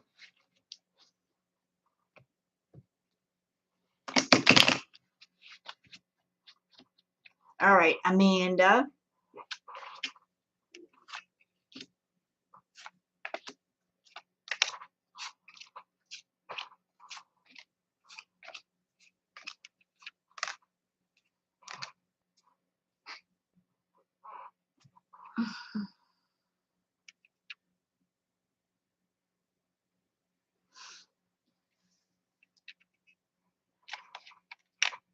Okay.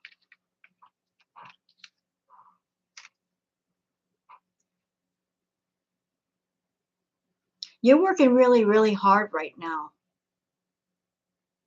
You've been focusing on helping other people out, maybe financially.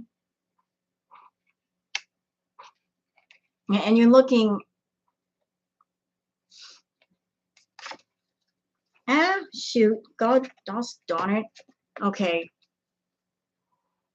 So you've been focusing on a lot of projects you want to do. There's a lot of things you want to do. Things that involve people.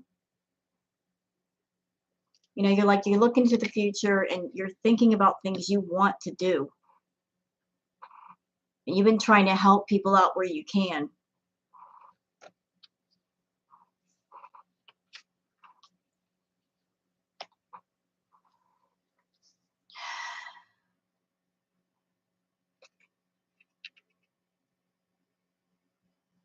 And some of the things you want to do, you're not sure about. You're not quite sure what the right decisions are. More careful thought. If you need to do some reflection, and the answers that you need will come.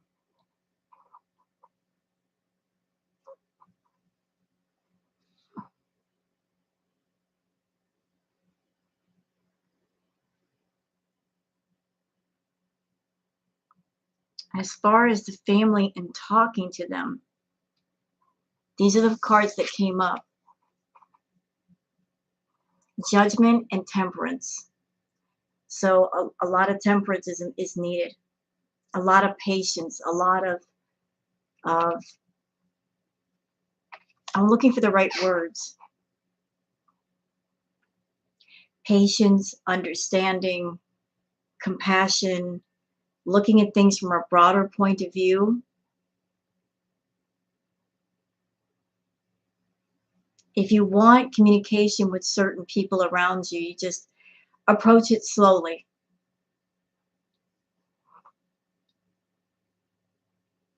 Approach it slowly.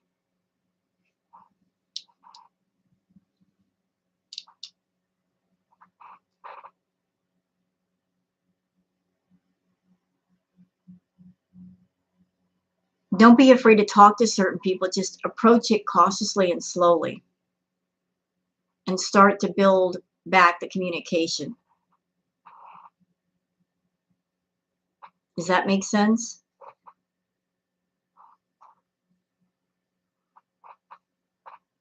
Baby steps.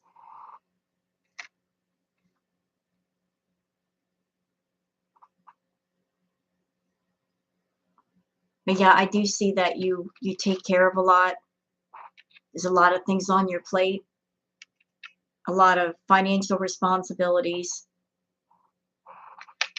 and taking care of people.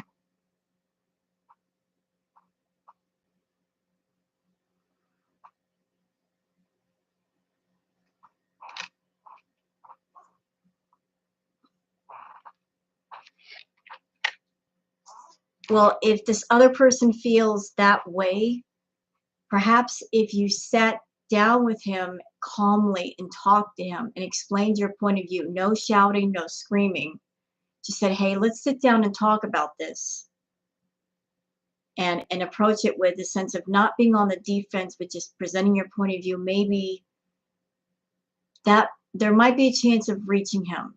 You understand?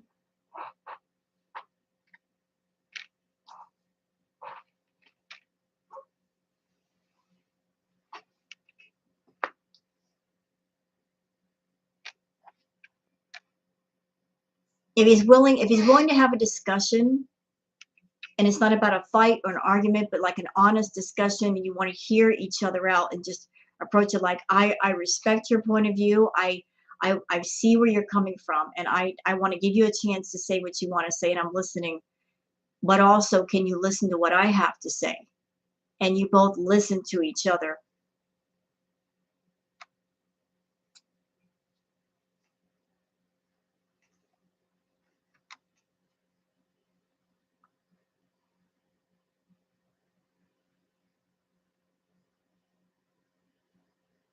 Yeah, communication.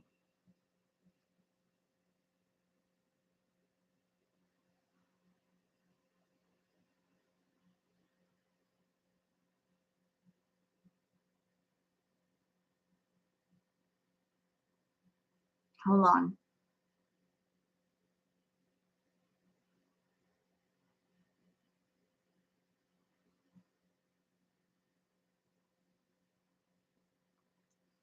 These two cards concern me.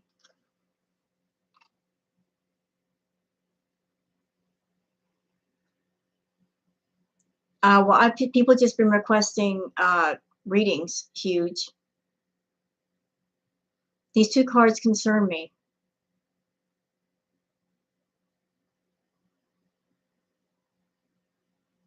because I don't know if that's you or him. I don't know if you're going somewhere with somebody, or the person you're caring for is going somewhere.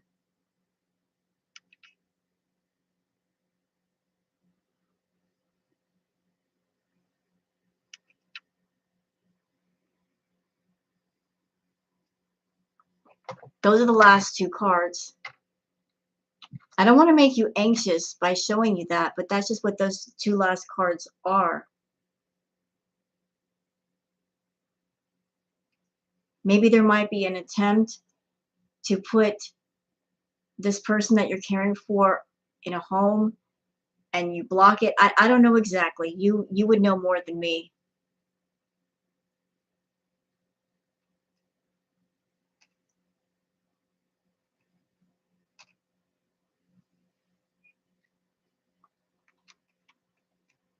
Seek legal counsel if you can.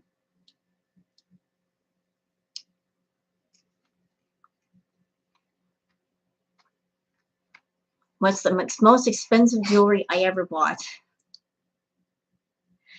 I'm a big crystal freak. I love big. When I buy jewelry, it's big. I don't do small rings or necklaces or pendants.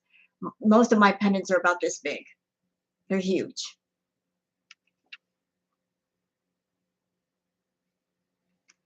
So like the biggest pendant I think I ever bought was for 200. I've got several like huge quartz pendants, turquoise, all that, big on stones. Yeah, exactly. I don't do small stones. If you can't see them from like far away, we ain't talking. That's just it. I've got pendants that if they swung and they hit me in the face, I'd have a black eye.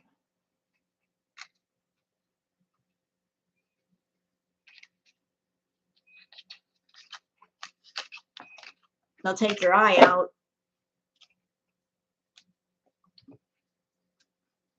Hello, Sue Ann. Welcome. And take it out and whack it.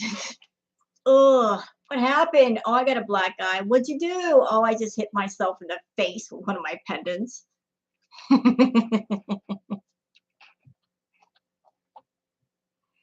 Nothing to see here, just a black eye.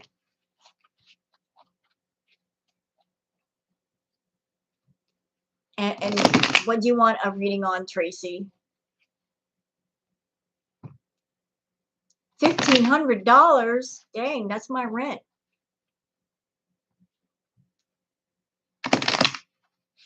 My rent's $1,400. Got some bling going on. Grandchildren.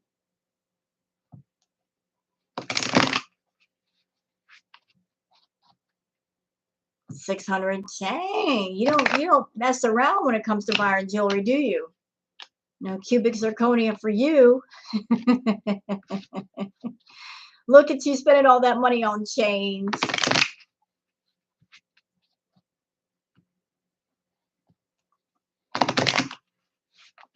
All made in New York. Oh, they are pretty.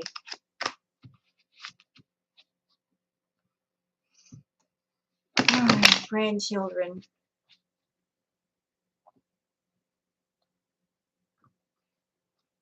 Now, I know a lot of people are like, why are you going so long with the tarot card readings tonight, Rose? Because I don't know when I'll be able to do this again. So we might as well just, stick around and do as many as possible because I don't know when I'll be able to do another live.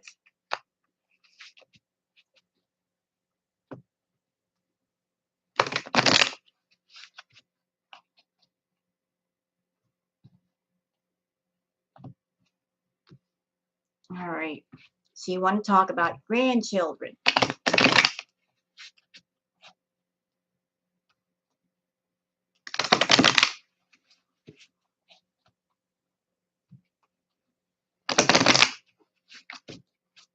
I don't know if Mrs. Fields is still sniping. I love you, Miss Fields.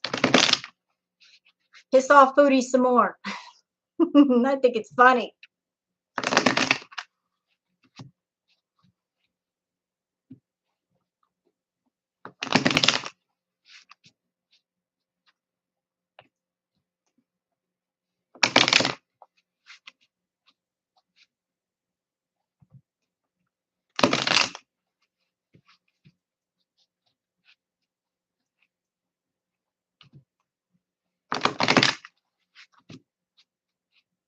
All right.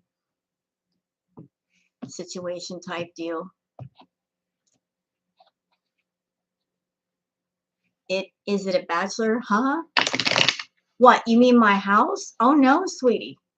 Oh no, I live in a one bedroom here in Cali, and it's not in the best of areas. If I wanted to live in an apartment in a really nice area, we're talking like $2,000 or $3,000 in rent. What I'm paying in rent is nothing compared to the rent other people are paying in nicer areas. Cali is stupid expensive. It's ridiculous.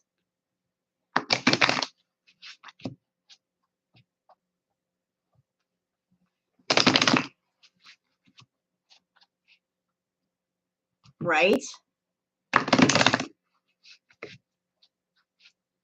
And Cali is rude to the wallet. Yes. It's amount of people. I'm okay. Otherwise, like a reading.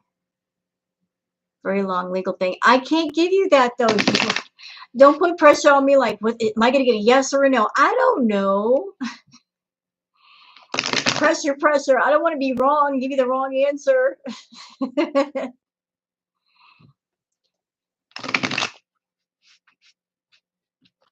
Listen, I'm just a card reader. I am not here to give legal, like legal advice or medical advice. Please go to the right people for that.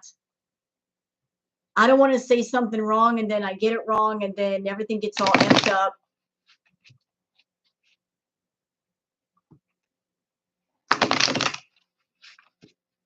When I ever move to another state, I want to go back home to Florida. Screw this mess in Cali. I want to go back home into Florida where it's cheaper and it's, it's cleaner and it's nicer.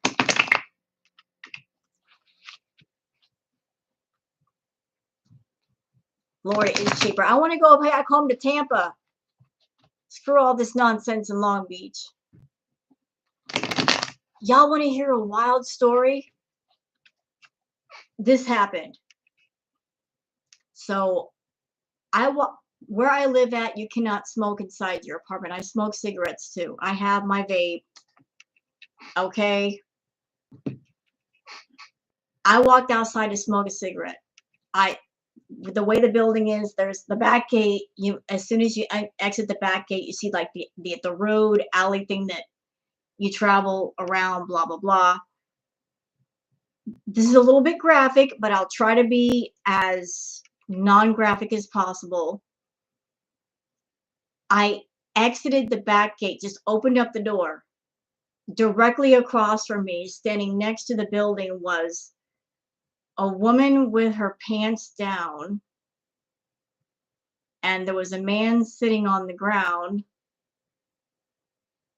And how can I say this nicely? He was pleasuring her.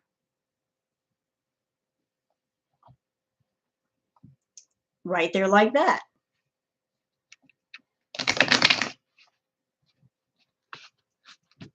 He was making her kitty purr, okay?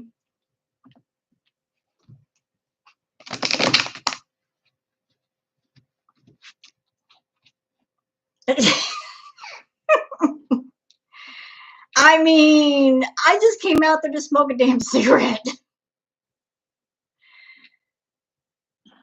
You walk outside and you're seeing that out in the open, you're like, awkward? Hey, I didn't want to disturb him. I just left him alone, smoked my cigarette, went back upstairs.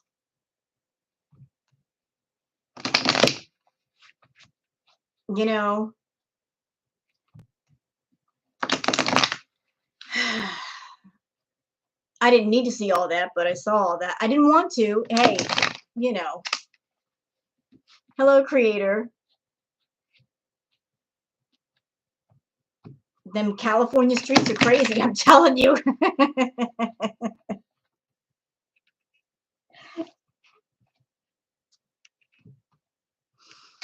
Oh my goodness gracious.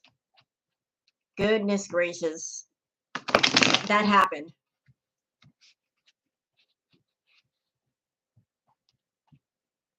All I wanted to do was smoke my damn cigarette. I wasn't looking for a show to go with that. I mean, I wasn't looking. I looked away. I don't need to see all that.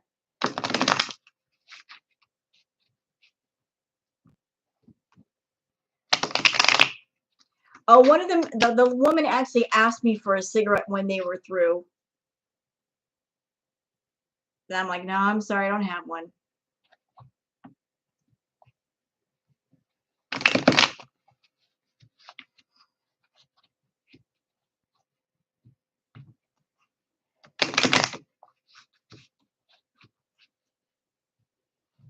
I mean, I've lived in Cali for so long.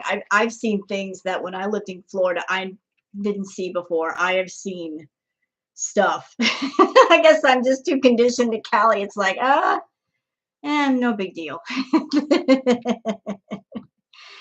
Move along. Nothing to see here. Keep it moving. Don't stare. Don't be rude.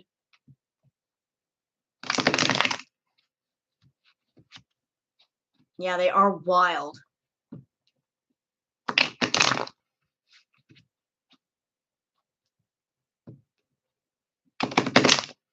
All right. Back to the grandkids.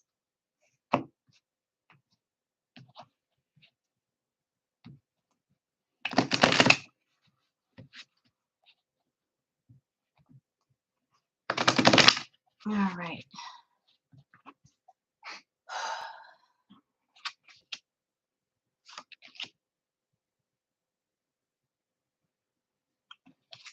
Nope. Let me shuffle that again. I don't think that's right. I think the cards might be getting a bit tired.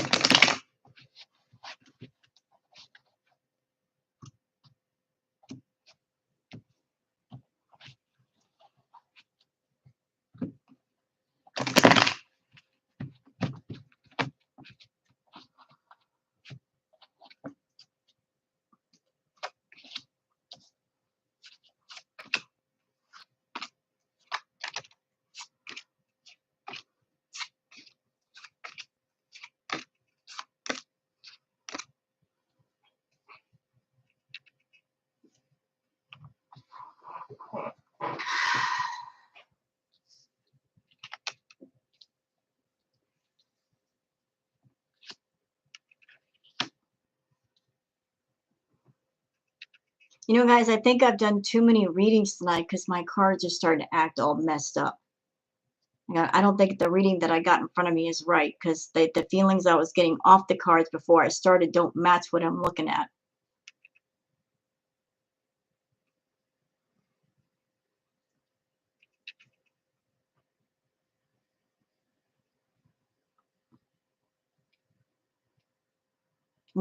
I may have just to cleanse my cards.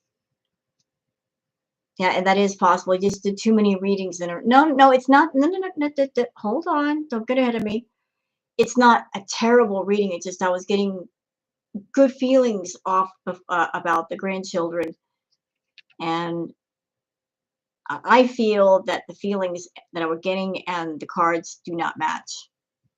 Right. It just sometimes you just when you do too many readings in a row, the reading doesn't match. You know, you need to it's time to shut it down. The situation is bad.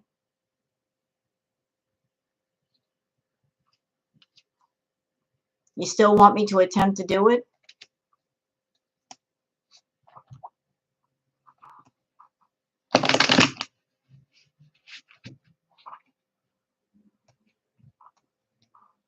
Let me focus.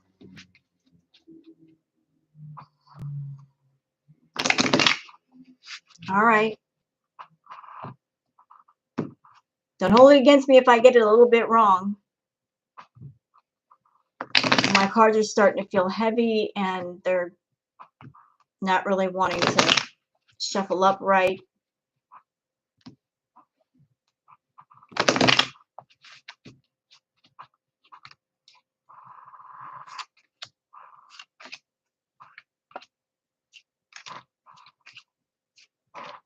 There's that card again. I just pulled it up. Oh my God.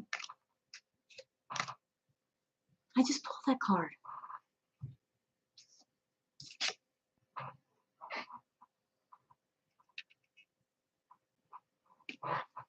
Okay.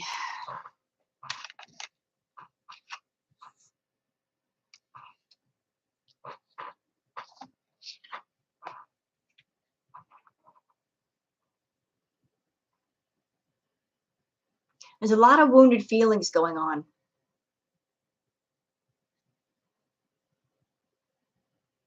People being on the defensive. A lot of wounded feelings. A lot of wounded feelings. Everybody just like, Maya! Oh my God, I love you, boo-boo. It's Maya time. I love you, boo-boo. Bitch, what's wrong with you? There's my boo-boo. There's my boo-boo. Everybody check out It's Maya time. his channel. There's my boo-boo. That's my brother from another mother. Maya's here for all the right relish. We're doing tarot card readings, Maya. There's my boo-boo. There he is. Let's see. So we did readings on Miss Foodie, Maya. We did one on Foodie, Natter, Dee, and Pete's. Let's see. As far as Foodie, what did I say about her? It's been a while. Foodie is still gonna. She's getting milked for money by Natter. Natter is over there working both Dee and Chantal.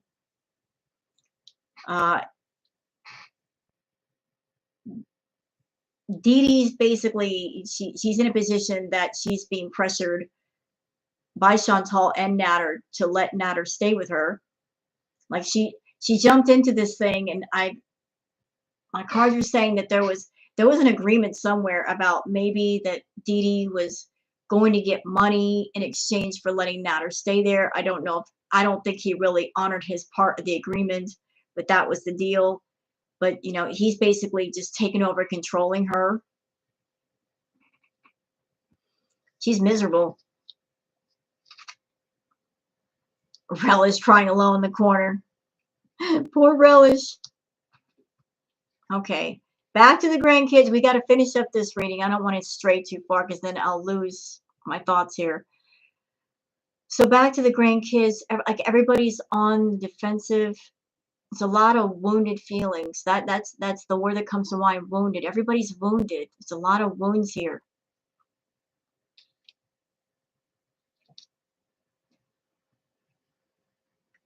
And there's a feeling everybody's in the dark about how to fix the wounded feelings.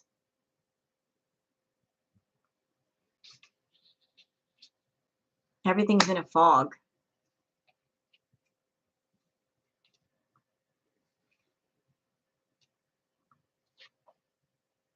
This is what you feel like right now.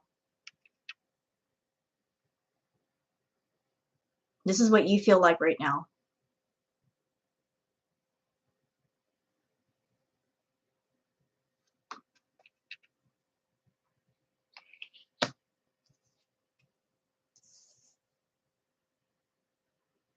And you're just looking out saying, how can I fix this, and what to do?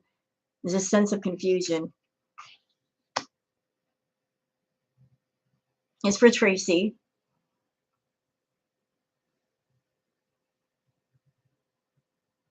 Everybody that's involved in this, they're all looking off in different directions. And they're not facing towards each other. Like everybody's just like, I go my way, you go your way. Nobody's really wanting to connect.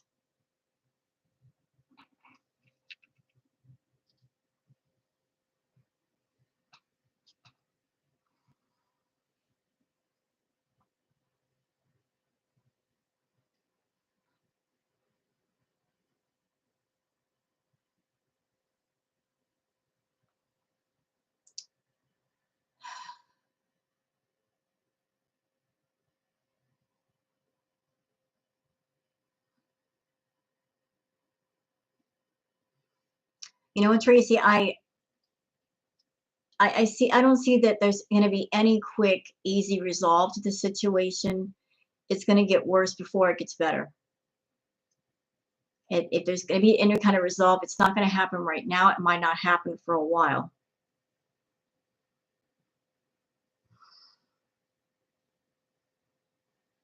I hate to tell you that. I wish I could give you good news, but I got to be honest. I got to tell you what my cards are saying. I got to tell you what they're saying.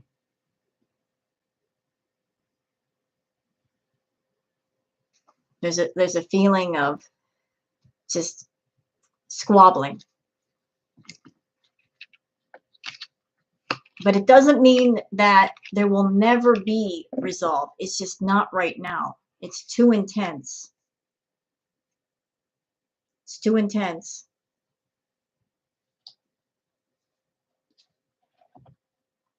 But give everything some time to cool off. Everything's too hot right now. Give it some, let time do its magic. Cooler heads will prevail. Just not right now.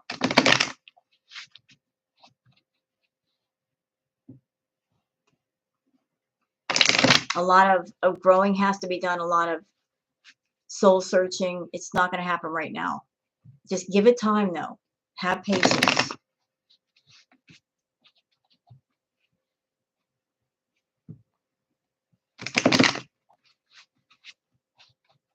Does that make sense?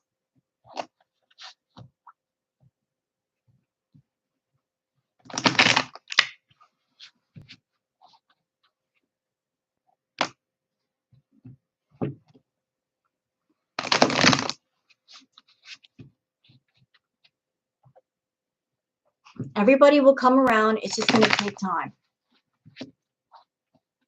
Right now, everybody's, you know, there'll be a period of peace afterwards, and then that's when everybody can talk. Nobody can talk right now because they're fighting.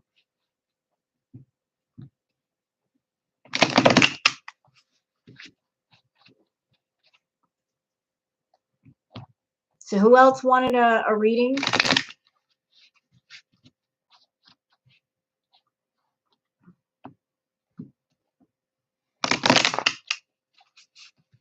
Yeah, it's about timing. Just in the meantime, take care of yourself, Tracy.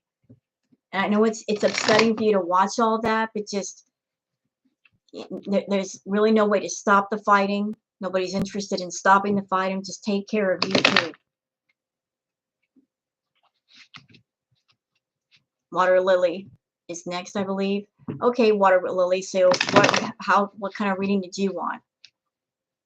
Was it a general reading? Someone wants a reading. I already know what your reading is, Maya.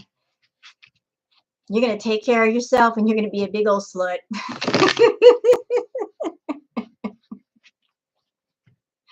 You're going to be going to New York, terrorizing all the clubs. I know you, bitch.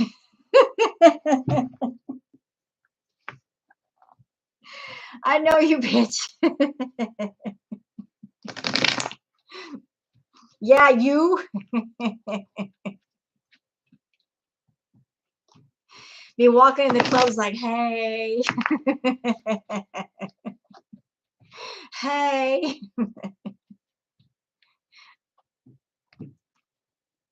You're in heat. You've been in heat since 1985. You need to stop.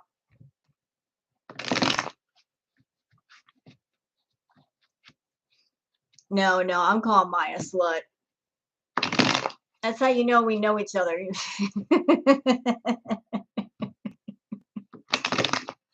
Bitch, what's wrong with you?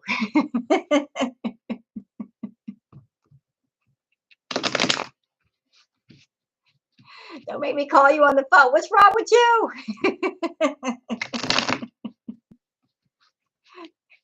Get yourself together. Stop falling apart over there. Get yourself together.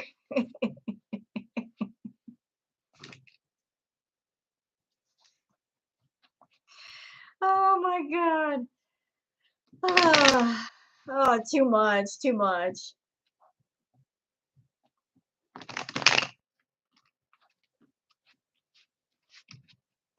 Am I with the right one or not? Oh, Lord. Oh, that's a hard question. Tell you what, I'll do a general reading for love on you and see what that says, because I can't pinpoint that. But we will see what the cards say. And if I happen to be wrong, don't yell at me. Don't you yell at me.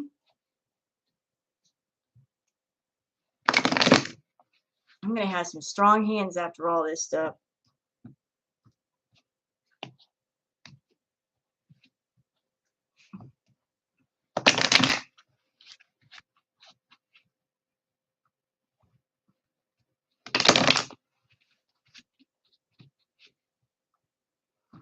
You love you some. I know you do, Maya. I know you do. You and your big old rings. It's just cardio. I'm getting more cardio than Foodie. How sad is that?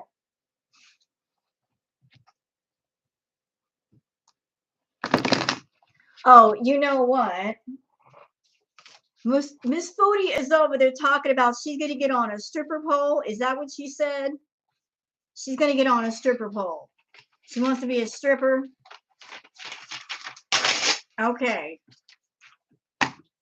Foodie, you want to watch me strip?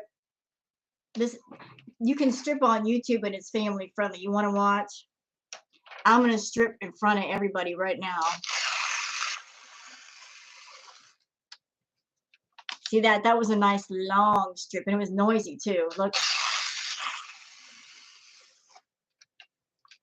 We got some stripper ASMR up in here.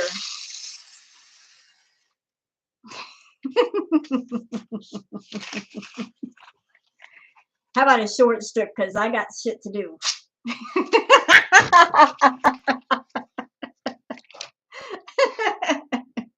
You know, we got that economy strip. I got things to do, bitch. I gotta go. Can't sit here all day. Damn. I got things to do. I got places to be and people to talk to. I can't sit here all day and do this.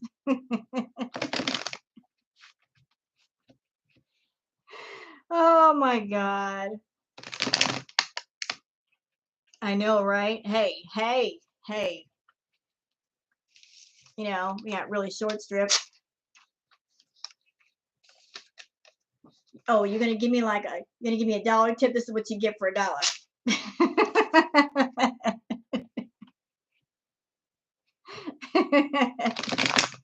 Give me $1, make you holler.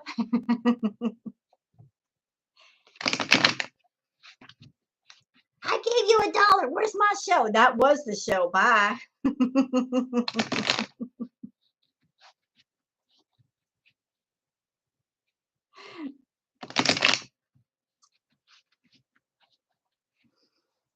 We got to laugh up in here. Laughter is good.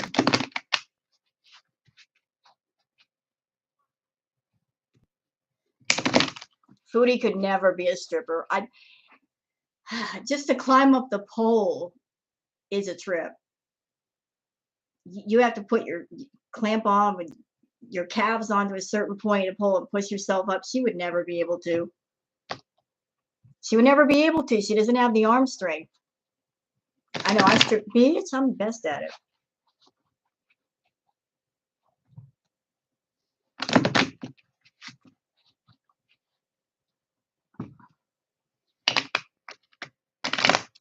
I'm not saying bigger ladies can't be strippers. I've seen some bigger girls that strip, but you got to have some agility and you got to figure whatever your weight is. If you're doing all those spins and upside down maneuvers, you got to maneuver whatever your weight is all the way around that pole. She don't have the arm strength for 300, 400 pounds. She ain't got the agility. She will fall on her ass.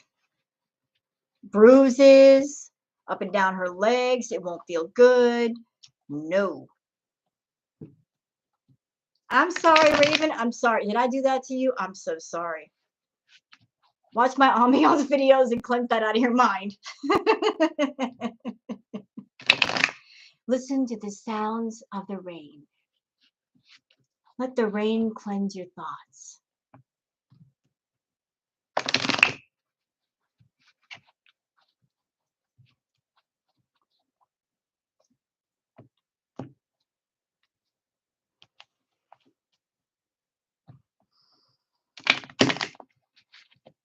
Watch them Bob Ross videos.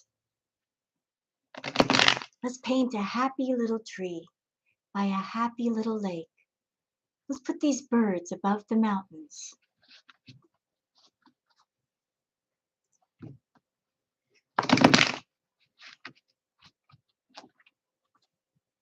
All right, we're focusing on the love. All right.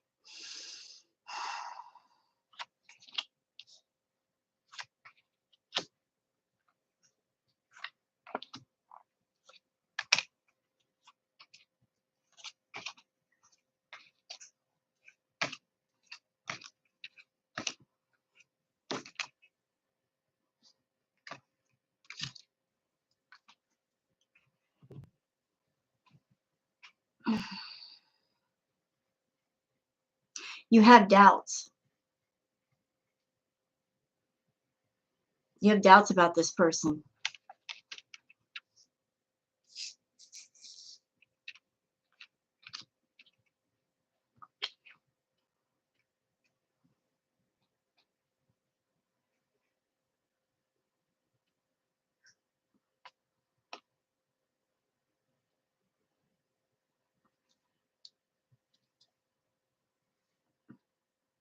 I'm not quite sure who this person is, but you got doubts about them.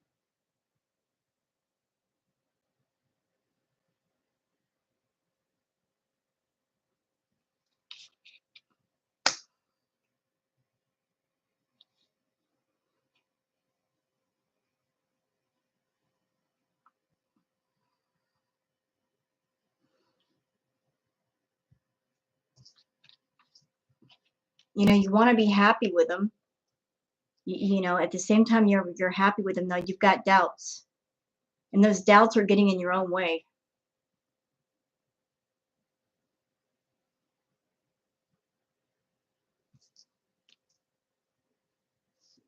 Those doubts and those fears are more of a problem than he is.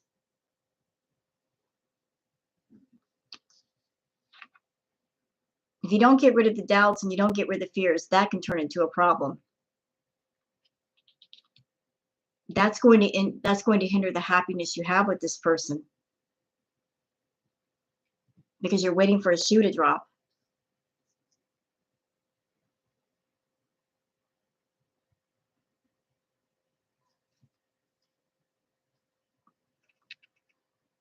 Does that make any sense to you?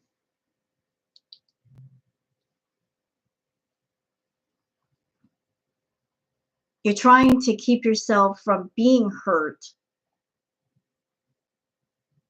I get that, but it just, you're like, what should I do? Should I jump all in? Do I trust? Do I believe this person? You just take it easy and then just get to know the person. Take your time getting to know him and build up the trust. But the doubts and the fears are more your enemy than anything else. That stuff is getting in your way.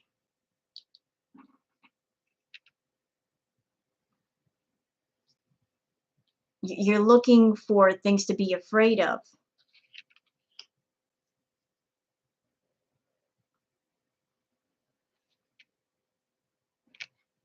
You want to be happy, but yet you're also like, this is, you're waiting for the bomb to go off.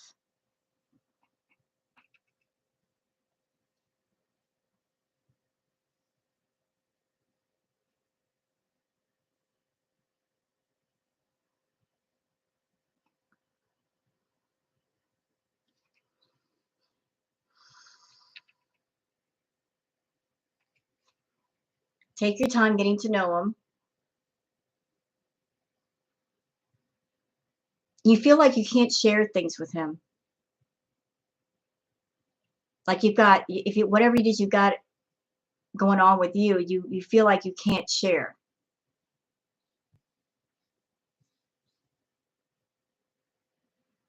If he's the right person,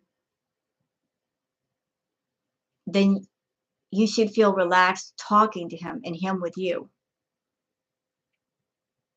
You won't feel a sense of fear. So just take your time getting to know him, relax and enjoy getting to know this person. Let them get to know you. Enjoy their company. Don't approach this person with any sense of already set in stone expectations and high expectations that they have, the hurdles they're going to have to jump through in order to be Mr. Right. Just enjoy their company.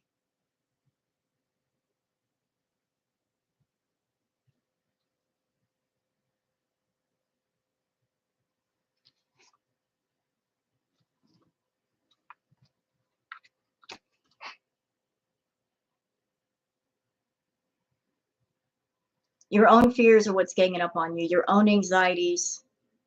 You know, like, is this the right one? Is this the wrong one? If I'm with the wrong one, am I wasting my time? All that stuff in here is getting in your way. Getting in your way.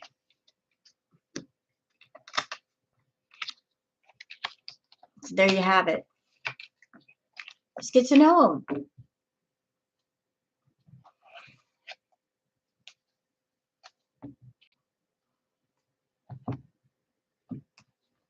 So I answered some questions for you.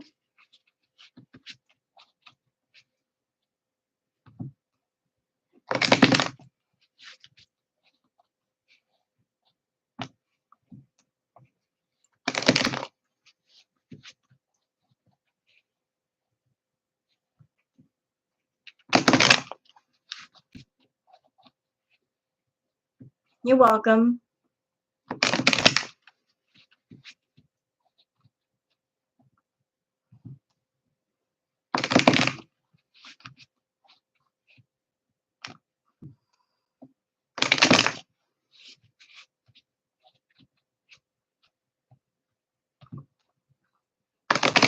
And I think that it's oh my God, it's almost 1 o'clock in the morning. I didn't know it was so late. Honestly, I just looked at the clock. I'm like, holy crap. I didn't realize it was so late. I'm sorry for keeping y'all up. Y'all got to work it. I'm here keeping with these readings. I'm sorry. I didn't mean to do it. I'm sorry. You know what? It is very late. I'm going to go ahead and just cut it off here. We can do some more readings later.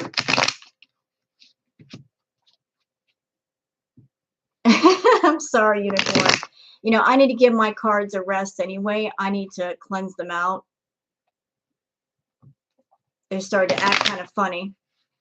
It has been fun. You guys have been awesome. Thank you guys so much for watching. I really appreciate you being here. That's non-existent. You think, I will give you a reading the next time, Sue Ann. You know what? It might be better next time because, like I said, my cards are starting to act kind of wonky because I've done so many readings tonight. I got to clean them out real good. Do I want a list?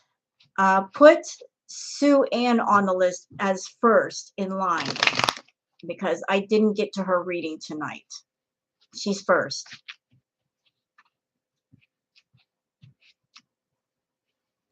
That way I don't forget.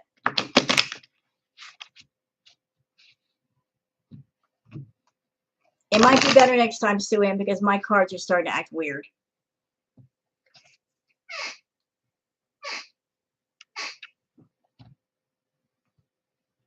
Actually, Maya, can I give you a call after I'm done here?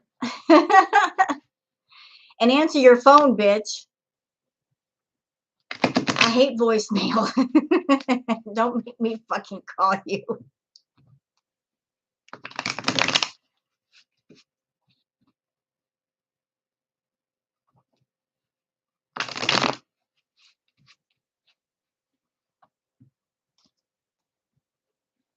Answer your phone when I call, bitch. All right, I'm going to go ahead and put the cards away. Where's the thing at?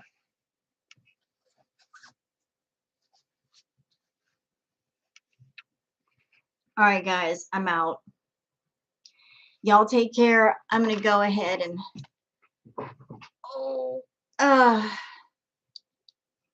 all right, take care, everybody, and have a good one. Thank you so much for dropping by.